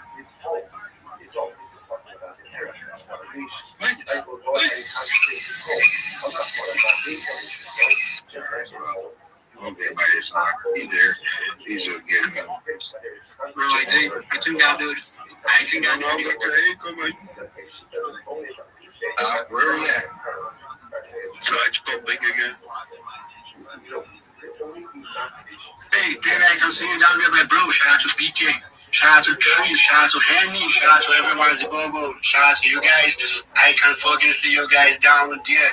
I want to go straight to people that, commenting on the Purple Pill. What the heck? Did he join? What the heck? You're commenting on your own Purple Pill. I can see Alpha. I can see Wolf. I can see Rabbi. I can see Ziboba. I can see Alpha. I can see Maris. I can see Curve Gist. I can see Alpha. I can see Ziboba. I can see Daniel. I can see so many people at the comment section. Shout out to you guys. You guys are the fucking geek chat. And let's fucking go, guys. Let's go. Yeah, we were lit, man. Shout out to the room. Hello. If you're not active, what are you doing in here? There's only 99 comments, 1,500 people. That should be 1,500 comments, 1,500 reposts, 1,500 hearts, 1,500 bookmarks, 1,500 quote retweets. That's where it's at. We got a lot of them just chilling out a little. Welcome in, man. The Trenches Afternoon Talk. We got more people coming up. We got Rabbi Rothschild in the house. There you got a good show. Let's get it, man. Rabbi, take us away for a few minutes. I'm going to rotate this stage a few more, try to get a few more people up here. But quote retweet it all, man. Lots of pin posts up top. I don't know what else to tell you. Our Twitter spaces. You're now interacting with this stuff. What are y'all doing? Let's go to Rabbi. What's up, man? Pick us to the top. Let us know about it. Good to see you again. How you doing? Every day is a holiday. Every meal is a feast. Thank you so much for the opportunity to be here. I've done my best to follow as many people in this space as I can. Please, I'd appreciate a follow back if you can give me one. I follow everyone back. I really appreciate it. I'm Rabbi Rothschild. If you don't know who I am, you will. I stream my life 24 hours a day, 7 days a week, 365 days a year for world peace. I've been doing so for more than 4 years. My streams go back to the pandemic. We've seen the death of a queen, the birth of AI, the coronation of a king, and everything in between. This is a real life Truman Show, a real life Big Brother. This is a timeline and a time capsule of human achievement. In the 1990s, Bill Gates coined the phrase content is king, and I'm making it true today. I'm king of the internet. This is the biggest event in global history, and here's why. In 2018, The Economist magazine stated that data had overtaken petroleum as Earth's #1 resource, and I have more data archived on the internet than any person ever, which is making me very influential. I'm going viral. And when I do, I want to make sure that you, your friends, your family are all made financially independent. I want to ensure that you have generational wealth if you don't already. And I want you to be able to start charities and philanthropic organizations of your own. I'm unlike any influencer you're ever going to meet. I'm not live on one YouTube stream nor 2 YouTube streams. I'm live on over 20 simultaneous YouTube streams 24 hours a day. You can view my life in 360 degrees. I even have a ceiling camera. If you want to view the links to my YouTube, they're available in my profile. You'll also find them in my pinned post. You will additionally find in my pinned post a link to my link tree. I dare you to look at my link tree. Nobody dares you to look at their link tree, but I do because I have more social media than any person ever. I have more content than any person ever. Additionally, you'll find a link to my Discord, discord.me/rabbi. We just surpassed 2,800 people in the community and continue to grow each day. In addition to making you all extremely wealthy and wanting to promote world peace, I want to help end world hunger through the use of technology, such as agricultural drones, floating greenhouses, saltwater greenhouses, hydroponics, vertical farming, cloud seeding. I want to help end world thirst. I'm sponsored by a cryptocurrency that's worth about $100 million, and one of the things that we do is we build wells and water towers in developing nations for the benefit of the less fortunate. Additionally, I'm an advocate for the Life Straw program, and most importantly, desalination technology, where we pump Earth's seawater onto land to make it drinkable. If you are a reply guy, if you're a Web3 marketer, if you're a raider or a shiller, and you want a free mentor, coach, and friend, send me a follow. I will follow you back. Send me a DM. I will respond. I want you all to know that I'm here to support you both personally and professionally. I'm here to be a positive person in your lives. I'm here to have an optimistic view on the future. And most importantly, I want to give people hope. And with that, I sincerely appreciate the opportunity to share. Great job, yeah. And it's to the top. Get it up there. We got a great room popping right now, Rabbi. Appreciate you coming up. Always enthusiastic. Great to have you back. And get it up there. I appreciate you. Repost the room, everybody. That was the Rabbi. We're going to get something up there for you guys. Lots of pin tweets by the end of this show. Try to keep up. If you're just popping in, there is a giveaway in there. So make sure you try to get that giveaway. So I'm not going to tell you where because there's so many tweets up there now. Alpha is back. Is he back? Yeah. What's up, Alpha? You here? Thank you, Rabbi. Appreciate you, man. Great time. Yo. There he is. What's up, Alpha? Welcome to the stage. Finally got you. Sorry, I was dragging. Actually, I have to go deny some pregnancy. My girlfriend, she's so disrespectful, man. She's so disrespectful.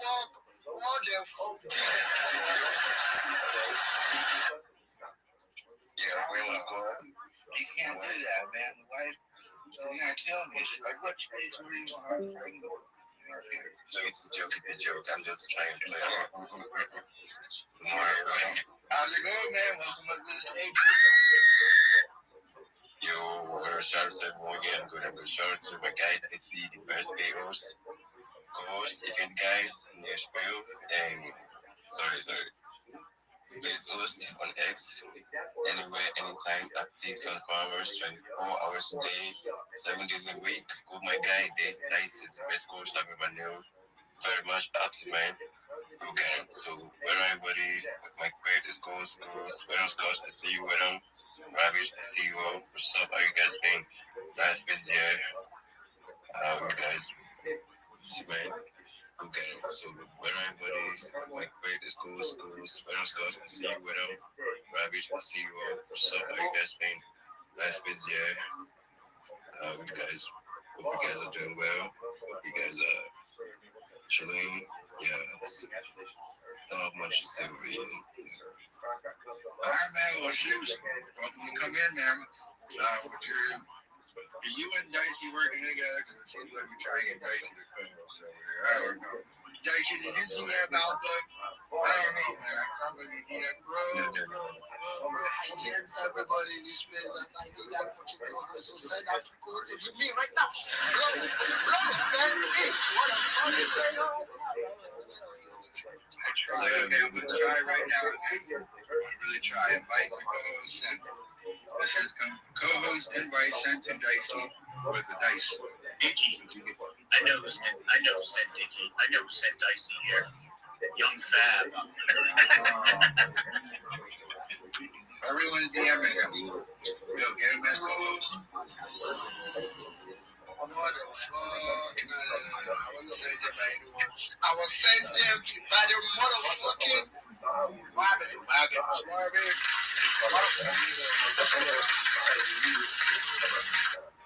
Big shout out. I think Midas, are you back?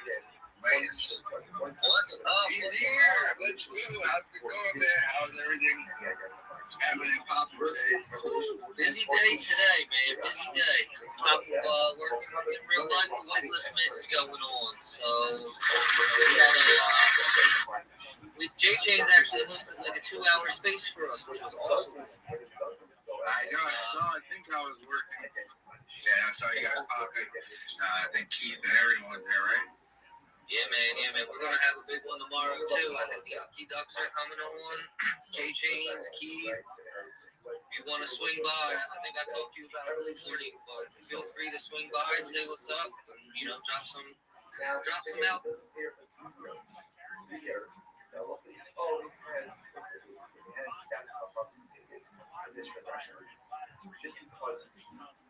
Shout out to DigiJoins. That was a great space. Fuck Seth Rosen. I don't know what you're fucking proud of, you douche. Sabra, you loser douche. Fuckers from the United States just sucking his own dick.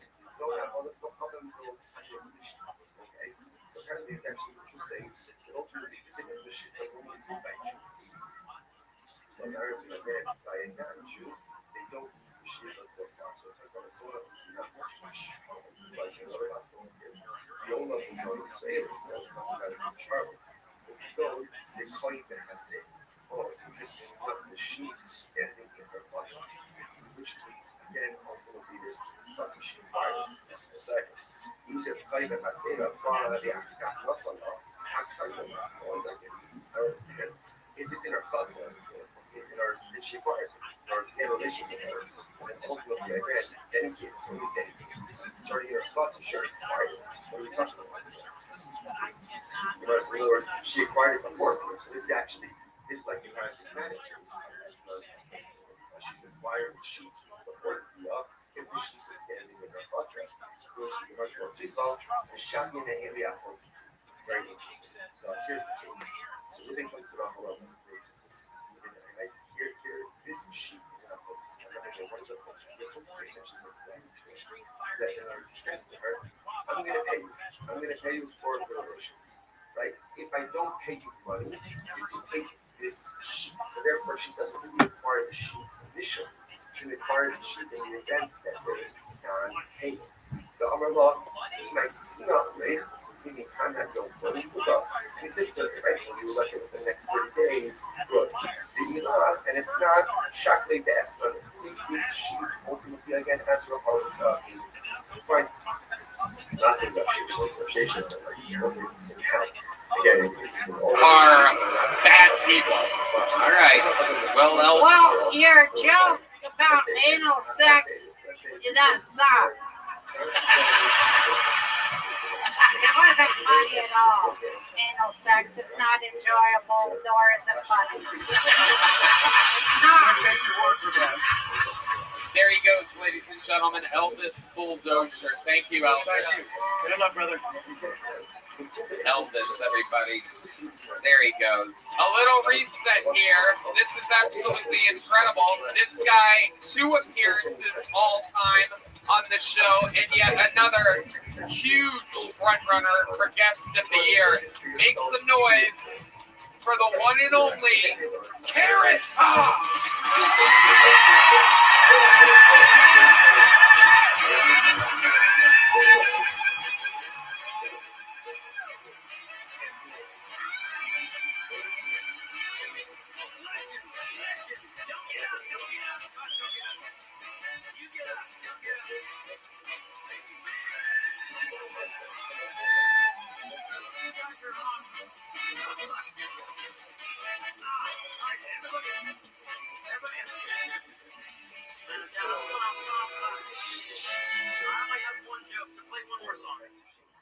Everybody get what they want for Christmas? Did y'all get what you wanted for Christmas? I don't know what I got. I've been waiting for this show to open this thing. And with your kid, you shake it like, oh God, it could be a cock ring. I'd always do that to my dad. Is it a cock ring? And he's like, what the fuck's a cock? And then they got me one. And my dad's like, well, go try it on. This, I don't even know what this is. We're going to find out. It's very exciting. I think it's, oh fuck, it's P. Diddy's backpack. That's fucking, it's a shit right there. I've always wanted that for Christmas. P. Diddy's backpack. See, I mean, it's on Netflix. Let's get some money out of that one. This is a beer for lesbians. See, that way they can, or anybody. To get guys to drink Bud Light again, you know. Right? Sorry, I'm gonna throw this shit on your bed. This was Pee Wee Herman's doll. Have you ever seen the Pee Wee? Have you? You gotta. Oh my God, you guys are fun, by the way. This next one is it's really weird to do with you sitting here, Fluffy. But I found your buffet tray, and I don't know if you know. I don't know. And I love you. You know I love you. Oh wait, there's more. They didn't even put a fucking bell on it. You gotta have. Hold on. I'm making a whole bunch of shit. This is fun. Bring this on the plane, and when the guy next to you falls asleep, wake him up. We're going fucking down.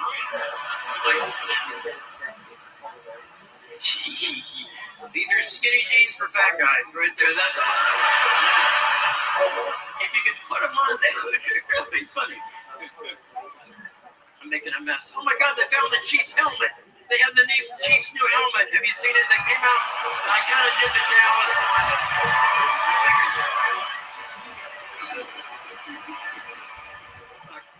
All right. I'm making friends, baby. This is great. This one took engineering. This is a purse for you women. If a woman needs a tampon, you can shoot it to her across the bar. Shit, sorry, Rose. I come up with all this shit, and then the kids in the sweatshop. I don't understand comedy. I mean, I get some of it, but this shit sucks. When you go to the bar, you decide what guy to bring home. It's a big dick or a, you know, right? That's the least favorite one so far. It's like, why can't you be like your brothers? They did so good. This is a first for huggers. Get that way they can just around. That's how old this joke is. That's an old bitch right there. That is an old bitch. Wait, I have more New Year's shit. Did I bring my New Year's shit? We have a box of New Year's shit that came all the way from here comes my there's my kid. Thank you. Oh my God. Thank you guys. Thank you so much. Thank you. Thank you. Give a nice box. This one I just made. I mean, literally, I just made this backstage. This is Charlie Sheen Dustbuster. No, look. But wait. Go back his face. You tell him how to stand up comic with a fucking microphone. Watch this shit. Like, watch. You gotta see this. Now watch this. Wait. It gets better. Watch the fucking thing. Keep going.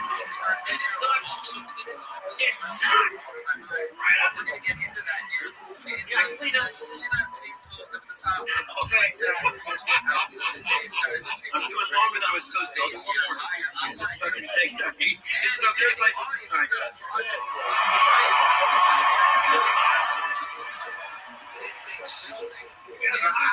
What's going on? Alright, this is just for women now. This is for tonight.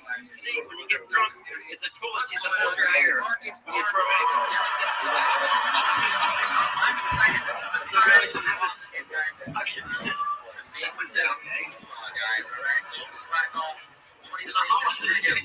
The holidays were just here. It's a tool where people can't take a shit when they come to our house. Is that way? Right now, Bitcoin 95,000. 798 closing at a 96. Ethereum up 8% the last 24 hours. Someone that's alone, they have someone they can toast with by themselves. Exam Monero up 12%.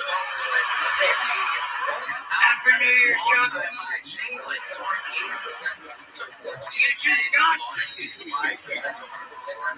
BNB Binance Coin also trending higher here today. This next one,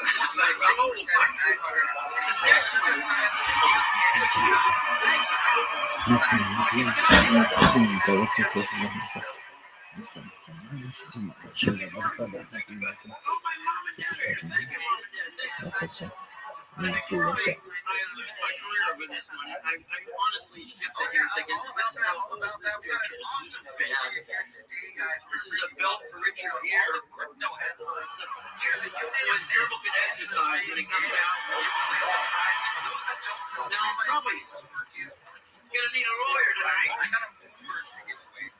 The last one for you guys, and this is honest for me to you. When you go drinking time, make your friends wearing this, right? When they get drunk and they count out, just leave them wherever the hell they are.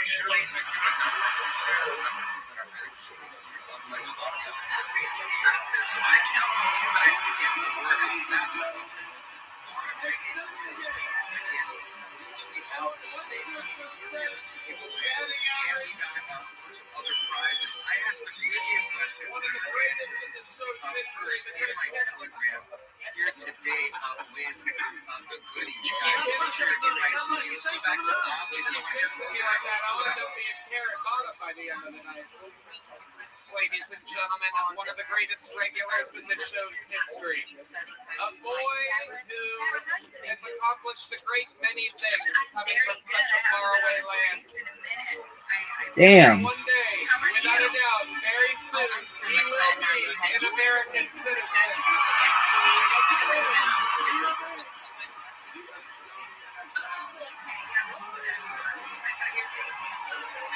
Damn, this girl's beautiful.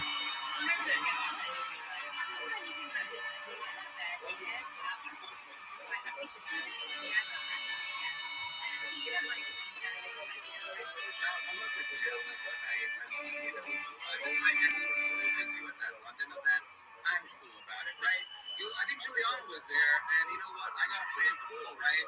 We're like, hey, man, it's so great. Damn, bitch. We trust each other. I'm not insecure. They're good friends. Right? Yeah, and you know what?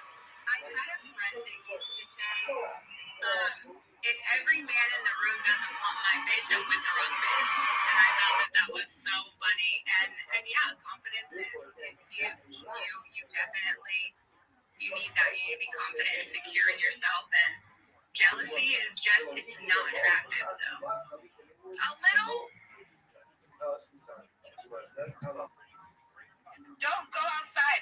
Everyone can see you. Better start covering yourself with everything you can possibly find. Maybe wear 10 layers of jackets. Then we're like, no. The fit matters. The fit matters.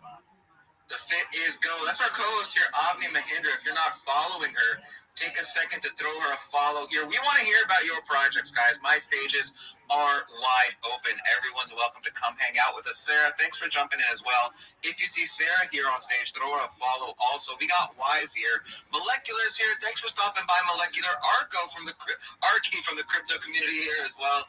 Millie, what's going on? And we got room on stage, 4 more speakers, guys. So I want to hear from you guys. Come up and let us know what you're working on.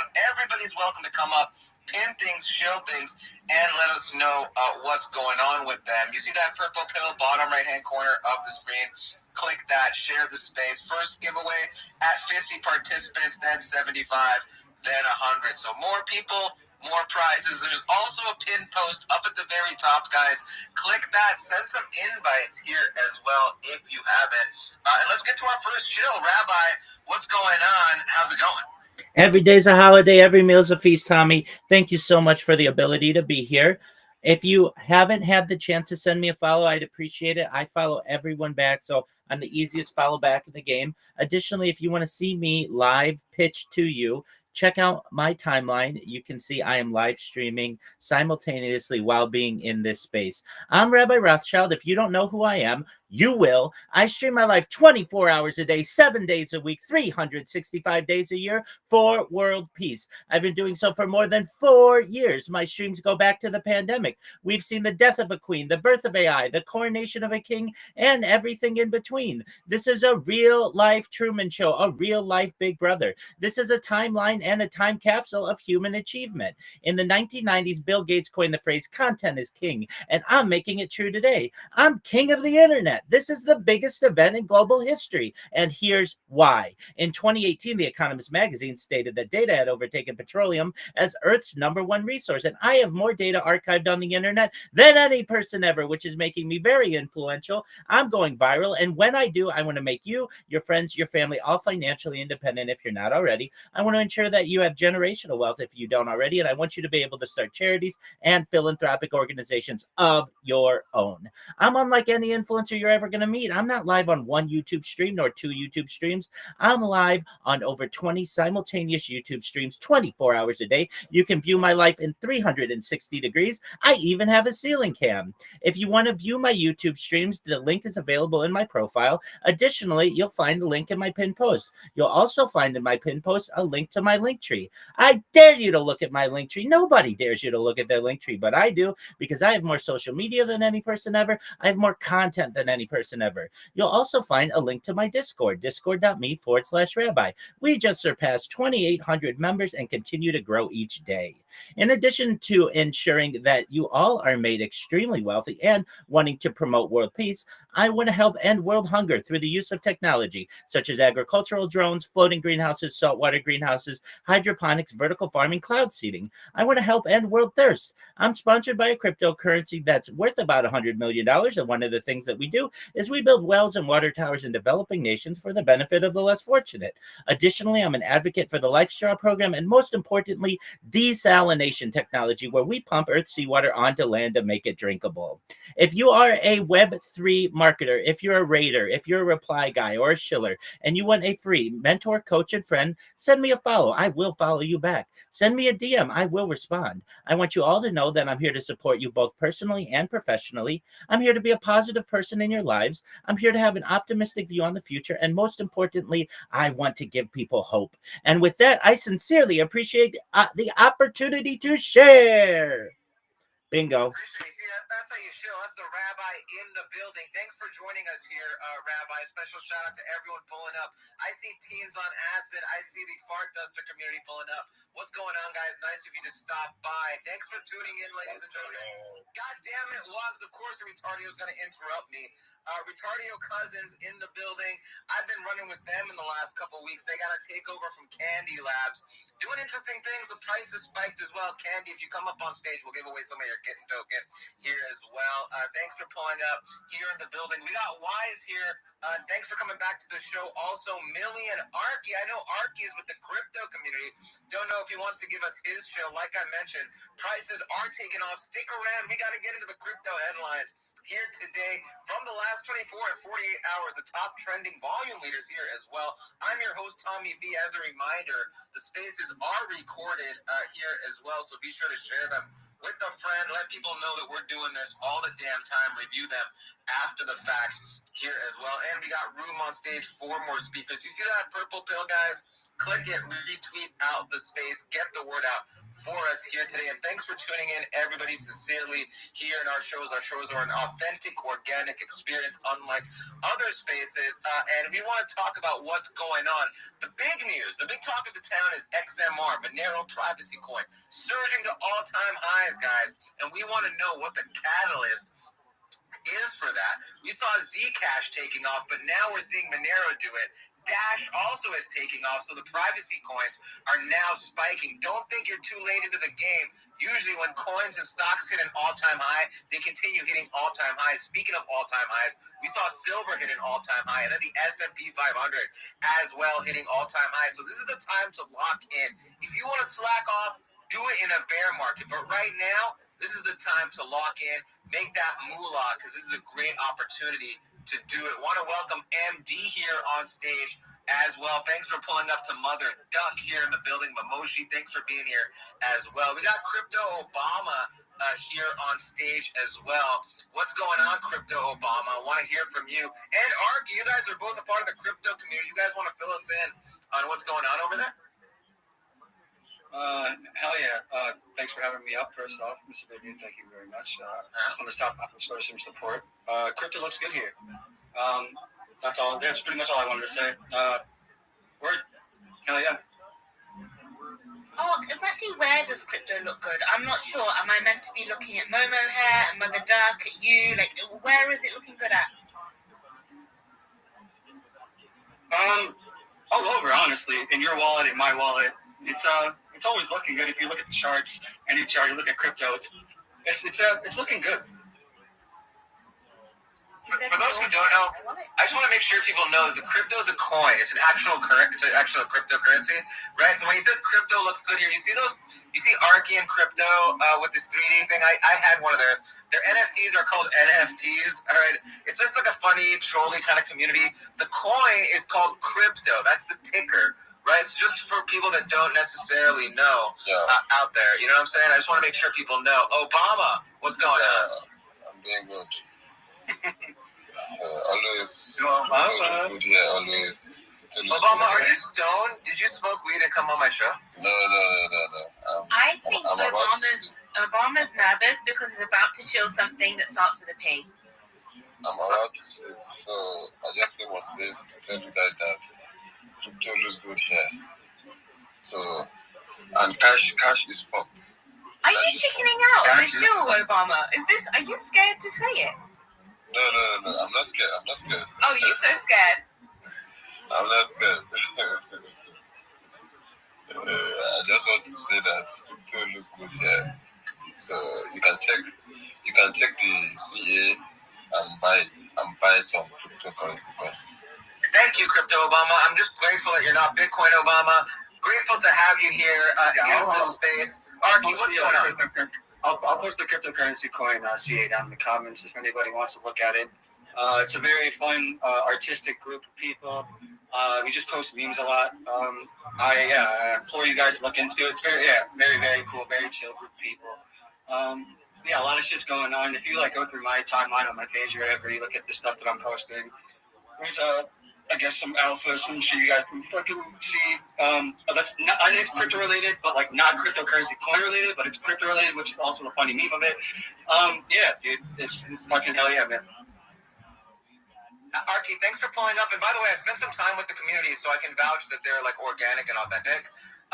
It's just it's a cool community. The NFTs aren't even that expensive. It's cool art, organic community as well. We got the Green Candle pulling up here on stage. Let's go to them. They don't want to get to the crypto headlines, guys. Thanks for joining us here. Token Tuesday, Shill and Chill Space. Everybody's welcome on stage to come hang out and let us know what's going on. Green Candle, what's going on? How's it going, everybody? How's it going? Going good. What's going on? Yeah, I'm here from the Digibyte community, and I'm not sure if anyone has heard, but the name of the game right now, anywhere and everywhere, is stablecoins and decentralization. And I heard you guys talking about XMR, and in my opinion, that's a decentralized push away from all these centralized fucks that are out here. But Digibyte is coming out soon with the DigiDollar, which is the world's first truly decentralized stablecoin, built off of a over-collateralization ratio. So you put DGB up inside of Core Wallet as collateral. You get DigiDollars out as a loan. You can take those DigiDollars back after the collateral time lock has expired. So it could be anywhere from 3 months to 10 years. You come back, and if the prices went up 3x, 4x, 10x, 1000x, it doesn't matter. Let's say you minted 100 DigiDollars. Well, now your collateral's worth $200,000. You still only need the 100 DigiDollars to unlock your DGB contract. So I just wanted to put that out there for everybody and let everybody know there's a system outside of the system that's in the works right now that I don't want to sneak up on people, and we need to educate people and make people aware that, this is possible, this is coming, and it's here. Digibike's been around 12 years. We had a birthday the other day on the 10th, and we're currently in DigiDollar Awareness Week. So if you guys want to do some research about that, check that out. I dropped some links down low, and that's pretty much all I wanted to say. Shout out to them. This girl is beautiful. Shout out to Tommy B. You little pimp, you. Good on you, big dog. 1 8 7 7 calls for kids. Okay. Calls for kids. 1 8 7 7 calls for kids. Donate your shit today.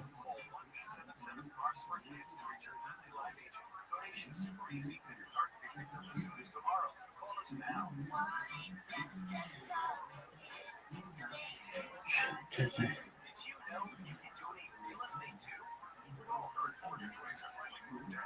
So if you've gotten a mortgage in the last 2 years, contact the Loan Exchange to check on lowering your mortgage payment.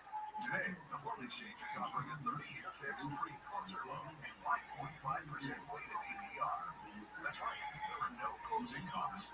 Wow, you can lower your monthly payment without increasing your loan balance. Isn't it worth a few minutes of your time to find out how much the Loan Exchange can lower your payment? By the way, if rates go down further next year, you can do the same thing again without any closing costs. Call the Loan Exchange at 855-752-9944 or go to theloanexchange.com for a free closer 30-year fixed rate at APR of 5.5%. NMLS 1637539. Loan subject to credit approval. See website for licensing information, loan terms and conditions, and equal housing lender. Call 855-752-9944 or visit theloanexchange.com. Misinformation and miscommunications around health and science are almost laughable. So why not laugh about it? It's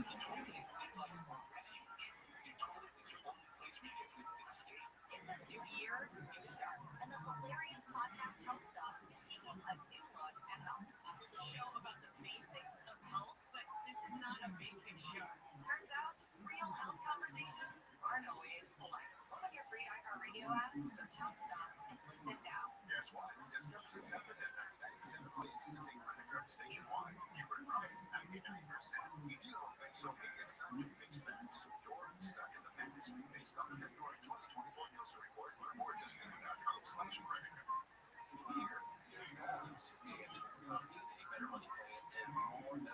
You are on Pump Fun. Yes, yeah, it's supposed to be kind of ironic, but also prove a point, because I do feel like the launch pads had potential to be used for good.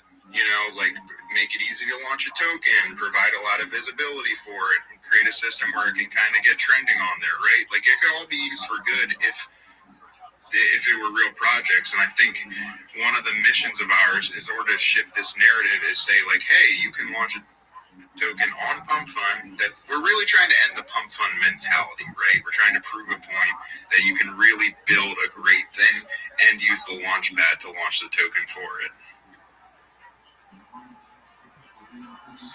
All right. And you say you're not bonded yet because you're very low. Not bonded yet.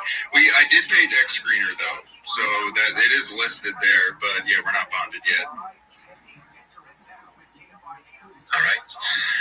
Well, thank you for coming and sharing. And I have no further questions. But yeah, looking forward if you swing by, for example, next week. We have in this space every Tuesday, 5 p.m. Eastern.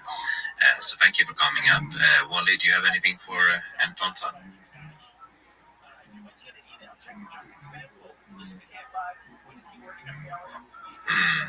I do not hear you, Wally.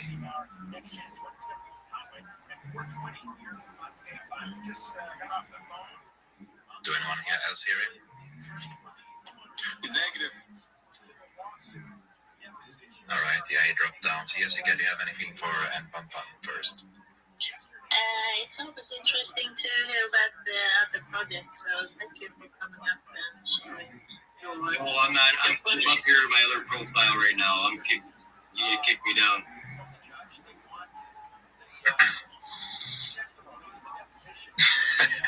You rudely interrupted again. All right. Yesterday. Wait a second, Wally. We do Jessica first, and so Jessica, continue. Sorry. Just saying that it's good to know about the new projects, and thank you for being here on the stage. I think it's a great way that you're trying to build a community. This year, communities will be a strong force to have a successful project. Just a question: where do we find your NFT collection? Is that on? It's on Launch My NFT. If it's cool with you guys, I can share something in the Jumbotron that has it. Is that cool? All right. I will throw something up there real quick. But yeah, it's so just to let everyone know, when you go on there, it is technically right now it's a frozen collection, but when it comes to NFTs, it's way different than, you know, like a frozen token. All it means is we have it set right now till we mint out like 400 to 500 or so that no one can cheat out of them. But they're cheap, so I don't know why people would really want to. And that's just to maintain a good launch. You know, so we don't have any person that just wants to like gets a giveaway and just wants to sell out and fuck up the floor price. But that's only till we mint out 500. It's a push of a button and it's unfrozen.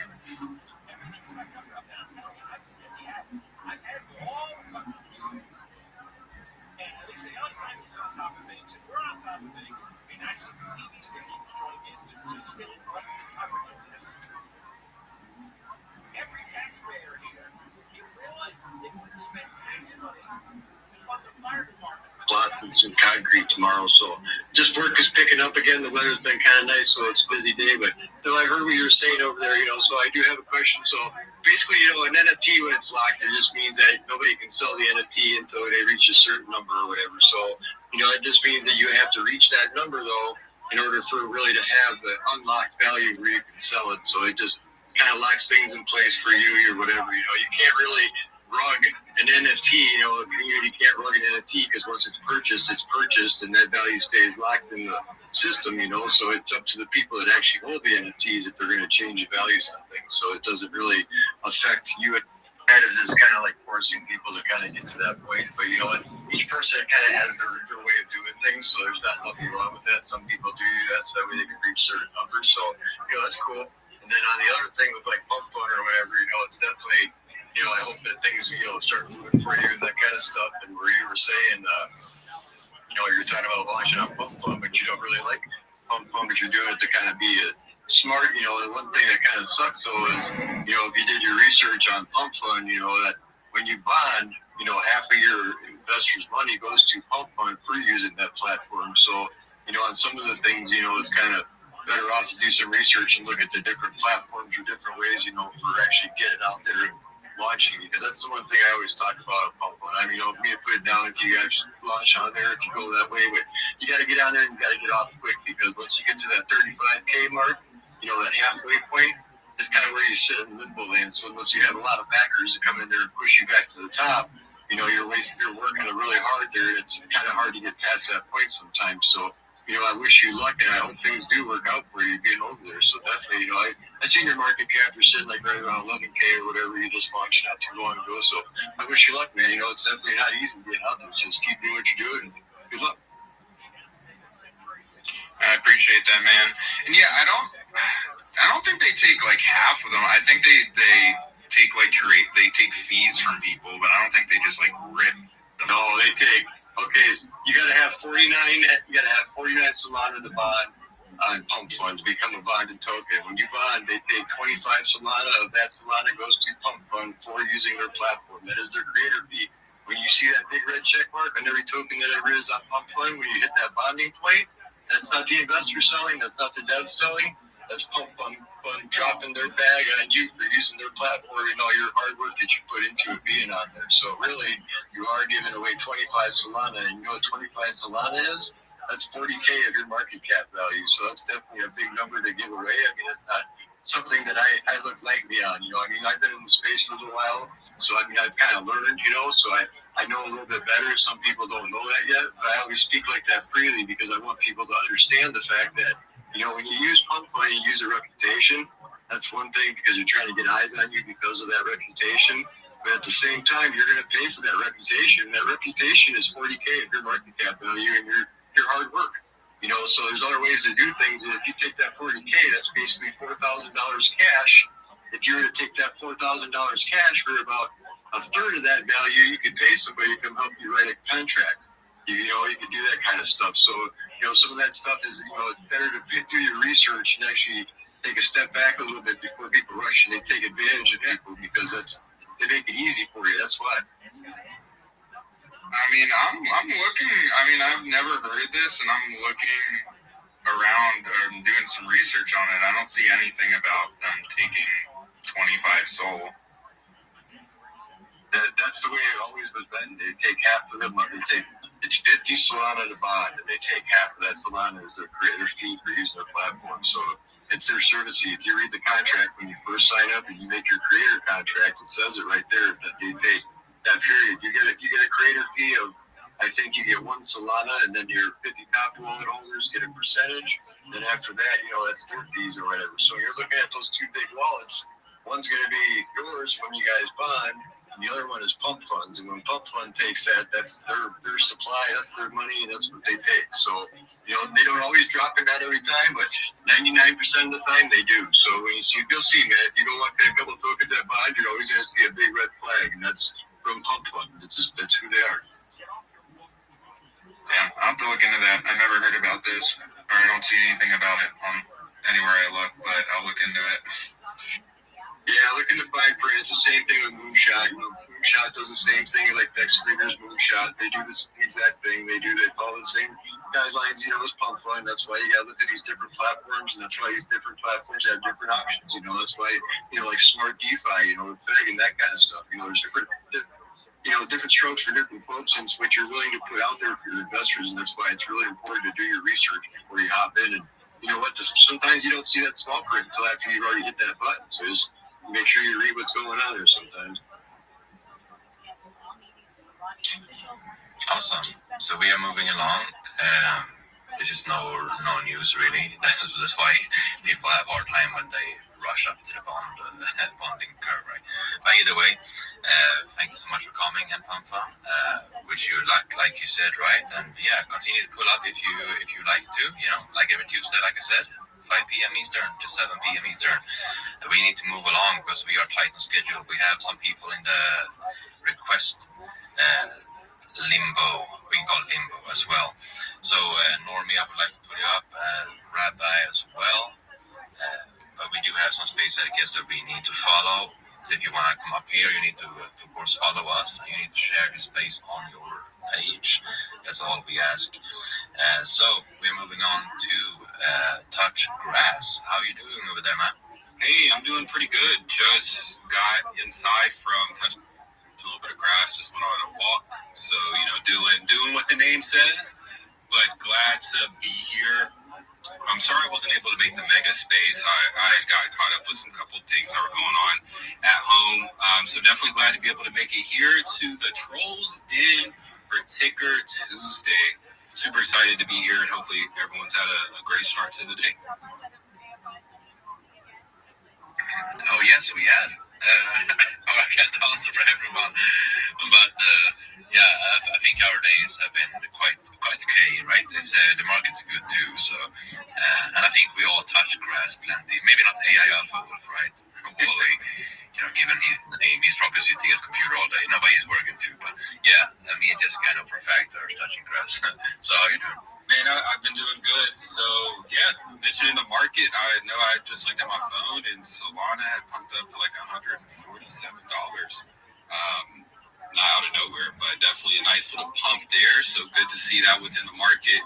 It's good to see some green. Good to see some green here. You know what else is green? Grass, and something that everybody here needs to touch a little bit more of. If you haven't heard about Touch Grass, tell me, because that means I haven't been working hard enough, so we need to get out here and say touch grass even more. But we're really building something special.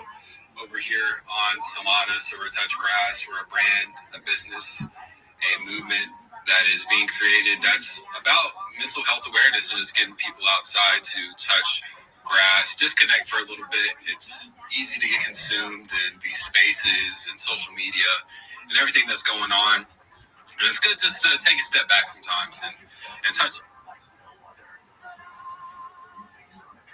I do support it there. We're working on our second NFT collection, which is going to be only 111 NFTs, and they're going to come out in February. So these are definitely going to be a more exclusive collection. So if you don't have notifications turned on for the account, definitely turn those on because we're going to be posting about that upcoming NFT launch in February all month. So definitely stay tuned for that. Going to be some opportunities for whitelist and some different things there. And the cool thing is it's not actually going to be on Solana.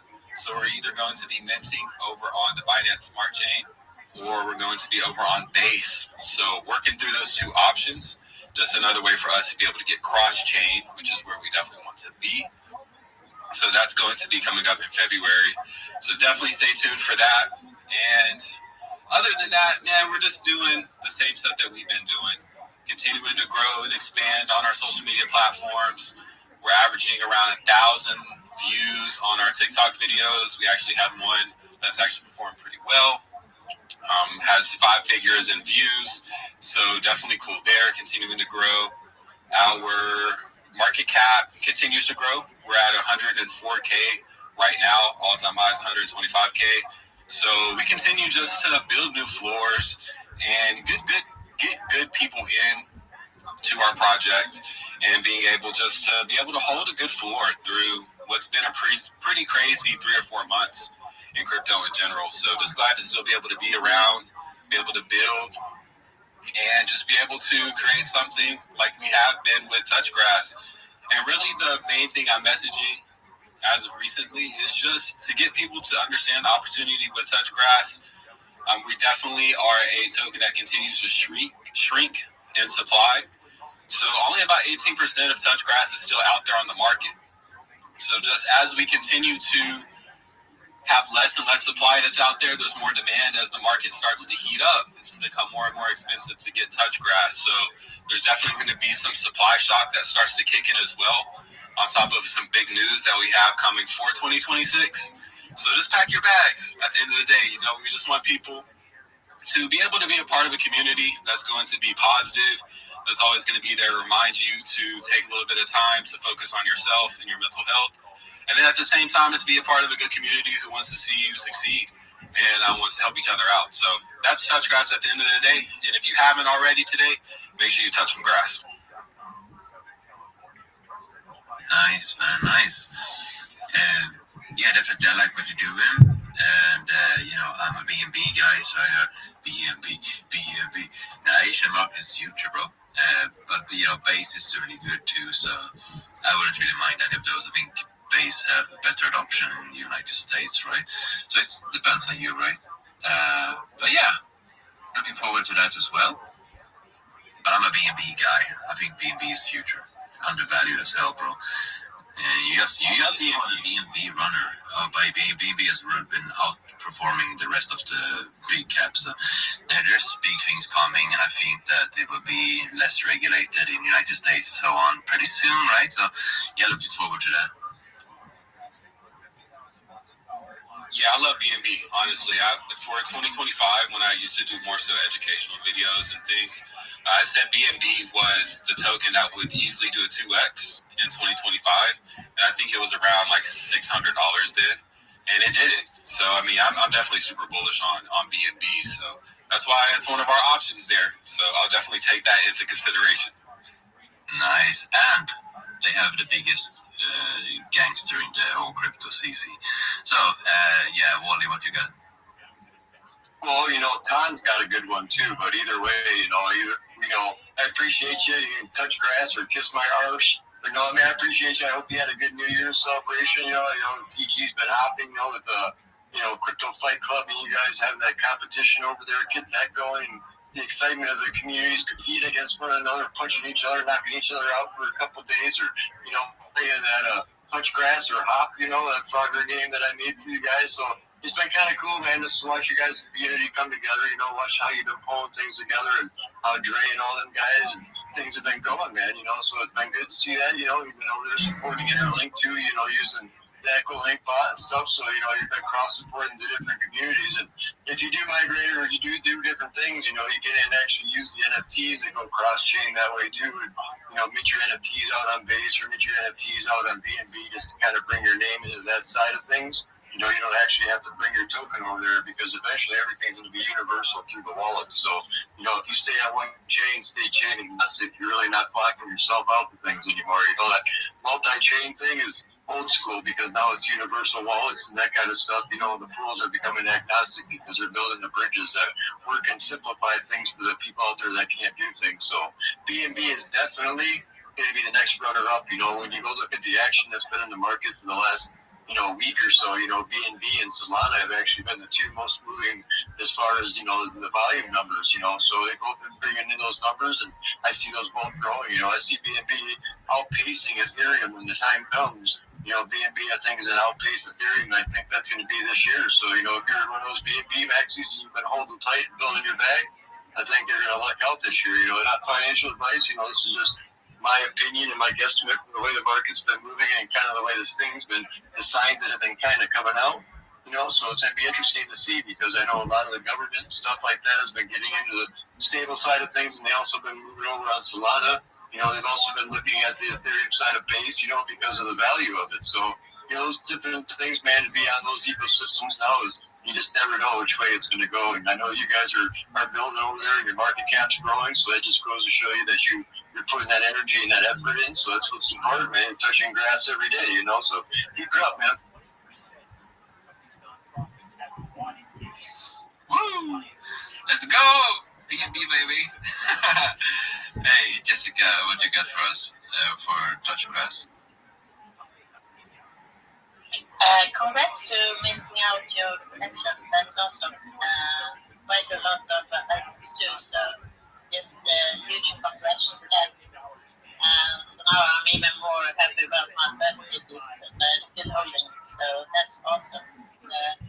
Quite excited to see the new collection. Is it going to be the same kind of pictures or what should we expect? Yeah, definitely. I'm super glad we're able to get you one of those for your birthday. So definitely hold on to that. And it's going to be, so it's still going to be Pepe's.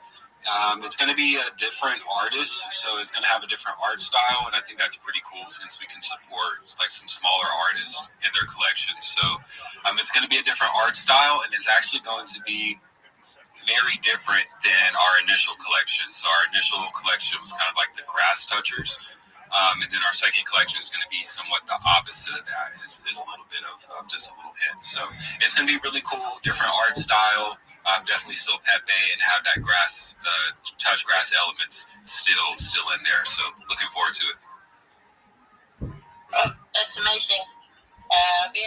We haven't been able to touch some grass for 2 weeks. We only have snow, but it's raining now, so maybe tomorrow I will see some grass again. So no, I mean like to be outside and catch my breath outside. So that's awesome. Well, just happy for your new collection and following you as well. So I will look into that when it's listed. Awesome. Touch the white snow, lick the yellow one. So let's go. We are moving forward. And so the order is Pump My Virus, then we go to Rabbi, then Normie. I might even pause a little bit the request to come up to speak for a while because we are getting a little bit close to the end. We have like half an hour till 40 minutes left or something like that. So I want to see if we can keep it sweet and short, or if we're gonna elaborate a little bit. So, but yeah, we do have Pump My Virus on the stage. We're gonna give them the stage. Thank you so much, Touchgrad, for coming and for your support. And looking forward to hear from you from the future, NFT collection as well, and see how that's going for you. And just a little tip, choose BNB. Okay, Pump Mind Virus, you're up. What's up, Jewel King? How are you, bro? What's up, Jessica and Wally? It's been a bit. Good to be on stage with y'all again. Hope everyone's doing well. Oh, yes, we are. We're doing nicely, and we haven't, we missed you. So, how are you doing? I'm doing well, man. I love the reference about the snow. The bean is pure. Always a good laugh about yellow snow, in my opinion. So that's great. And yeah, we are a pure meme. And so that's a good lead-in for us, right? The idea behind our pure meme, Pump Mind Virus, is that we're all infected with this drive to chase a better life in Web3. How many days in a row have you been coming back to your sub-communities and your spaces? How many days in a row have you come back and said GM? How many days in a row have you been checking the number in your wallet to see if it matches the number you've been holding on to in your head? That's all Pump Mind Virus. We're all chasing that better life, chasing that goal of making something here in Web3. And that's Pump Mind Virus. It's not necessarily exclusive to Pump Fun. It's unique to each individual. For example, I caught Pump Mind Virus in 2021. That's when I caught Pump Mind Virus. By being on the subreddit GME, Stockies, and finding out about the token LRC before it pumped. And that was the very first crypto pump I was ever on early. And it was fun. Sweetheart, I'm talking with you in it. Thank you. It was really awesome. I felt the thrill in my chest. I got a tingle. All of those things that make the pump really awesome, right? And ever since then, I've been coming back and kind of just in this space, and I can't leave it. I can't quit it. When it's down, it's still fun, and there's communities I love being part of. And when it's up, it's real fun, and there's all kinds of things to chase and have a great time with. And that's Pump Mind Virus. If you hate Pump Fun, if you're seething about meme coins, if you think the trenches have festered so badly it's ruined crypto, you actually vibe with Pump Mind Virus. You have Pump Mind Virus, right? Like, the virus has changed. The virus has changed the game, the culture, things like that. The trenches, exactly, right? So the token meme is something the entire space can vibe with. That idea of Pump Mind Virus. And again, if you don't like meme culture, you think something has gone wrong with the space because of meme culture. Well, yeah, that's Pump Mind Virus, isn't it? So it's the meme for you too, right? Like, you don't like the way the virus has mutated the space. Other people love the way the virus has mutated the space, right? And so that's what Pump Mind Virus is. We're having a great time with our meme and our culture. Check out our handle. Check out memes. Come join the Telegram. Say hello. I did post the Telegram and the contract address up there. There have been imposters. There are people out there using our IP. I saw a new one today that launched like a month ago, but same looking Mojack as us. Yeah, no lie, right? Like, there's definitely a lot of people that like our culture. They're trying to ape it. And we've just continued to grind with this idea of pure community, pure culture, pure engagement. So that's the plan. That's what we keep doing. We'll have some NFTs later this year. We're working on that with the same artists that have done our memes and all the content and culture you see on the timeline. They're going to be hand drawn. We've got, as a last development chat, we have 6 different base layers we're going to be using. So it's going to be a very awesome collection. It's pretty unique in terms of its look and feel, and it's also going to capture kind of the vibrant art and meme culture that we've developed with our project. So I'm really excited about just continuing to push forward and have a great time with this community developed. Keep making new friends like you, Joel King, and Wally and Jessica. Touchgrass, shout out, bro. All the people whose spaces we come into, and you guys give us mic time, things like that. Rico, I heard you chatting earlier in the other space. I don't know if you're listening in or wherever. But yeah, a lot of real ones we've met along the way, a lot of awesome friends. And looking forward to keep going and pushing it all this year. Happy to answer any questions from anyone who has them. No questions really. I like the originality in the memes. I like the community is loud. I like the meme factor. I like what you stand for. I like the most things about it, and like you say, right? I could probably consider myself having the pump my virus. I'm sitting here all days. I'm obsessed with crypto, but I hate Solana. No, not gonna say that for now. Well, dude, then you just proved my point, right? It's like you got pump my virus. Solana's either. Yes, and then I really like the small brain there next to the big pill. So it's nice. No, but it's really fun. Again, people that may not like it, right? There's things in our memetics that you can pick up on and maybe vibe with, right? Like what it's done to our brains. Yes, I do like you for sure. I like the Pump My Virus gang, and great supporters here too. V and Brown and all of them stuff. Big K. It's been a good trip for sure with you guys. So appreciate your support. And I just have that right. Just the flowers. Also, thank you for minting an NFT of my collection. It goes a long way. Thank you so much. And Wally, what do you have for Homestead? I appreciate you coming up here and trying to hang out in space. I know you had a lot going on today or whatever, but I appreciate you coming and supporting you with your busy schedule and stuff. I'm glad to see you, man. I know I haven't been able to hang out very much, but like I told you, man, I get to meet a lot of people, but I got to go out there and do the research and meet all the different communities, so I don't get to really hang out as much as I like to with everybody I get to meet. So I just try to make my rounds every time I get a chance to say hi to people I care about or whatever, so don't think I'm just a Klingon in there saying hi and never repeating anything. But I appreciate you, man, and definitely, the community over there, interested to see if you said something about NFTs or whatever too, so I didn't know if you guys were going forward with that yet or not, or if you guys, what was going on with that. Yeah, no, the NFTs are full go, bro. The nice thing about this project is the people that have helped me develop it along the way, I know from before. I know from my community building days from 2022 through 2024. I know Gigi and Superman from collaborations we did on different NFT projects back in the Cosmos ecosystem when Atom and Stargaze were kind of I know V357 from those days too, and a little bit the RI chain time, where that was pumping kind of in the pre-alt season we had. Like, I don't know if you guys remember, we had like a pre-alt season before this cycle started. And there were some crazy things going on different chains, like Say and Injective and stuff like that. So that's why I met some of these guys and picked up some of my chops. That's what I did, some of the tricks in the trade and whatnot. So we all have a really good bond, right? And it's not like developing art sometimes can be where you don't know the artist.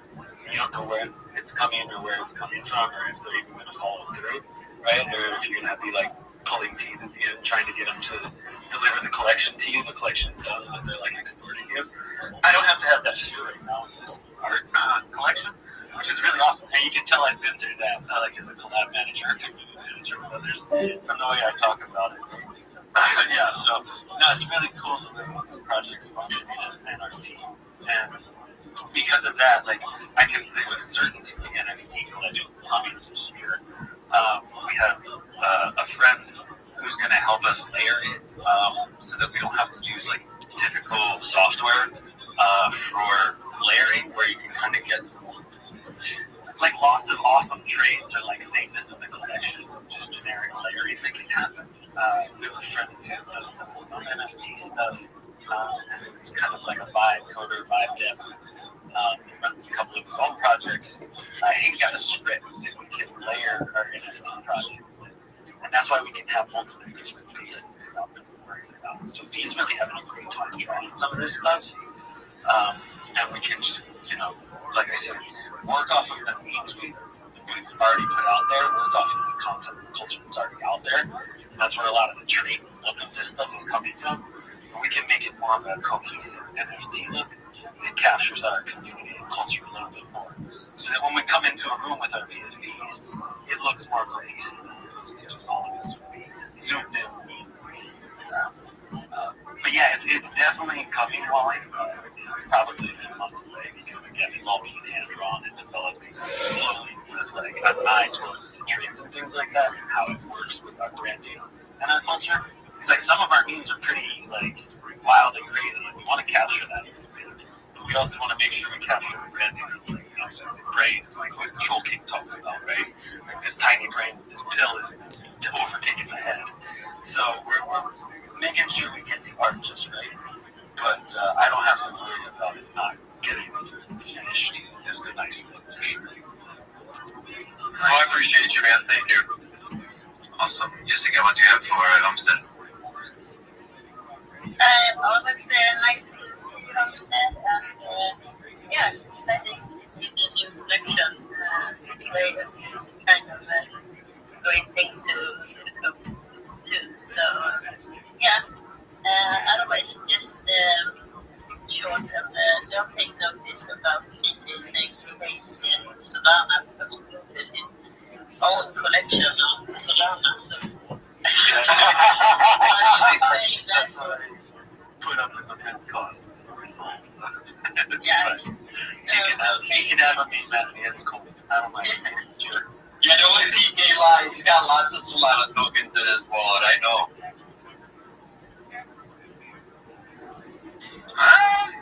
Okay, I need to defend myself too, bro. No, but you know, the whole thing is that let's face it, right? Most of my community or the supporters are on Solana. And I don't mind Solana. It's not like I'm gonna sit there and invest everything in everywhere, but yeah, I like launch by NFT. That's the only platform that I kind of like used besides OpenSea. So, you know, and I don't want to do it on OpenSea, on Ethereum chain or anything of that nature. So I thought, you know, yeah, why not? Because, you know, I don't really invest in it too much, but I know that many people, and Solana people, to be honest, what can I say? I cannot use the R word, but they are, you know, a bit behind in crypto. They come for the fun. Yeah, goofy. Let's say goofy. You can't use that word. Well, the space can shut down. They're degens. They're degens. What is okay to say nowadays? They're retarded. Nah, they are good people. But either way, it's you know, it is a network where most people come in for the memes. They don't know anything about blockchain. It's really hard to get them to even understand what Solana, what's EVM wallet. You know, they are far behind, and I want to, you know, of course. Then why not me taking my collection to Solana instead? But for everyone's knowledge, right? We could say like this. I recommend people to use changenow.io. I'm not sponsored in any way. Cheap, fast, reliable, good platform. It took me 4 minutes to take my Solana to BNB. So, just, yeah, appreciate you, Homestead, for coming up. And yeah, no, I love everyone, you know, good people and every chain. I'm just making fun of it because you know, I'd rather sit at the grown-up table than the kids' table. But, you know, maybe sometimes I'm goofy. I want to sit there too with the kids. Oh, I'm having fun. But yeah, thank you for coming up, Homestead. Yeah, much appreciated. Thank you guys for having me up. Enjoy the rest of the space. I'll jump down the listener. Hang out. Awesome, bro. Awesome. We are moving on to someone with energy. Usually, I heard. Hey, Rabbi, it's your turn. How you doing? Every day is a holiday. Every meal is a feast, Troll King. Thank you so much for the opportunity to be here in the Trolls Den. First and foremost, I've done my best to follow everyone in the room. I'd appreciate it if you can send me a follow back. I do my best to follow absolutely everyone back. I am the king of follow backs. Well, I've heard you discussing some coins, and if I may plug one, I am not a dev of this coin, but they're very special in my mind. It's the Harry Potter Obama Sonic 10 Inu community. This is one of the OG meme coins. The ticker's Bitcoin. It's on Ethereum. It's a group of individuals who I've been around now for more than 2 years. I've been live streaming my life in their Telegram. If you don't know about this community, I definitely recommend checking it out.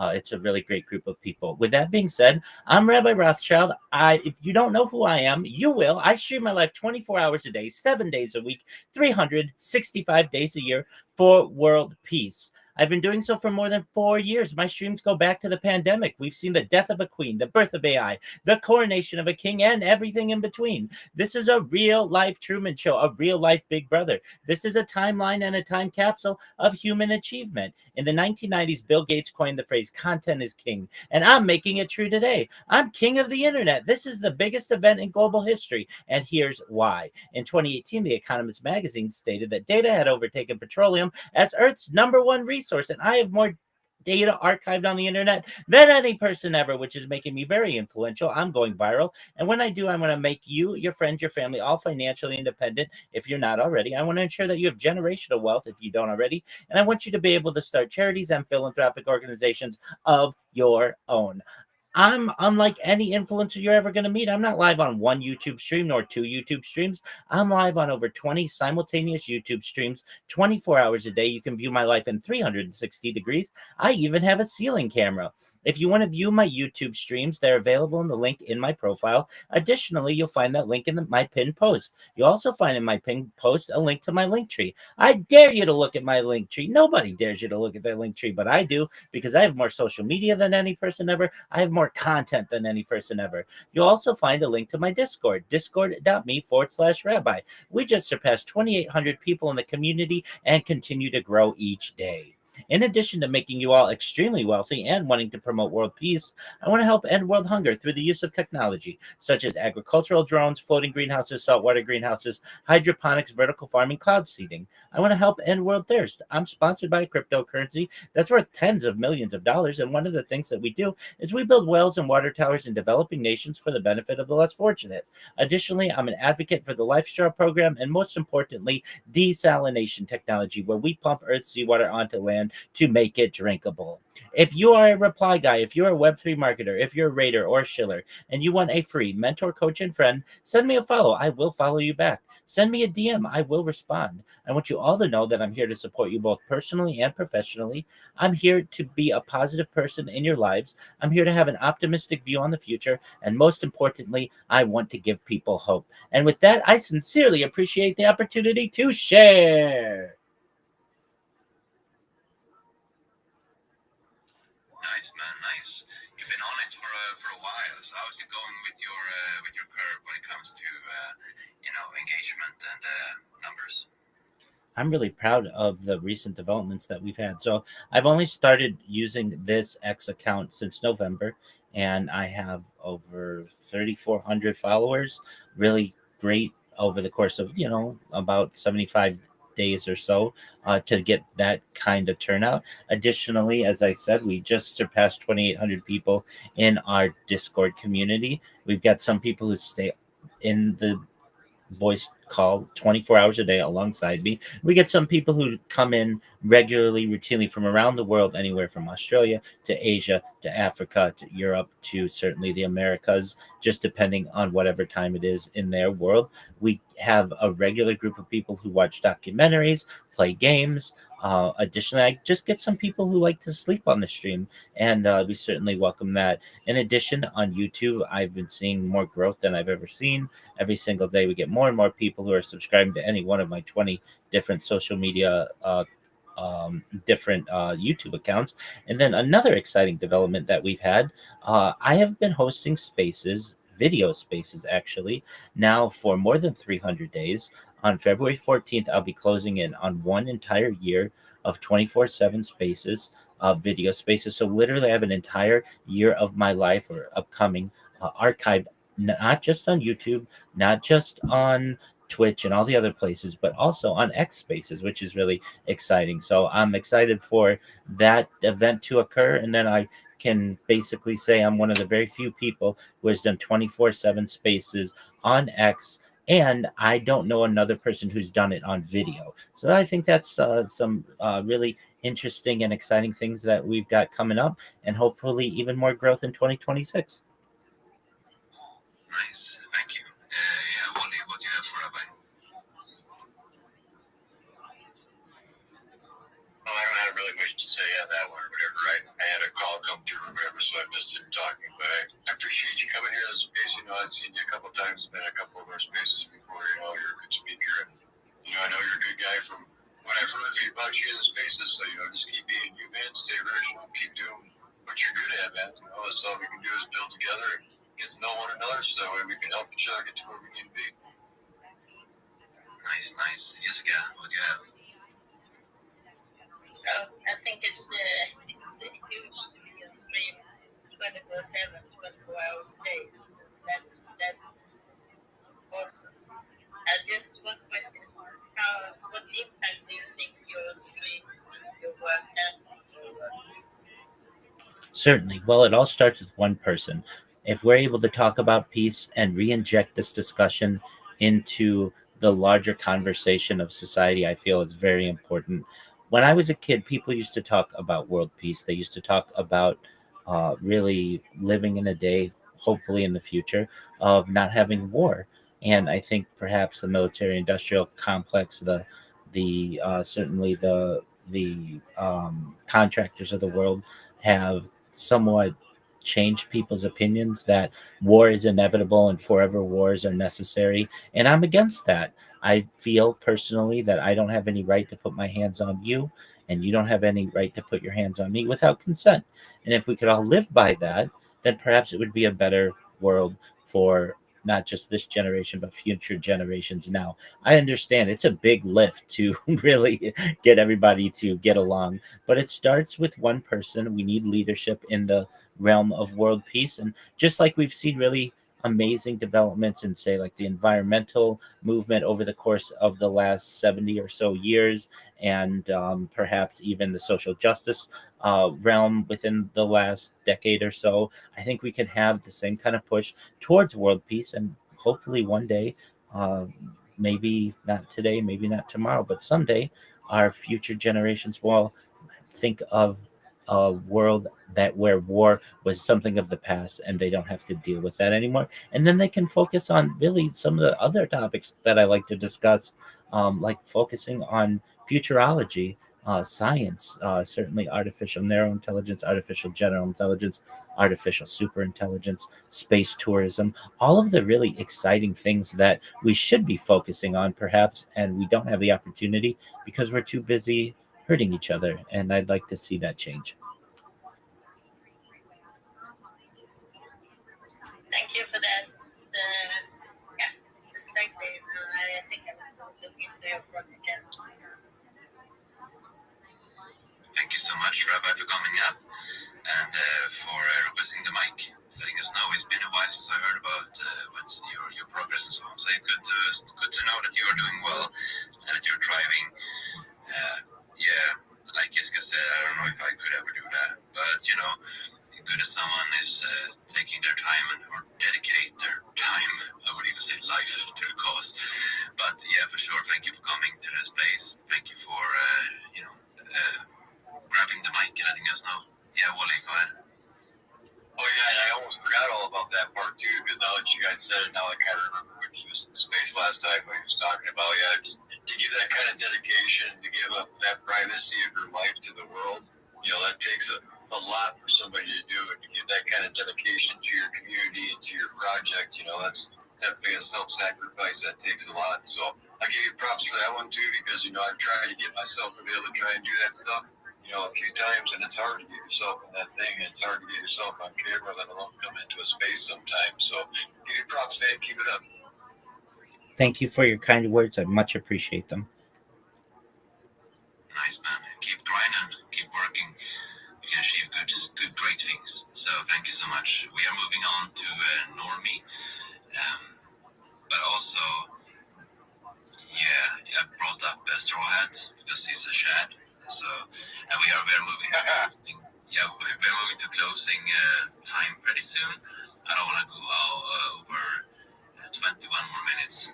That's kind of a hard stop, right? So I try to keep it to like 7:30 p.m. Eastern. But the Norm is Shad for sure. Norm is someone I recently met and like a lot. So he bought 5 of my NFTs. So the max wallet right there. So thank you so much for contribution, man, and thank you for live streaming this as well, the space. It's been a pleasure. So let us know a little bit about Normie, what you are doing and everything.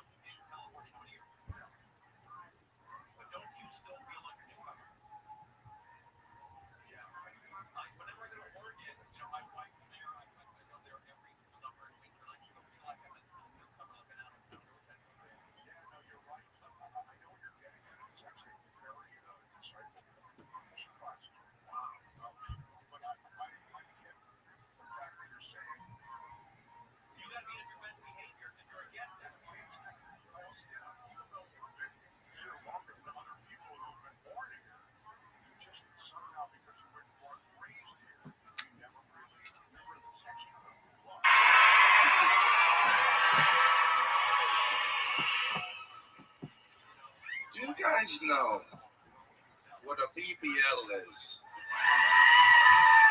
Brazilian butt lift. I don't really want to go with a BBL because the last thing I need is this.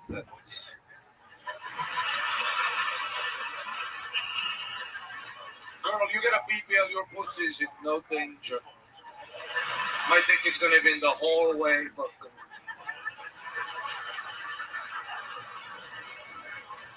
I might have a small dick, but you know what else I have? Great breakfast. That's what matters when you're dating women in their 30s. The overall package. You wake up at my place, you get a goat cheese omelet. Bam! Cherry tomatoes in the omelet. Not too hot, just squishy enough. When that omelet hits your mouth, you'll forget about the dick.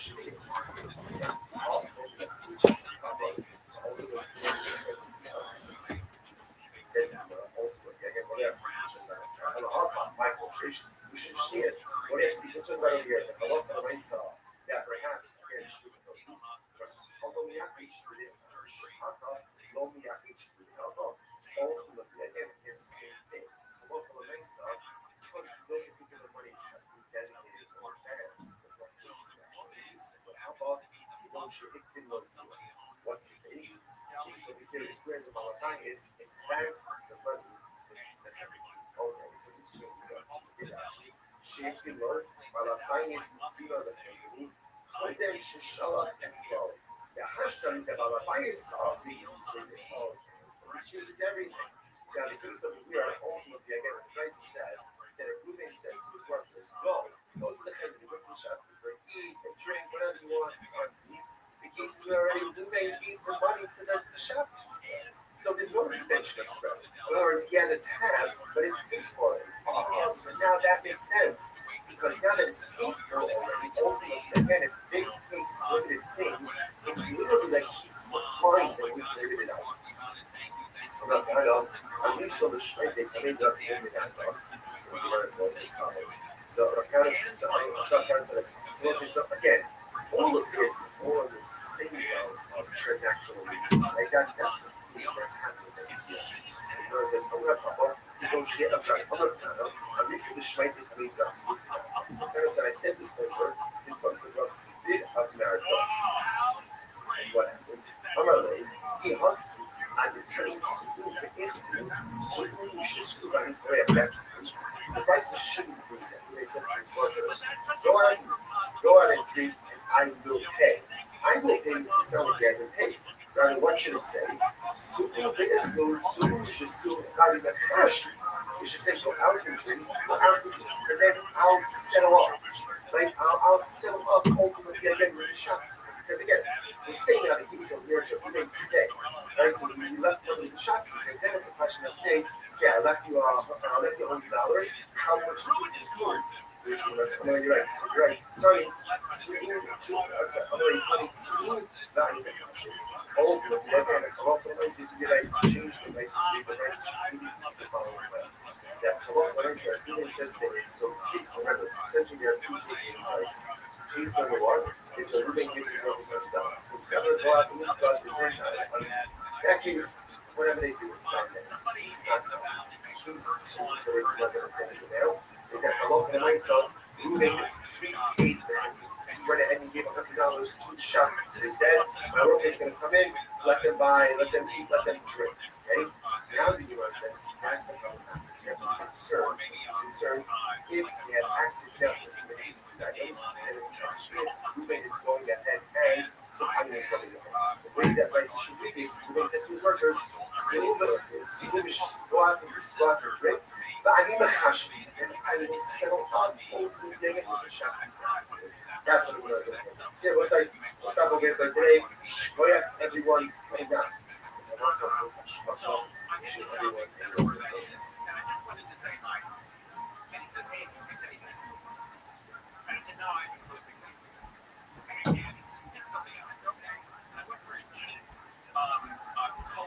Você que não é a great source of options, people to learn from you. begin by thanking all of our sponsors for this evening. Share to thank our annual commandatory sponsors, Tosin Shvacha Varis Yisrael, for dedicating over Shuman Drushos this year as a host for the Soros Levels for all Israel. Commandatory sponsors for the month of Ahab, Habalim Tova, Stephen Wendy Drazen, in honor of Israel Drazen, and Dina Drazen, and Minnie Rose's wife, and Stanley Rose's wife, from the Bracha. We got many sponsors.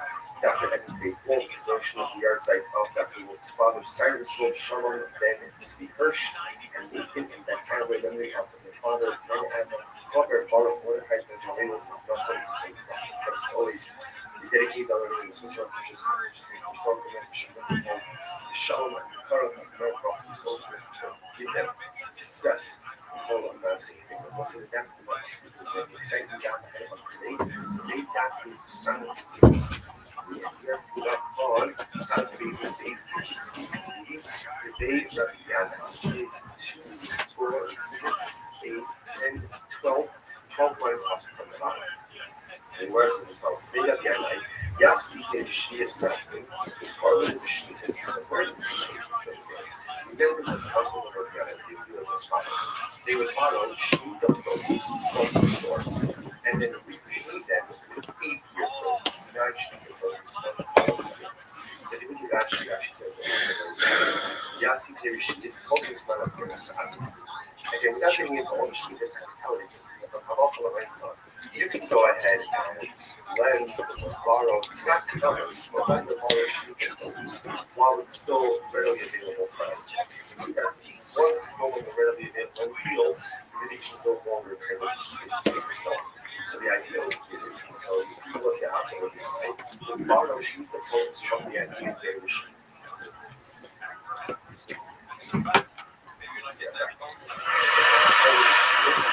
Some don't think men have nice margins. Dude, I have a fucking USB-C port in my couch. Candles and feng shui. You ever go over to a big dick motherfucker's apartment? The bed frame is missing. There's a creepy roommate. Ice cubes taste like vegetables. The TV remote, the batteries are in, but the bag is missing.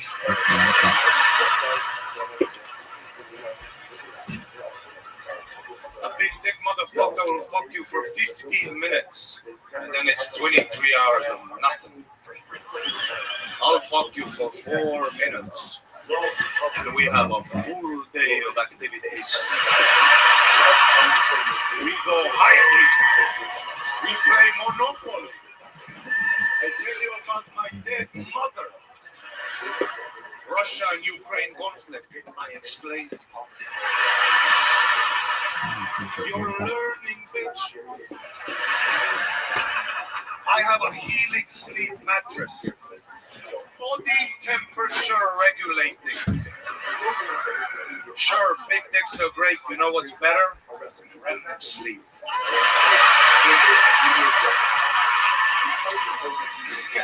You wake up at my place fresh. Pussy, no damage. You leave my place, there's no walk of shame. There's the stroll of employment. You're gonna nail that interview, baby. Small, thick men are the hardest working people on this planet. Everybody who's got a good ticket tonight has a tiny car. I know a lot of comedians with huge balls. None of them are here.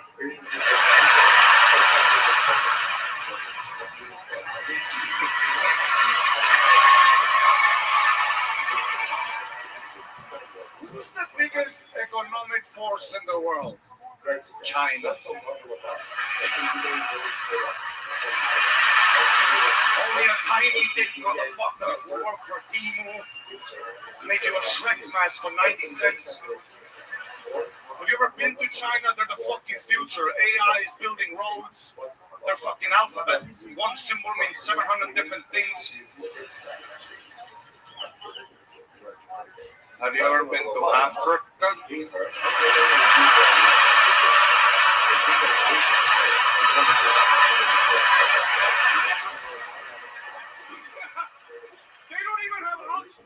got no Wi-Fi, tiny huts, big dicks. You don't need ChatGPT when you got a BBC. I love you, Austin, Texas. Thank you guys so much. Standing ovation from the arena, the full panel. Unbelievable. The one and only Ari Matty, everybody, with Ari! What has to be the set of the night. This guy's trying to get citizenship on the spot here tonight. Ari, can I just start off by saying the last couple of times I saw you, man, you were rocking a tracksuit, and now it's New Year's. You look sharp. Thank you, Gabriel. I just invested in a daycare in Minnesota. My Somalian brothers. I got this to say, Ari. The next superstar comedian in the world has a small dick. It is true. Everything you said checks out. I indeed have no bed frame. My ice tastes like vegetable. You are spot on about everything. That is amazing. Roseanne Barr? I would have to say, having had lots of dicks, as I referenced at the beginning of the show, you are absolutely correct about the supremacy of the small dick man. Absolutely. 100%. 100 fucking percent. You work hard. That's right. I want to thank you for getting it out there, the benefits that we provide. Exactly. Do you want to be a basement apartment with a big dick guy, or do you want to be in the penthouse with me? Absolutely. You're a prophet is what you are. It is very powerful, the jokes, the material. I've been talking with you throughout the week about this set and, trying to keep it tight. And I've been asking you, and you said it's kind of a problem. It's very long. Yeah, last night it was like 7.5 minutes, and I was like, oh, fuck. And I don't know. I don't like to get too stiff either. Like, to plan it too much, I'll just see what the punchline. If I know the ending, I know I'm okay. But I was just. Well, you kept it short, and like you said, shorter is better. Shorter is better. Funny how the longer set might not have worked so well. 7.5 is pretty beefy. Yeah, you have a perfect example of length in your pants. No, but let me say that was a master class, honey. Well, thank you. I really appreciate it. Very sweet. You're the only comedian that took advantage of the entire stage and had the presence. And you are a fucking huge star already, my friend. Yeah. Yes, he is. It's just amazing, Ari. You are undeniable, fluffy. Can I say, I saw you perform easily 5 times this year. And each time I see you perform, I'm like, any minute now, man. Wow. Any minute now. So I want to be as big as you. Keep eating, bro. Keep eating. You'll get there. Trust me. That's very sweet. Thank you. But yeah, each time I see you, man, you are funnier and funnier. Yeah, I try to use this platform. Being a regular is such a huge honor, not to only showcase your skills, but to only improve your joke writing. So try to take full advantage of it. Take it from this guy who's a huge star who can't find his dick, and that's unbelievable. He loves it. Ari, you did it again. You are just an absolute fucking unbelievable angel. The Estonian assassin, ladies and gentlemen. An undeniable force of nature. And what has to be amazing stuff, buddy. There he goes. Ari Matty, everybody. How awesome. Ladies and gentlemen, your next comedian won this spot at Madison Square Garden in a 4-person playoff. Make some noise for the return of Danny Martinello, ladies and gentlemen. Here comes Danny. From the great country of Canada, Danny Martinello.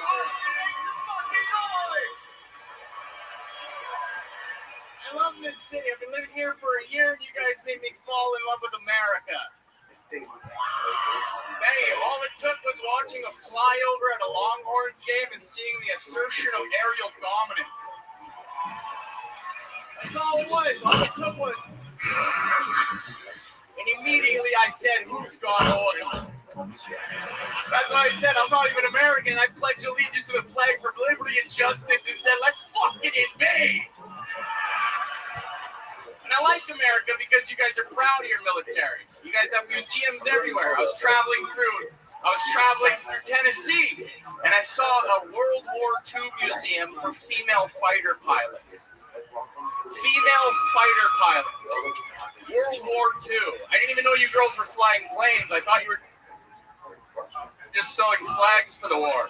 I had to go in. I had to see it. It's there. 2 planes, both were crashed. They didn't even see service. The girls were just parking it. That was the crazy part. And then I started thinking, if you guys have female fighter pilots, maybe Japan just had female co-pilots the whole war. Can you imagine that? Flying 7 hours over the Pacific and all you hear is, are we there yet? Is that the right harbor? You're just like your mother. But they were Japanese, so all it would sound like is,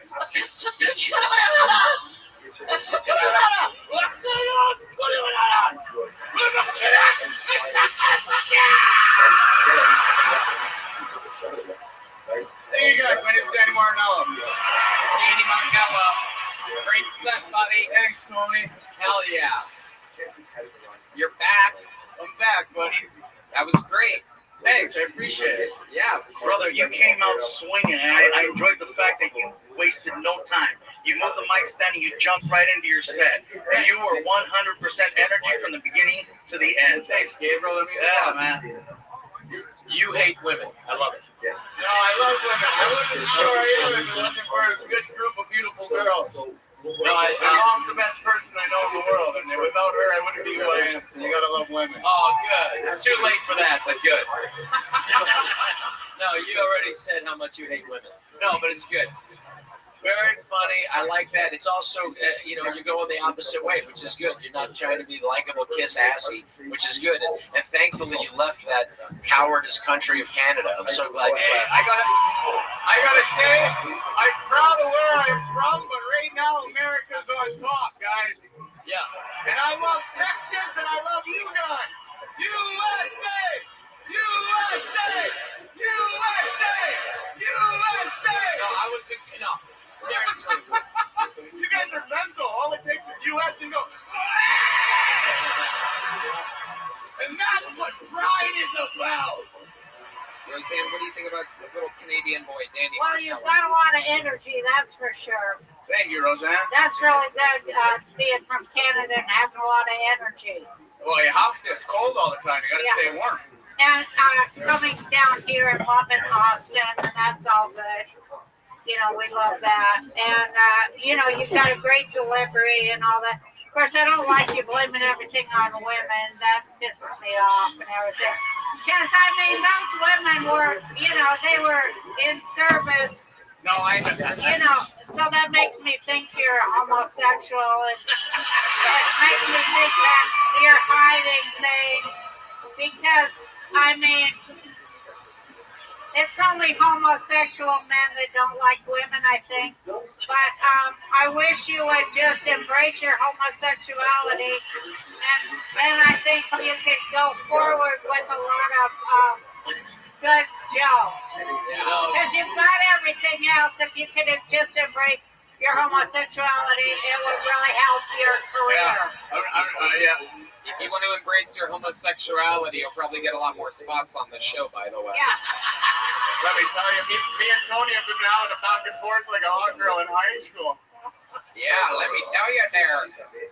What about your mom? I bet you don't get along with her. No, I get along with my mom. My mom's my best friend. Really? That's why you're homosexual? Yeah. What can you do? I only want to suck one tit, and that's from her. Yeah, I knew it. No, but the audience can tell you have a bigger dick than Ari, so congratulations. Yeah, much bigger, to be honest. Well, you did good though. You're funny, but like I say, try to delve a little bit deeper, and it'll be real funny when you say you're homosexual. Thank you. Andy Martinello, a great spot. Congratulations. There you go. I just want to say, Tony, I appreciate everything you offer. You made my 2025 double blessing. Thank you so much, as well as Red. Thank you. There you go. Andy Martinello, ladies and gentlemen. The Canadian crustacean. The great northern.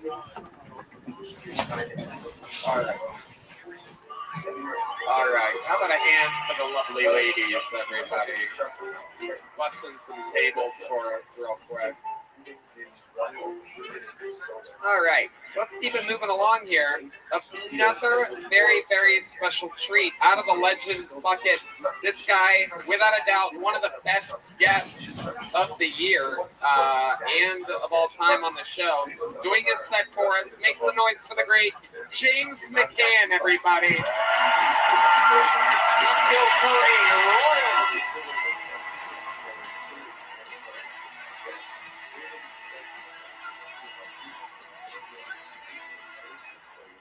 Oh, this is nice. Good. Man, I just got back from San Jose. Man, they got a lot of Asians there. They got so many Asians in San Jose, they got to change the name of that town to Jose Town. All right. Bro, I'm getting used to driving in America. You may not know this about the rest of the world, but usually the speed limit is used to limit the speed. And here the speed limit is just to let you know what the pussies are going to be doing today. Yeah, man.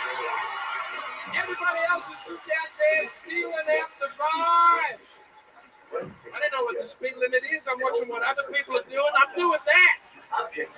They can't arrest everybody. They don't have the manpower. They can't afford it. They got to put a military base on Guam, whatever it's called. Man, you guys invented the speed camera and then you made it illegal. That's weird.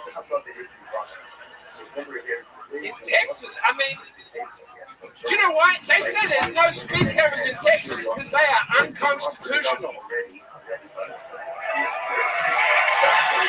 I mean, that is obviously a very good lawyer, though, right?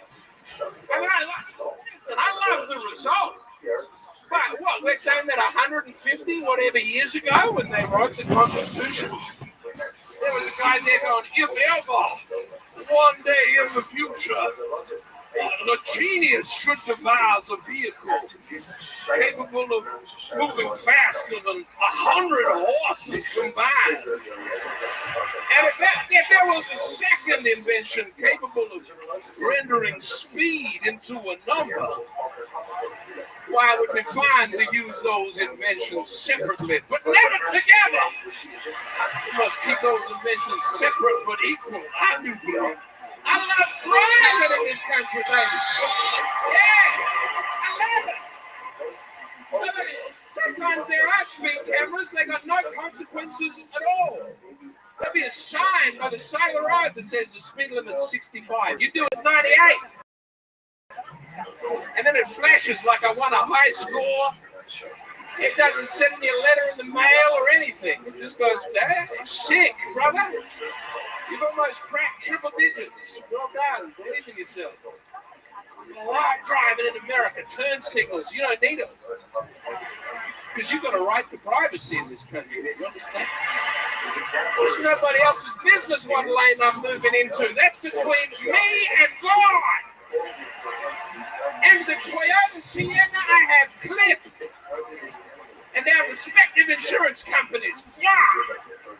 How long am I supposed to do? All right. I drive a minivan. I don't care. I'll tell you. I got 3 kids. I got a 6-year-old, 4-year-old, and a 3-year-old, and another one on the way. Yeah. Don't cheer me. Come and help me. I need help. People say this is the most magical time of your life. I say, get over to my fucking house. I'd like to take a shower. Be a part of the magic. Look after. My wife is pregnant again. She's got that illness during pregnancy where she has to lie in bed all day and be miserable. And I drive my children around in the minivan. I like driving the minivan because no one fucks with you anymore. Amen. You see someone driving a Cybertruck, punk him. Cut him off. It doesn't matter. There's a skinny man who works for Google driving that Cybertruck. You can take him in a fight. You can kill him with a single blow, ladies. But a minivan, everybody sees the minivan and they go, oh, they're having a bad day. I'm going to leave them alone. They don't need it. For every day is a bad day in the minivan.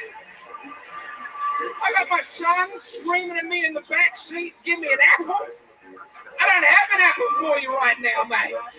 You already have one apple. It's lost in the car. We'll never see it again. Because, Daddy, I want an apple. I don't have two apples for you, mate. Daddy, I need an apple now, I say. Please, mate. Daddy's trying to do 98 in the 65. Now's not a good time. I have to live. God bless you. God bless you.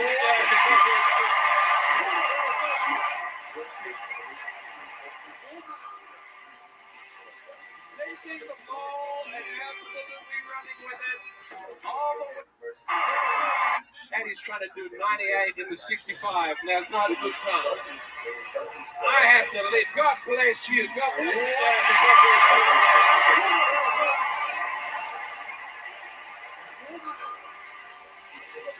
Taking the ball and absolutely running with it all the way to the end zone. James McCann.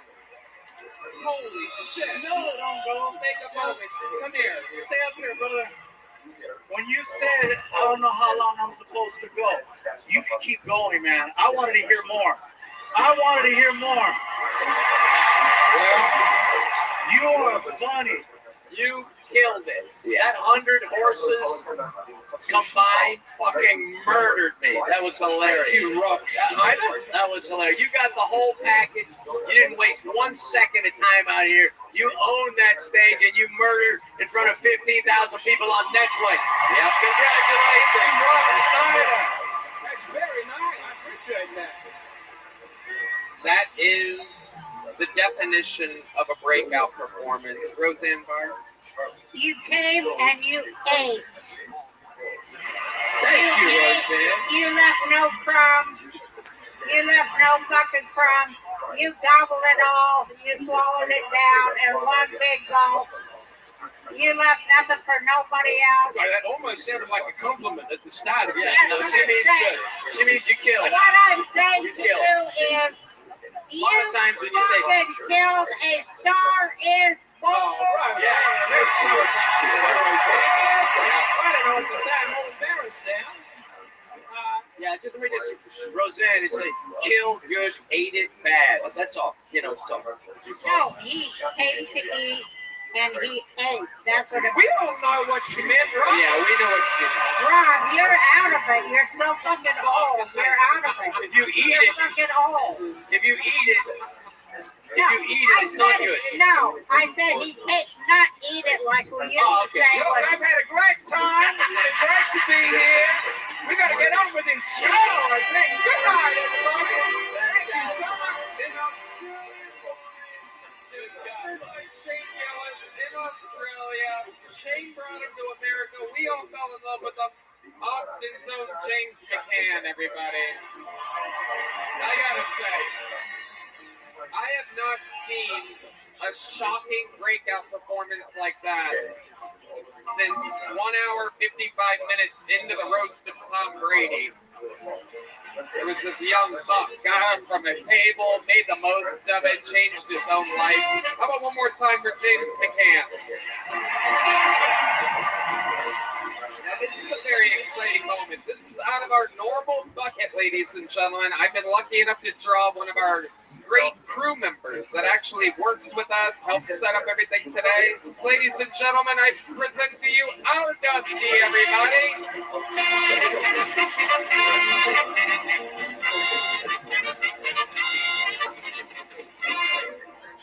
I asked my mom the other day, seeing as how she's so pro-choice, why she decided to have me circumcised. She told me it was medically necessary. I've read books, that's a lie. She said, look here, smartass. When you were born, you had a condition where you didn't have eyelids. So your father and I did you the service of having you circumcised so that there was some skin to graft on. And before I could say a word, she said, why else do you think your daddy always calls you cockeyed? I'm Dusty, that's my time. Hey, Dusty. Fuck yeah, Dusty. Hey, Tony, how you doing? I love it. You had no idea you were going up until 2 minutes before that set, and you made the most of the opportunity. How do you feel right now, Dusty? I feel amazing. God bless you all. I love it. So fun. All right, Dusty, what's going on in life? What's something we don't know about you? I work behind the scenes with men getting out of prison to show them a new way of living so they ain't got to go back. Wow, look at that. Amazing. Do you have any special tricks to pull that off successfully? Jesus. Look at that. So what do? You take them to church? We work with them as they get moved from maximum custody to a lower custody level. We start working with them over the last 24 to 48 months before they're released. It's called Second Hope Ministries in Louisville, Kentucky. They work with them. They teach guys how to read, how to fill out job applications. Once they go to our classes, we take them out to churches and then take them back to the prison so that they're getting involved in the world. And then when they get out, we walk beside them. We don't just say, oh, you're out now, have at it. Wow. Incredible. Can I ask, what has been your biggest success story of somebody that you helped? Honestly, we have had a 0% recidivism rate in the last decade. That's a success story. Yeah, that's amazing. That's incredible. So you take them out of jail and you take them to churches. Yeah, and we take them to church. We get them jobs. When they get out, we make sure they got wallets and things. Go ahead. I'm sorry, I didn't mean to interrupt you. No, it's good. I was going to do a church's chicken joke because I'm guessing a lot of them are black, but it's okay. It's over now. So after you get the wallets, do they take yours or? No. All right. So which waffle and check place do they go to first? Roscoe's, of course. Very good. Well, hey, that's a beautiful thing you're doing. And I got to say, the joke, too, I heard a lot of free choice jokes, but I never heard that. And that's a good angle on that. Good delivery. Very funny. And you're a great man. You're doing great work. And you know, it's kind of an amazing thing. How long have you been doing stand-up again? 6 years. 6 years, which I believe is longer than everybody else, that at least once on our crew and everything like that. And I'd imagine every Monday setting up and breaking it down at the end of every Monday and having to put it in a truck and everything. It can be exhausting watching people that don't always prepare and don't always, plan on it. And it's got to be frustrating because it's just a bucket that has a mind of its own. And tonight, you got lucky. You got up here with a minute to prepare, basically. Yeah. And it's perhaps your good karma, and it's a testament for enjoying the process, and your time happens because now you're on Netflix in an arena in your hometown. And amen. Roseanne Bob. Well, I think you're funny. I think you have good stage presence. I don't like your joke about penises, and I think it was cockeyed. And I think that the help you offer people is probably cockeyed too. But I think that you should get some jokes about, that aren't about yes, ma'am. Especially if you're helping people who are drug addicts and low on the spiritual level, and you're like about spiritual shit. So get some jokes about that instead of penis material. You know what I mean? It don't fit to be about penises when you're trying to let. Shut the fuck up! Shut the fuck up! Have some respect. Yeah. I don't like him talking about cockeyed shit when he's trying to save people and send them to heaven. And you know I'm right. Fuck off! I'm right. Fuck you all. Fuck you. My mama would have said the same thing, Miss Roseanne. Well, you should listen to me and your mother because I'm channeling her right now to tell you the truth. You get some clean jokes to straighten up these people's lives. Amen. I'm telling you the truth. Yeah. Roseanne's gonna put a curse on all of you. I'm warning you. You do not do this, queen. How about a hand for Dusty, ladies and gentlemen? All right. So the Legends bucket we go. Believe it or not, there's more, everybody. And your next comedian, Dusty, get the fuck out of here. Go. You know better. Get the fuck. All right. How about another hand for Heidi and Val, everybody? A lot of drinks on this table tonight. They're working overtime here. There they are, everybody. Hey, Tony, real Yes. quick, can I toast the audience? Yes, absolutely. Let's do Ladies it. and gentlemen, Austin, Texas, thank you for spending New Year's with us. Hell yeah. Here's to Kill Tony. Here's the fluffy Rob Schneider, Roseanne Barr, and this dirtball Brian Redband, everybody. Happy New Year, everyone. And I pulled another legend out of the bucket. Fitting that we're cheersing right now because this is one of my favorite drinking buddies in the world. One of the best comedians in the world. Had the special of the year this year. This is a brand new set from the one and only Joe DeRosa.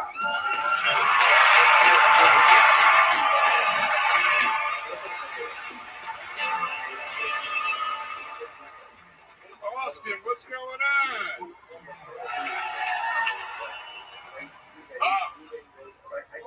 I love this fucking city. I drink way too much. I drink way too much in Austin. I went to my doctor the other day. My doctor said, I got bad news, man. You got fatty liver. I said, Doc, I got bad news. We don't talk that way anymore. That's offensive. My doctor said, well, if you don't like that, you're going to hate this. Your heart's half a fag. Jesus Christ, though. I love to drink for two reasons. Number one, it's awesome. Number two, I hate weed. Weed is... Go fuck yourself, you burnouts. Shut the fuck up. For everybody that just booed, grow the fuck up and go to a bar. That's what adults do. That's what adults do. Grow the fuck up and go to a bar to work on your troubles. You sit on a stool and you stare into a mirror and you do shots until you numb it all away. All right? Yeah. Don't eat a cookie and have a panic attack for 3 hours on your sofa. Why isn't my life the way I want it to be? Because you're a fucking loser. You can't even get to the bar to work on yourself. I am so tired of weed getting this higher praise like it's a purer substance than alcohol. Guys, all you're doing is getting drunk, okay? So stop with the medicinal bullshit. Enough. No, it's not true. My weed, it helps me reduce my anxiety, and it helps me focus, and it elevates my mood. That's all the same shit that booze does. Trust me, people, you will never feel more calm and focused than after you slam 6 Jack Daniels and rip a fat fucking rail off the back of a toilet tank in a bar back. You will be at your best. Centered, confident, very confident. Oh, my animals help me sleep. You mean pass out? That's not new science, guys. I've been doing that shit for decades. You get fucked up and you pass out. People smoking this shit while they drive. The audacity of you cunts. The audacity. As an alcoholic, that offends me. That offends me that you smoke this shit while you're driving me around. And I'll call my friends out on it, and they go, no, makes me a better driver. It's all good. They all love to say that. Makes me a better driver. No, it doesn't. It just turns real life into Mario Kart, okay? Just because you're having more fun doesn't mean you're better at it. I'm offended. I'm going to start doing to my weed friends with booze what they do to me with weed. I want to see how they fucking like it. Hey guys, before I drive us out of the mall, I'm just going to rip this Tito's bottle 4 or 5 times. Why? It makes me a better driver. It makes me a better driver, which it does. Which it does. So one is frowned upon and the other isn't. Why is that? Why is drinking and driving frowned upon? I can promise you this, people. I am never more focused behind the wheel of a car than when I am fucked up. I am dialed in. Stay between the lines. You got this shit right now. God damn it. When I'm driving sober, I'm texting people, cursing at people out the window, chasing a guy down the freeway because he cut me off. It's fucking psychotic. When I'm drunk, I'm like, nope, there are rules of the road to be abided by right now. Now is not the time for distractions. Austin, come on. Thank you. In the world, ladies and gentlemen, Joe the Roadside. I love you guys. We love you. Let me just say, you are one of the senior veterans out of the Legends bucket tonight. A true, active. Everyone's saying that you're special this year, without a doubt, 2025 special of the year, and especially amongst your peers, your comedians that you've been doing this with for over 2 decades. And even here tonight, what I love, which no one else was even able to do, was at one point you had the whole crowd, 80% of the crowd turned on you during the weed part, and then you won them back over. I saw people that were booing, like baboons 20 seconds into your set that just got up on their feet during your close, which is fucking incredible. I had a feeling that was going to happen. Yeah. James McCann warned me against it too. Yeah. He's like, really? You're going to go piss them all off? Tell them that you hate the fucking thing they got? Yeah. Amazing. Yeah, no, it was thank you, sir, for the finger. Thank you. Yes. Brother, you are fearless. The way that you did that, I thought that was very impressive. Nobody got them to do that and then brought it back and got a standing ovation. Thank you, brother. Fucking bravo. You didn't let it waver. Yeah. You didn't let it rock you at all. You used it. Stayed the course. There's a very famous thing where Bill Burr was getting booed in Philadelphia, and that was a little taste of that tonight. And you let it. You turned it. That's a huge accomplishment. I just have to say that was amazing. But I do have to say that marijuana does reduce my stress and helps my mood. You were the man in the arena, baby.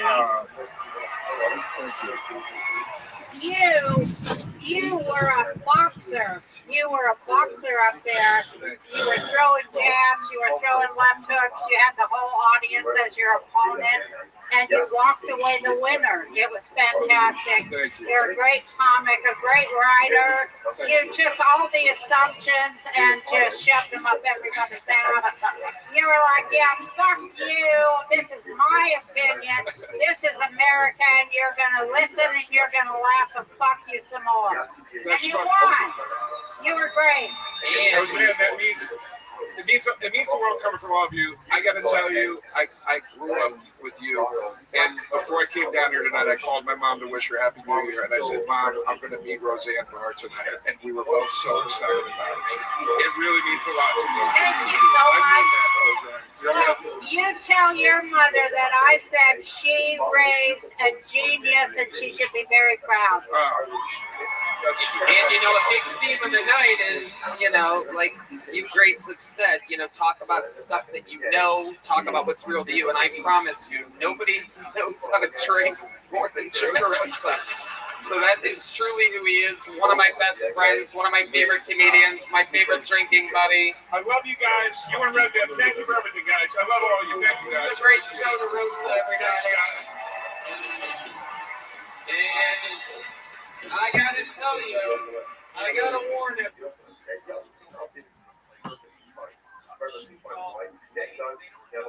Interestingly enough, look at Rashi. He also had the stars to a couple of Rashis. You also know there the people said Rashi says that he should go couple enough bed. Look, stay trying to love how you been in the family just face on us for bringing we're so used to that one. We get into an issue with potential partners. With forbidden, so sometimes that forbidden identity can cause previously committed. So, for example, the concern over here is business that wants to transact business between the produce, that even if your produce should ultimately have the same issue with the prohibition. But the overland said it's not really a problem. Why? Because there's not a reciprocity, there's not immediacy, or I should say, there's no immediate reciprocity. Because the produce is being given in the street and only being quote unquote repaid during year 8, because there's no immediate reciprocity, therefore this does not look like you're doing commerce with Shemitah produce, and therefore no Shemitah prohibition calls on the 8th year produce. That's the idea. Therefore, again, Allah myself, and therefore, again, Shemitah essentially will not fall on the 8th year produce. This is very interesting. It's connected to Eslam. And interestingly enough, similar case would come up with Eslam. Eslam is something that a local person needs to something, and he gives her something for her services. Right? At this case, running, everything gives her an object. That object was called an Eslam. So, looking for a mother that cannot be used for any type of sacrificial purposes. Makes sense. Listen to this. The sign here, the verse is the first one, because Eslam wasn't the sense of this. Raisa says, let's say Ruben goes to Rachel, right? Ruben goes to Rachel, and ultimately again, gives her payment, right? But he doesn't have relations with her. Or, well, they have an law, or he has relations with her but doesn't pay her anything. What's the halacha? That's not a for Harlot's payment, ultimately is mother for sacrificial use. Obviously, it doesn't make sense for us. If he gave her, let's say he gave her a lamb, he gave her a sheep, and he didn't have relations with her, then of course it's forbidden for a wife. She didn't have relations with her. So if you have relations with her, then ultimately again, the lamb is a gift. If it's a gift, there's no restrictions on it. To which the Gemara says, assume, furthermore, the same case, but the lab alone must have relations with her, he didn't pay her anything.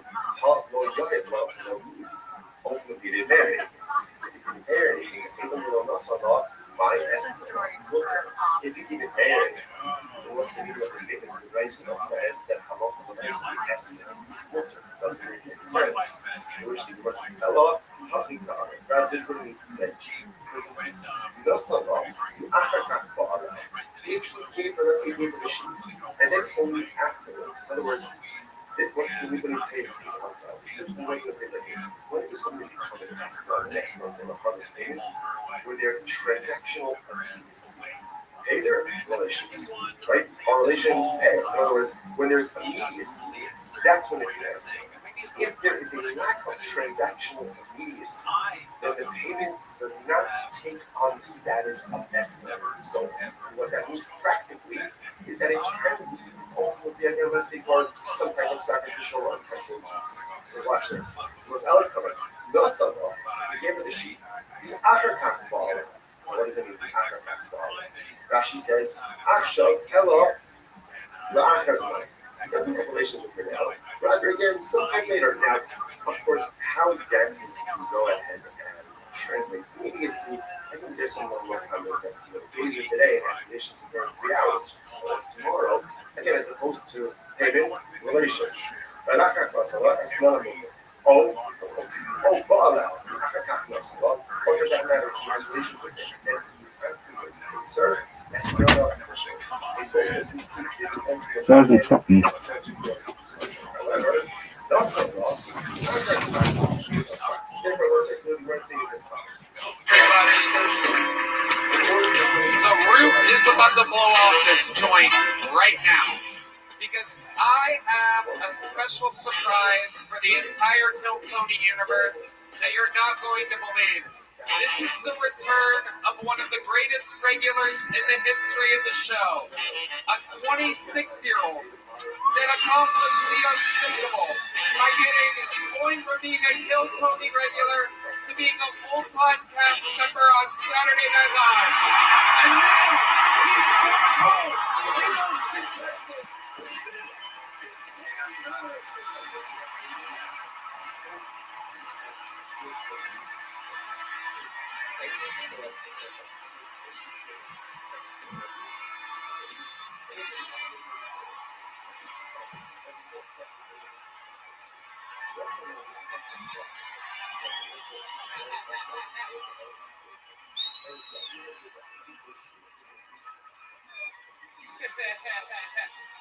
What's up? What it do, man?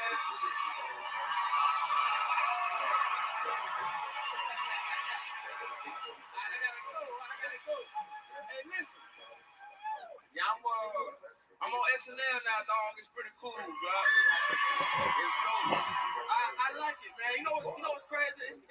I think people are more excited for me than I am for myself, though. Like, people keep saying congratulations, good job, that's dope. And I know how huge it is, but understand something, bro. I'm 26 and I'm black. I've never seen the show. I have no idea what the fuck I signed up for, dog.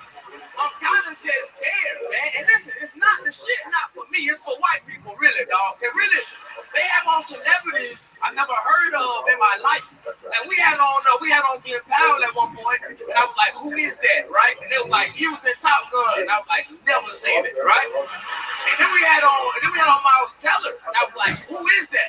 And they was like, he was in Top Gun, and I was like, I'm on to you niggas, man. And I'm gonna be honest, bro. I'm gonna keep it 100% with y'all, bro. In the nicest way possible. It's gay. Like, it's really gay, dog. It's gay as fuck. I understand something. I was on national television doing this. I've shot at somebody before. You understand me? You understand how crazy that change is in life? You know, come back here, fuck, nigga. That's insane, dog. One thing about the show, I would say this, and I'm gonna get out of here. One thing I would say, bro, is one thing I don't like about it is that it blew my spot up. I was making good money on stand-up comedy before I got SNL, but my family had no idea I was making money. Now listen, this is a problem, dog. Everybody needs money now, man. The issue is, this is where the problem comes in. I have no problem helping nobody out with money. I have no problem with that. But if you need money, get to the point. My auntie do a great job. She be like, hey, nigga, check your cash app. That's great. She does a good job. My cousins call me and go, cuz, how you doing? I'm proud of you. My auntie do a great job. She be like, hey, nigga, check your cash app. That's great. She does a good job. My cousins call me and go, cuz, how you doing? I'm proud of you. That's amazing. I'm so proud of you. And I go, thanks, cuz. How are you doing? And they go, me? I'm not doing good at all. I'm in extreme debt right now. And if I don't get paid soon, I'm going to eat my kids, dog. And I go, how much money do you need? And they go, I just need $17,000. Eat the kids, nigga. I can't help you. You're fucked, man. Funny thing, you know, is I like to tell my dad that my cousin asked for money, but I won't tell him which cousin asked for the money. So he got to guess. But he always gets wrong, but his reasons make sense. He be like, what's that little Gerald? You know Lil Gerald smoke crack, right? So you gave Lil Gerald for $200, you killed that nigga. You know that, right? You murdered Lil Gerald. I had no idea Lil Gerald smoked crack, dog. I thought he'd leave like this for fun. I had no idea he did real drugs. There's about one person in my family that smoked real drugs. One person is my Uncle Herb. My Uncle Herb is a real crackhead. Like when crack came out, he was like, this my shit forever now. He loved it. And he called and asked for money too, but he make it fun for me. His call was like a whole movie storyline. He'd be like, nephew, you not gonna believe this shit shit here. I got kidnapped and I'm tied up in a basement and I need $45 and they said they'll let me go. And I said, you right, I don't believe you, man. And he said, what you want to talk to the kidnappers? And I said, yes, put him on the phone. It's another crackhead. We got your uncle, nigga. Come get your uncle. And I send the money every time, dog. What's funny is I send the money, but he don't hang up the phone in time. So every time I send money, he go, got his ass again. Who gonna kidnap a crackhead? Nigga, that's crazy. I've been cat class. Thank y'all so much.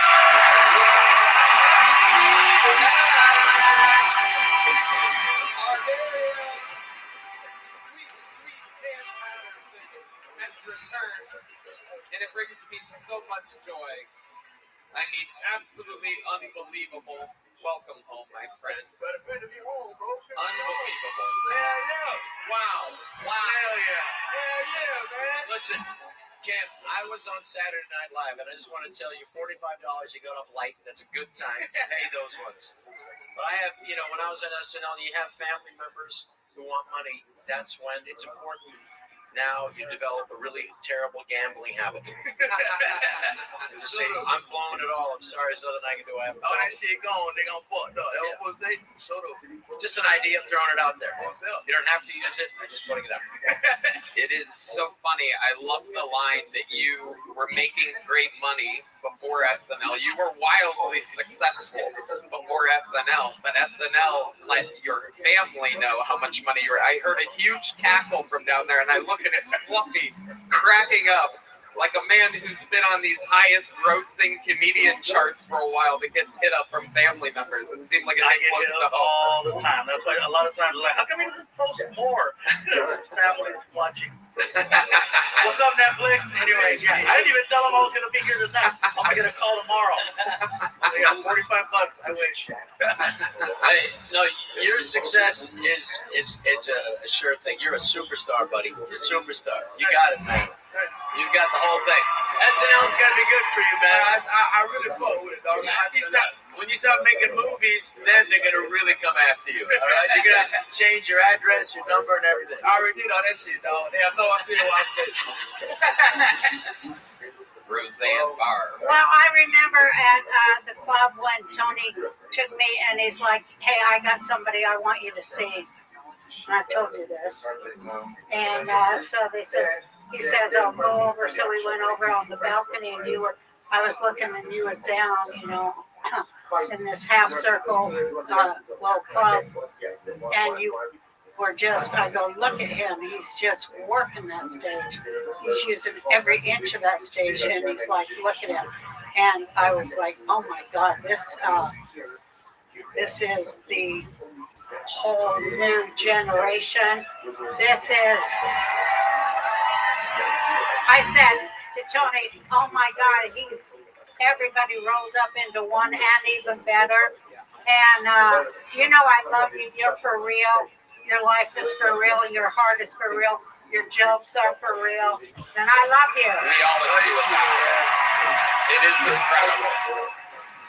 And I mean, I gotta tell you, we've done a lot of these together. We've done multiple Madison Square Gardens, the Forum in LA, 4 arenas here in Austin before, and I've never seen you quite like you were in an arena tonight. To watch your growth is always, it reminds us all that we can all always just continue to get better and grow and expand. There's been a couple times where you came out with a cup of water and a piece of Hey, I never had the arena show, dog. I never had shit, dog. I was at that bitch like, oh, what the fuck am I gonna do? I had lived in time, figure some shit out. You feel me? I love it. You are the shit. I love you. Love you too, Roseanne. Kim Patterson was born and raised here in Hilltony Land, and for you to be here tonight means the world to us.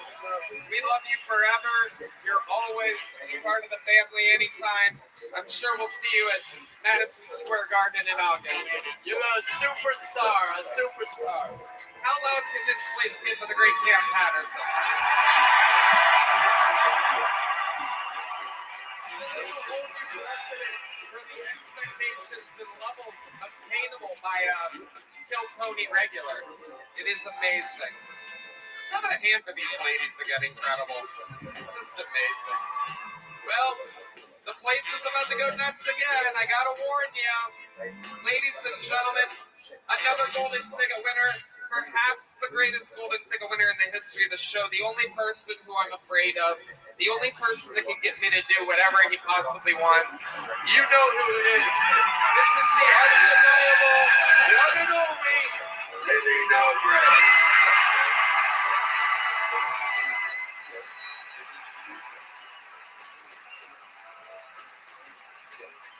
All right. I'm going to level with you. I was told tonight I was going to get wound up and fly around. And then right before I came on stage, don't fuck me. Apparently it's not happening. It was too expensive. So now everything I was planning to do in the fucking air, I'm doing on the ground. And none of this shit is going to make any fucking sense.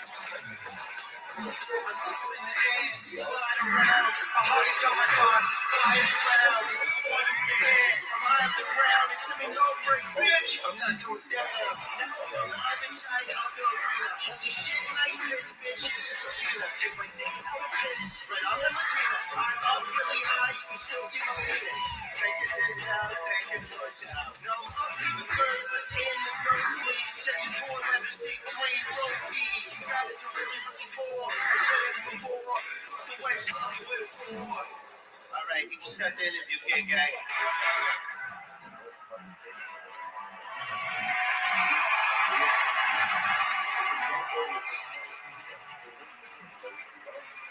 Is that funny, Paul? Is it funny?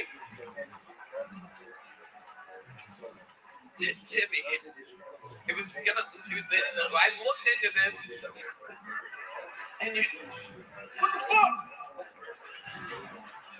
You know I looked into this for you. It was literally going to be $70,000 for you to fly over the audience like you wanted to. I spent $450,000 on an F-18 Air Force flyover. Look, there I go, Tom. There I fucking go.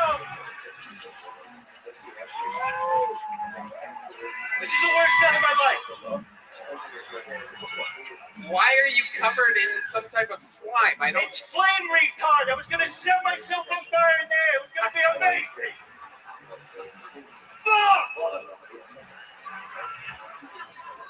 I feel like a goddamn idiot.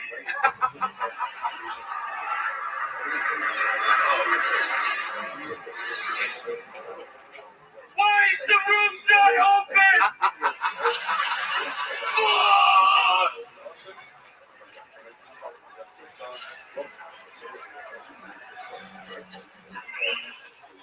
Start the interview. What do you want to know about me? Oh my God, there's nobody like you. You are so far outside the box, it's absolutely insane. Well, I was in Roseanne's box. I will be honest. Give it up for Roseanne. She's having my child. Breaking news here on Kill Tony. Hell yeah, she's down. I love you, bitch. I love your box. Nice. Jimmy is a boy.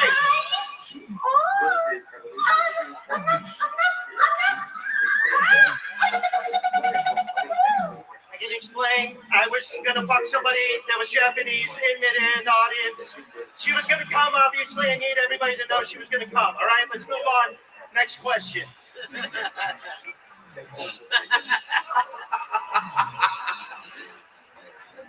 Timmy, why do you still have all the straps and everything on? I was told 5 minutes ago, Colin. Look what that's in. That's Gabriel Iglesias has been telling people to move that. That's what amateur comedians do. You run it over. That's how you do comedy. Oh, gosh. Oh, shit. Oh, shit. I'm on fire. Oh, fuck. Zoot, guess whose comment stand-up I just saw? Zoot. Or James McCann. you saw him as what? James McCann. He's on Netflix. Oh, is he? He's on Kill Tony. What? Kill Tony had a New Year's special, and James McCann has a section of it. And I've got to say, he was very funny. He was very funny. He shouted you out. No, I'm kidding about that. But his jokes were pretty funny. Did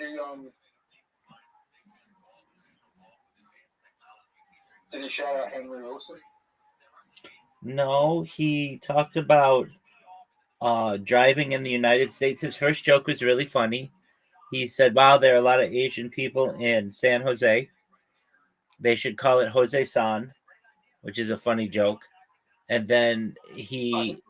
It's the first thing that comes up. All right, well, when you get a chance,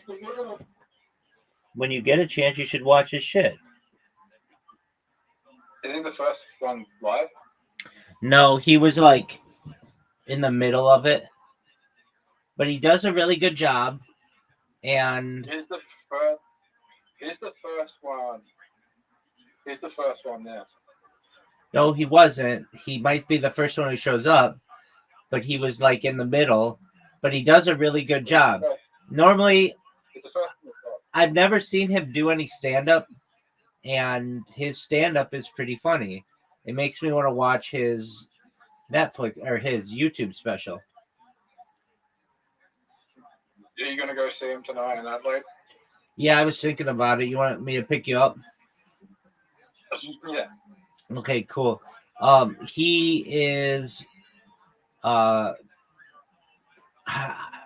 don't know if he could be that big in the United States just because we love our own comics and he's like an outsider and we don't always like observational humor about ourselves.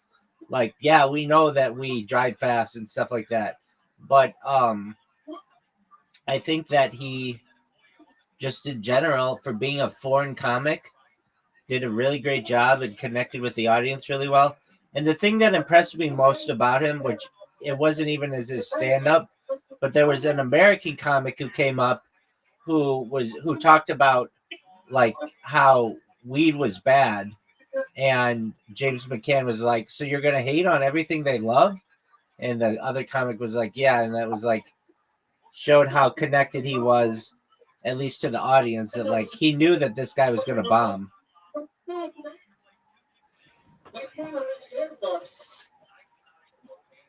Zoot, are you watching it right now?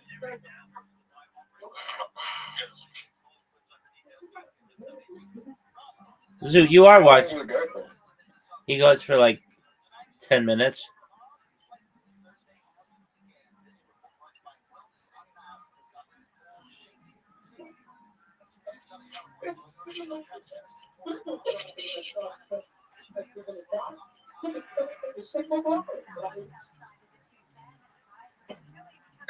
The biggest Canadian from that side?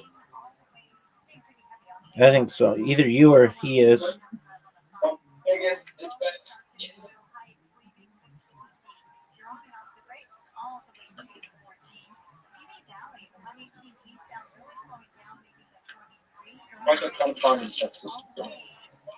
What'd you say?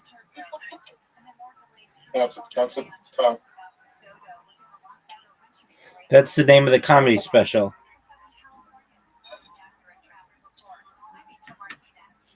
Zoot, do you remember when you didn't even know who James McCann was?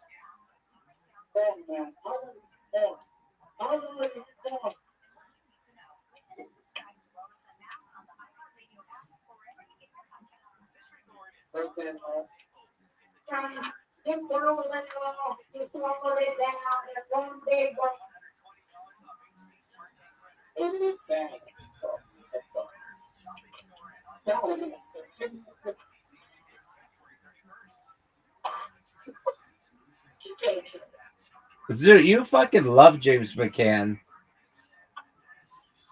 We're gonna meet tonight. You're not gonna meet him. My friend's going soon. Okay, that's not you. And if you see him tonight, you should say, "Hey, I really want you to know that Rabbi Rothschild is the one who introduced me to you, and I will be forever grateful to Rabbi Rothschild for their amazing act.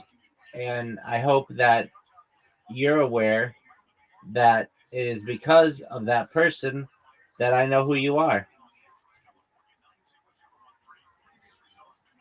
And I'm sure he would thank you, and then he'd probably come into the Discord and thank me as well. And I would be appreciative that he showed his appreciation. But in reality, he's pretty funny. I've never seen him do stand up, but he did a good job.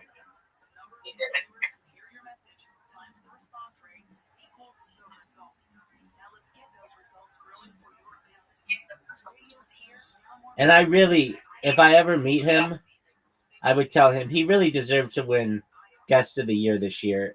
And I think they gave it to Roseanne because she's getting old, and they want to make sure that Guest of the Year is just like really big people. Roseanne from Roseanne. Guest of the Year was Roseanne. Roseanne, the TV show. Well, she's a stand-up comedian. Oh, it's not the Roseanne I'm thinking of. No, it's the exact same one you're thinking of. From Roseanne. From Roseanne, from the 1980s and 1990s. She's like the most famous female comic of her generation. What about Joan Rivers? That's why I said of her generation. Joan Rivers is the generation prior to hers. And normally, like Tony Hinchcliffe says, Roseanne is the greatest female comic of all time. But I disagree with that. I think Joan Rivers is. I think Joan Rivers was beautiful. And I think that she was just frankly a trailblazer, especially for women. I mean, and she hosted the Tonight Show. She would absolutely kill on the Tonight Show. She got her own television show. Now, Roseanne's show was absolutely funny, especially in the early seasons. It was groundbreaking. It was hysterical. Very, very funny. When did Joan Rivers die? Joan Rivers died in 2016. Joan Rivers died around 2016, like in August. And it was very shortly after she said that Michelle Obama was transgender. Was transgender? Michelle Obama.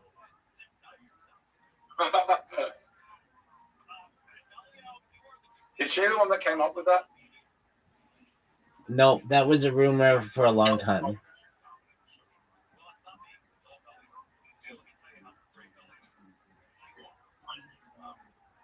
Do you think Michelle Obama is transgender? I don't know.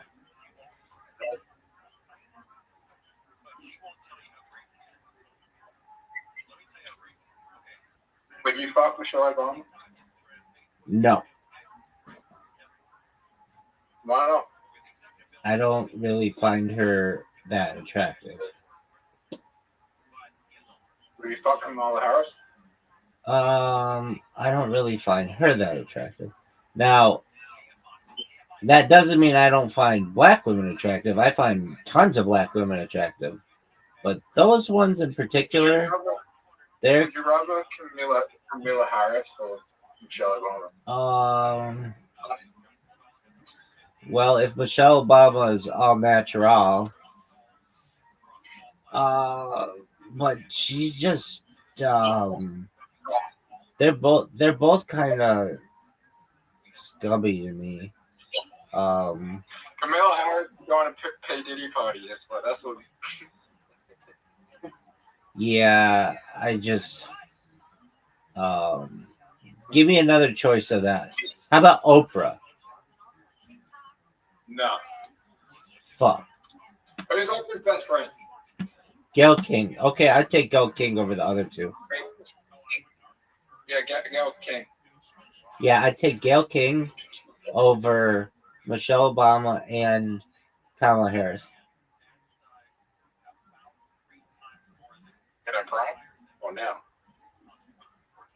Gail King, when she was 20, 40, or however old she is now.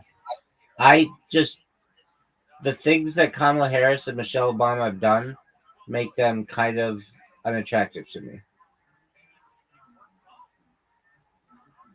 Oh, she's done P. Diddy. I mean, who knows? But that does not mean I don't find African American women attractive. I do a lot. I think some of the most beautiful women in the world are African American, or just African. But it's kind of one of those things that, like, I'm not just looking on the exterior, but I want to know what's inside. And Michelle Obama The most beautiful. and Kamala Harris kind of rub me the wrong way. Cape Verde. Cape Verde. You're obsessed with that place. No, there's a reason for it though. They say the most beautiful women are in Cape Verde.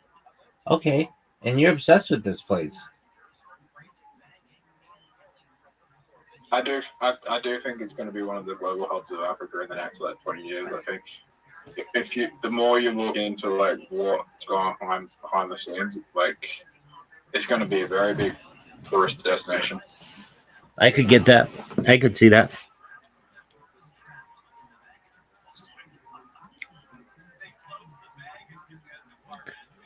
Did you watch James McCann? Some of it. So your friend's going to see him? Yeah. I feel like James McCann just has one of those voices that are funny, that makes it more funny when he speaks. He does. I agree with you, dude. I think that's an apt observation. He does have a funny voice. Do you know who discovered him? Shane Gillis. That's correct. And you know who just got a new contract with Netflix? Huh? Do you know who just got a new? Yep, they're doing Tire season 3, and he's doing 2 new stand-up specials.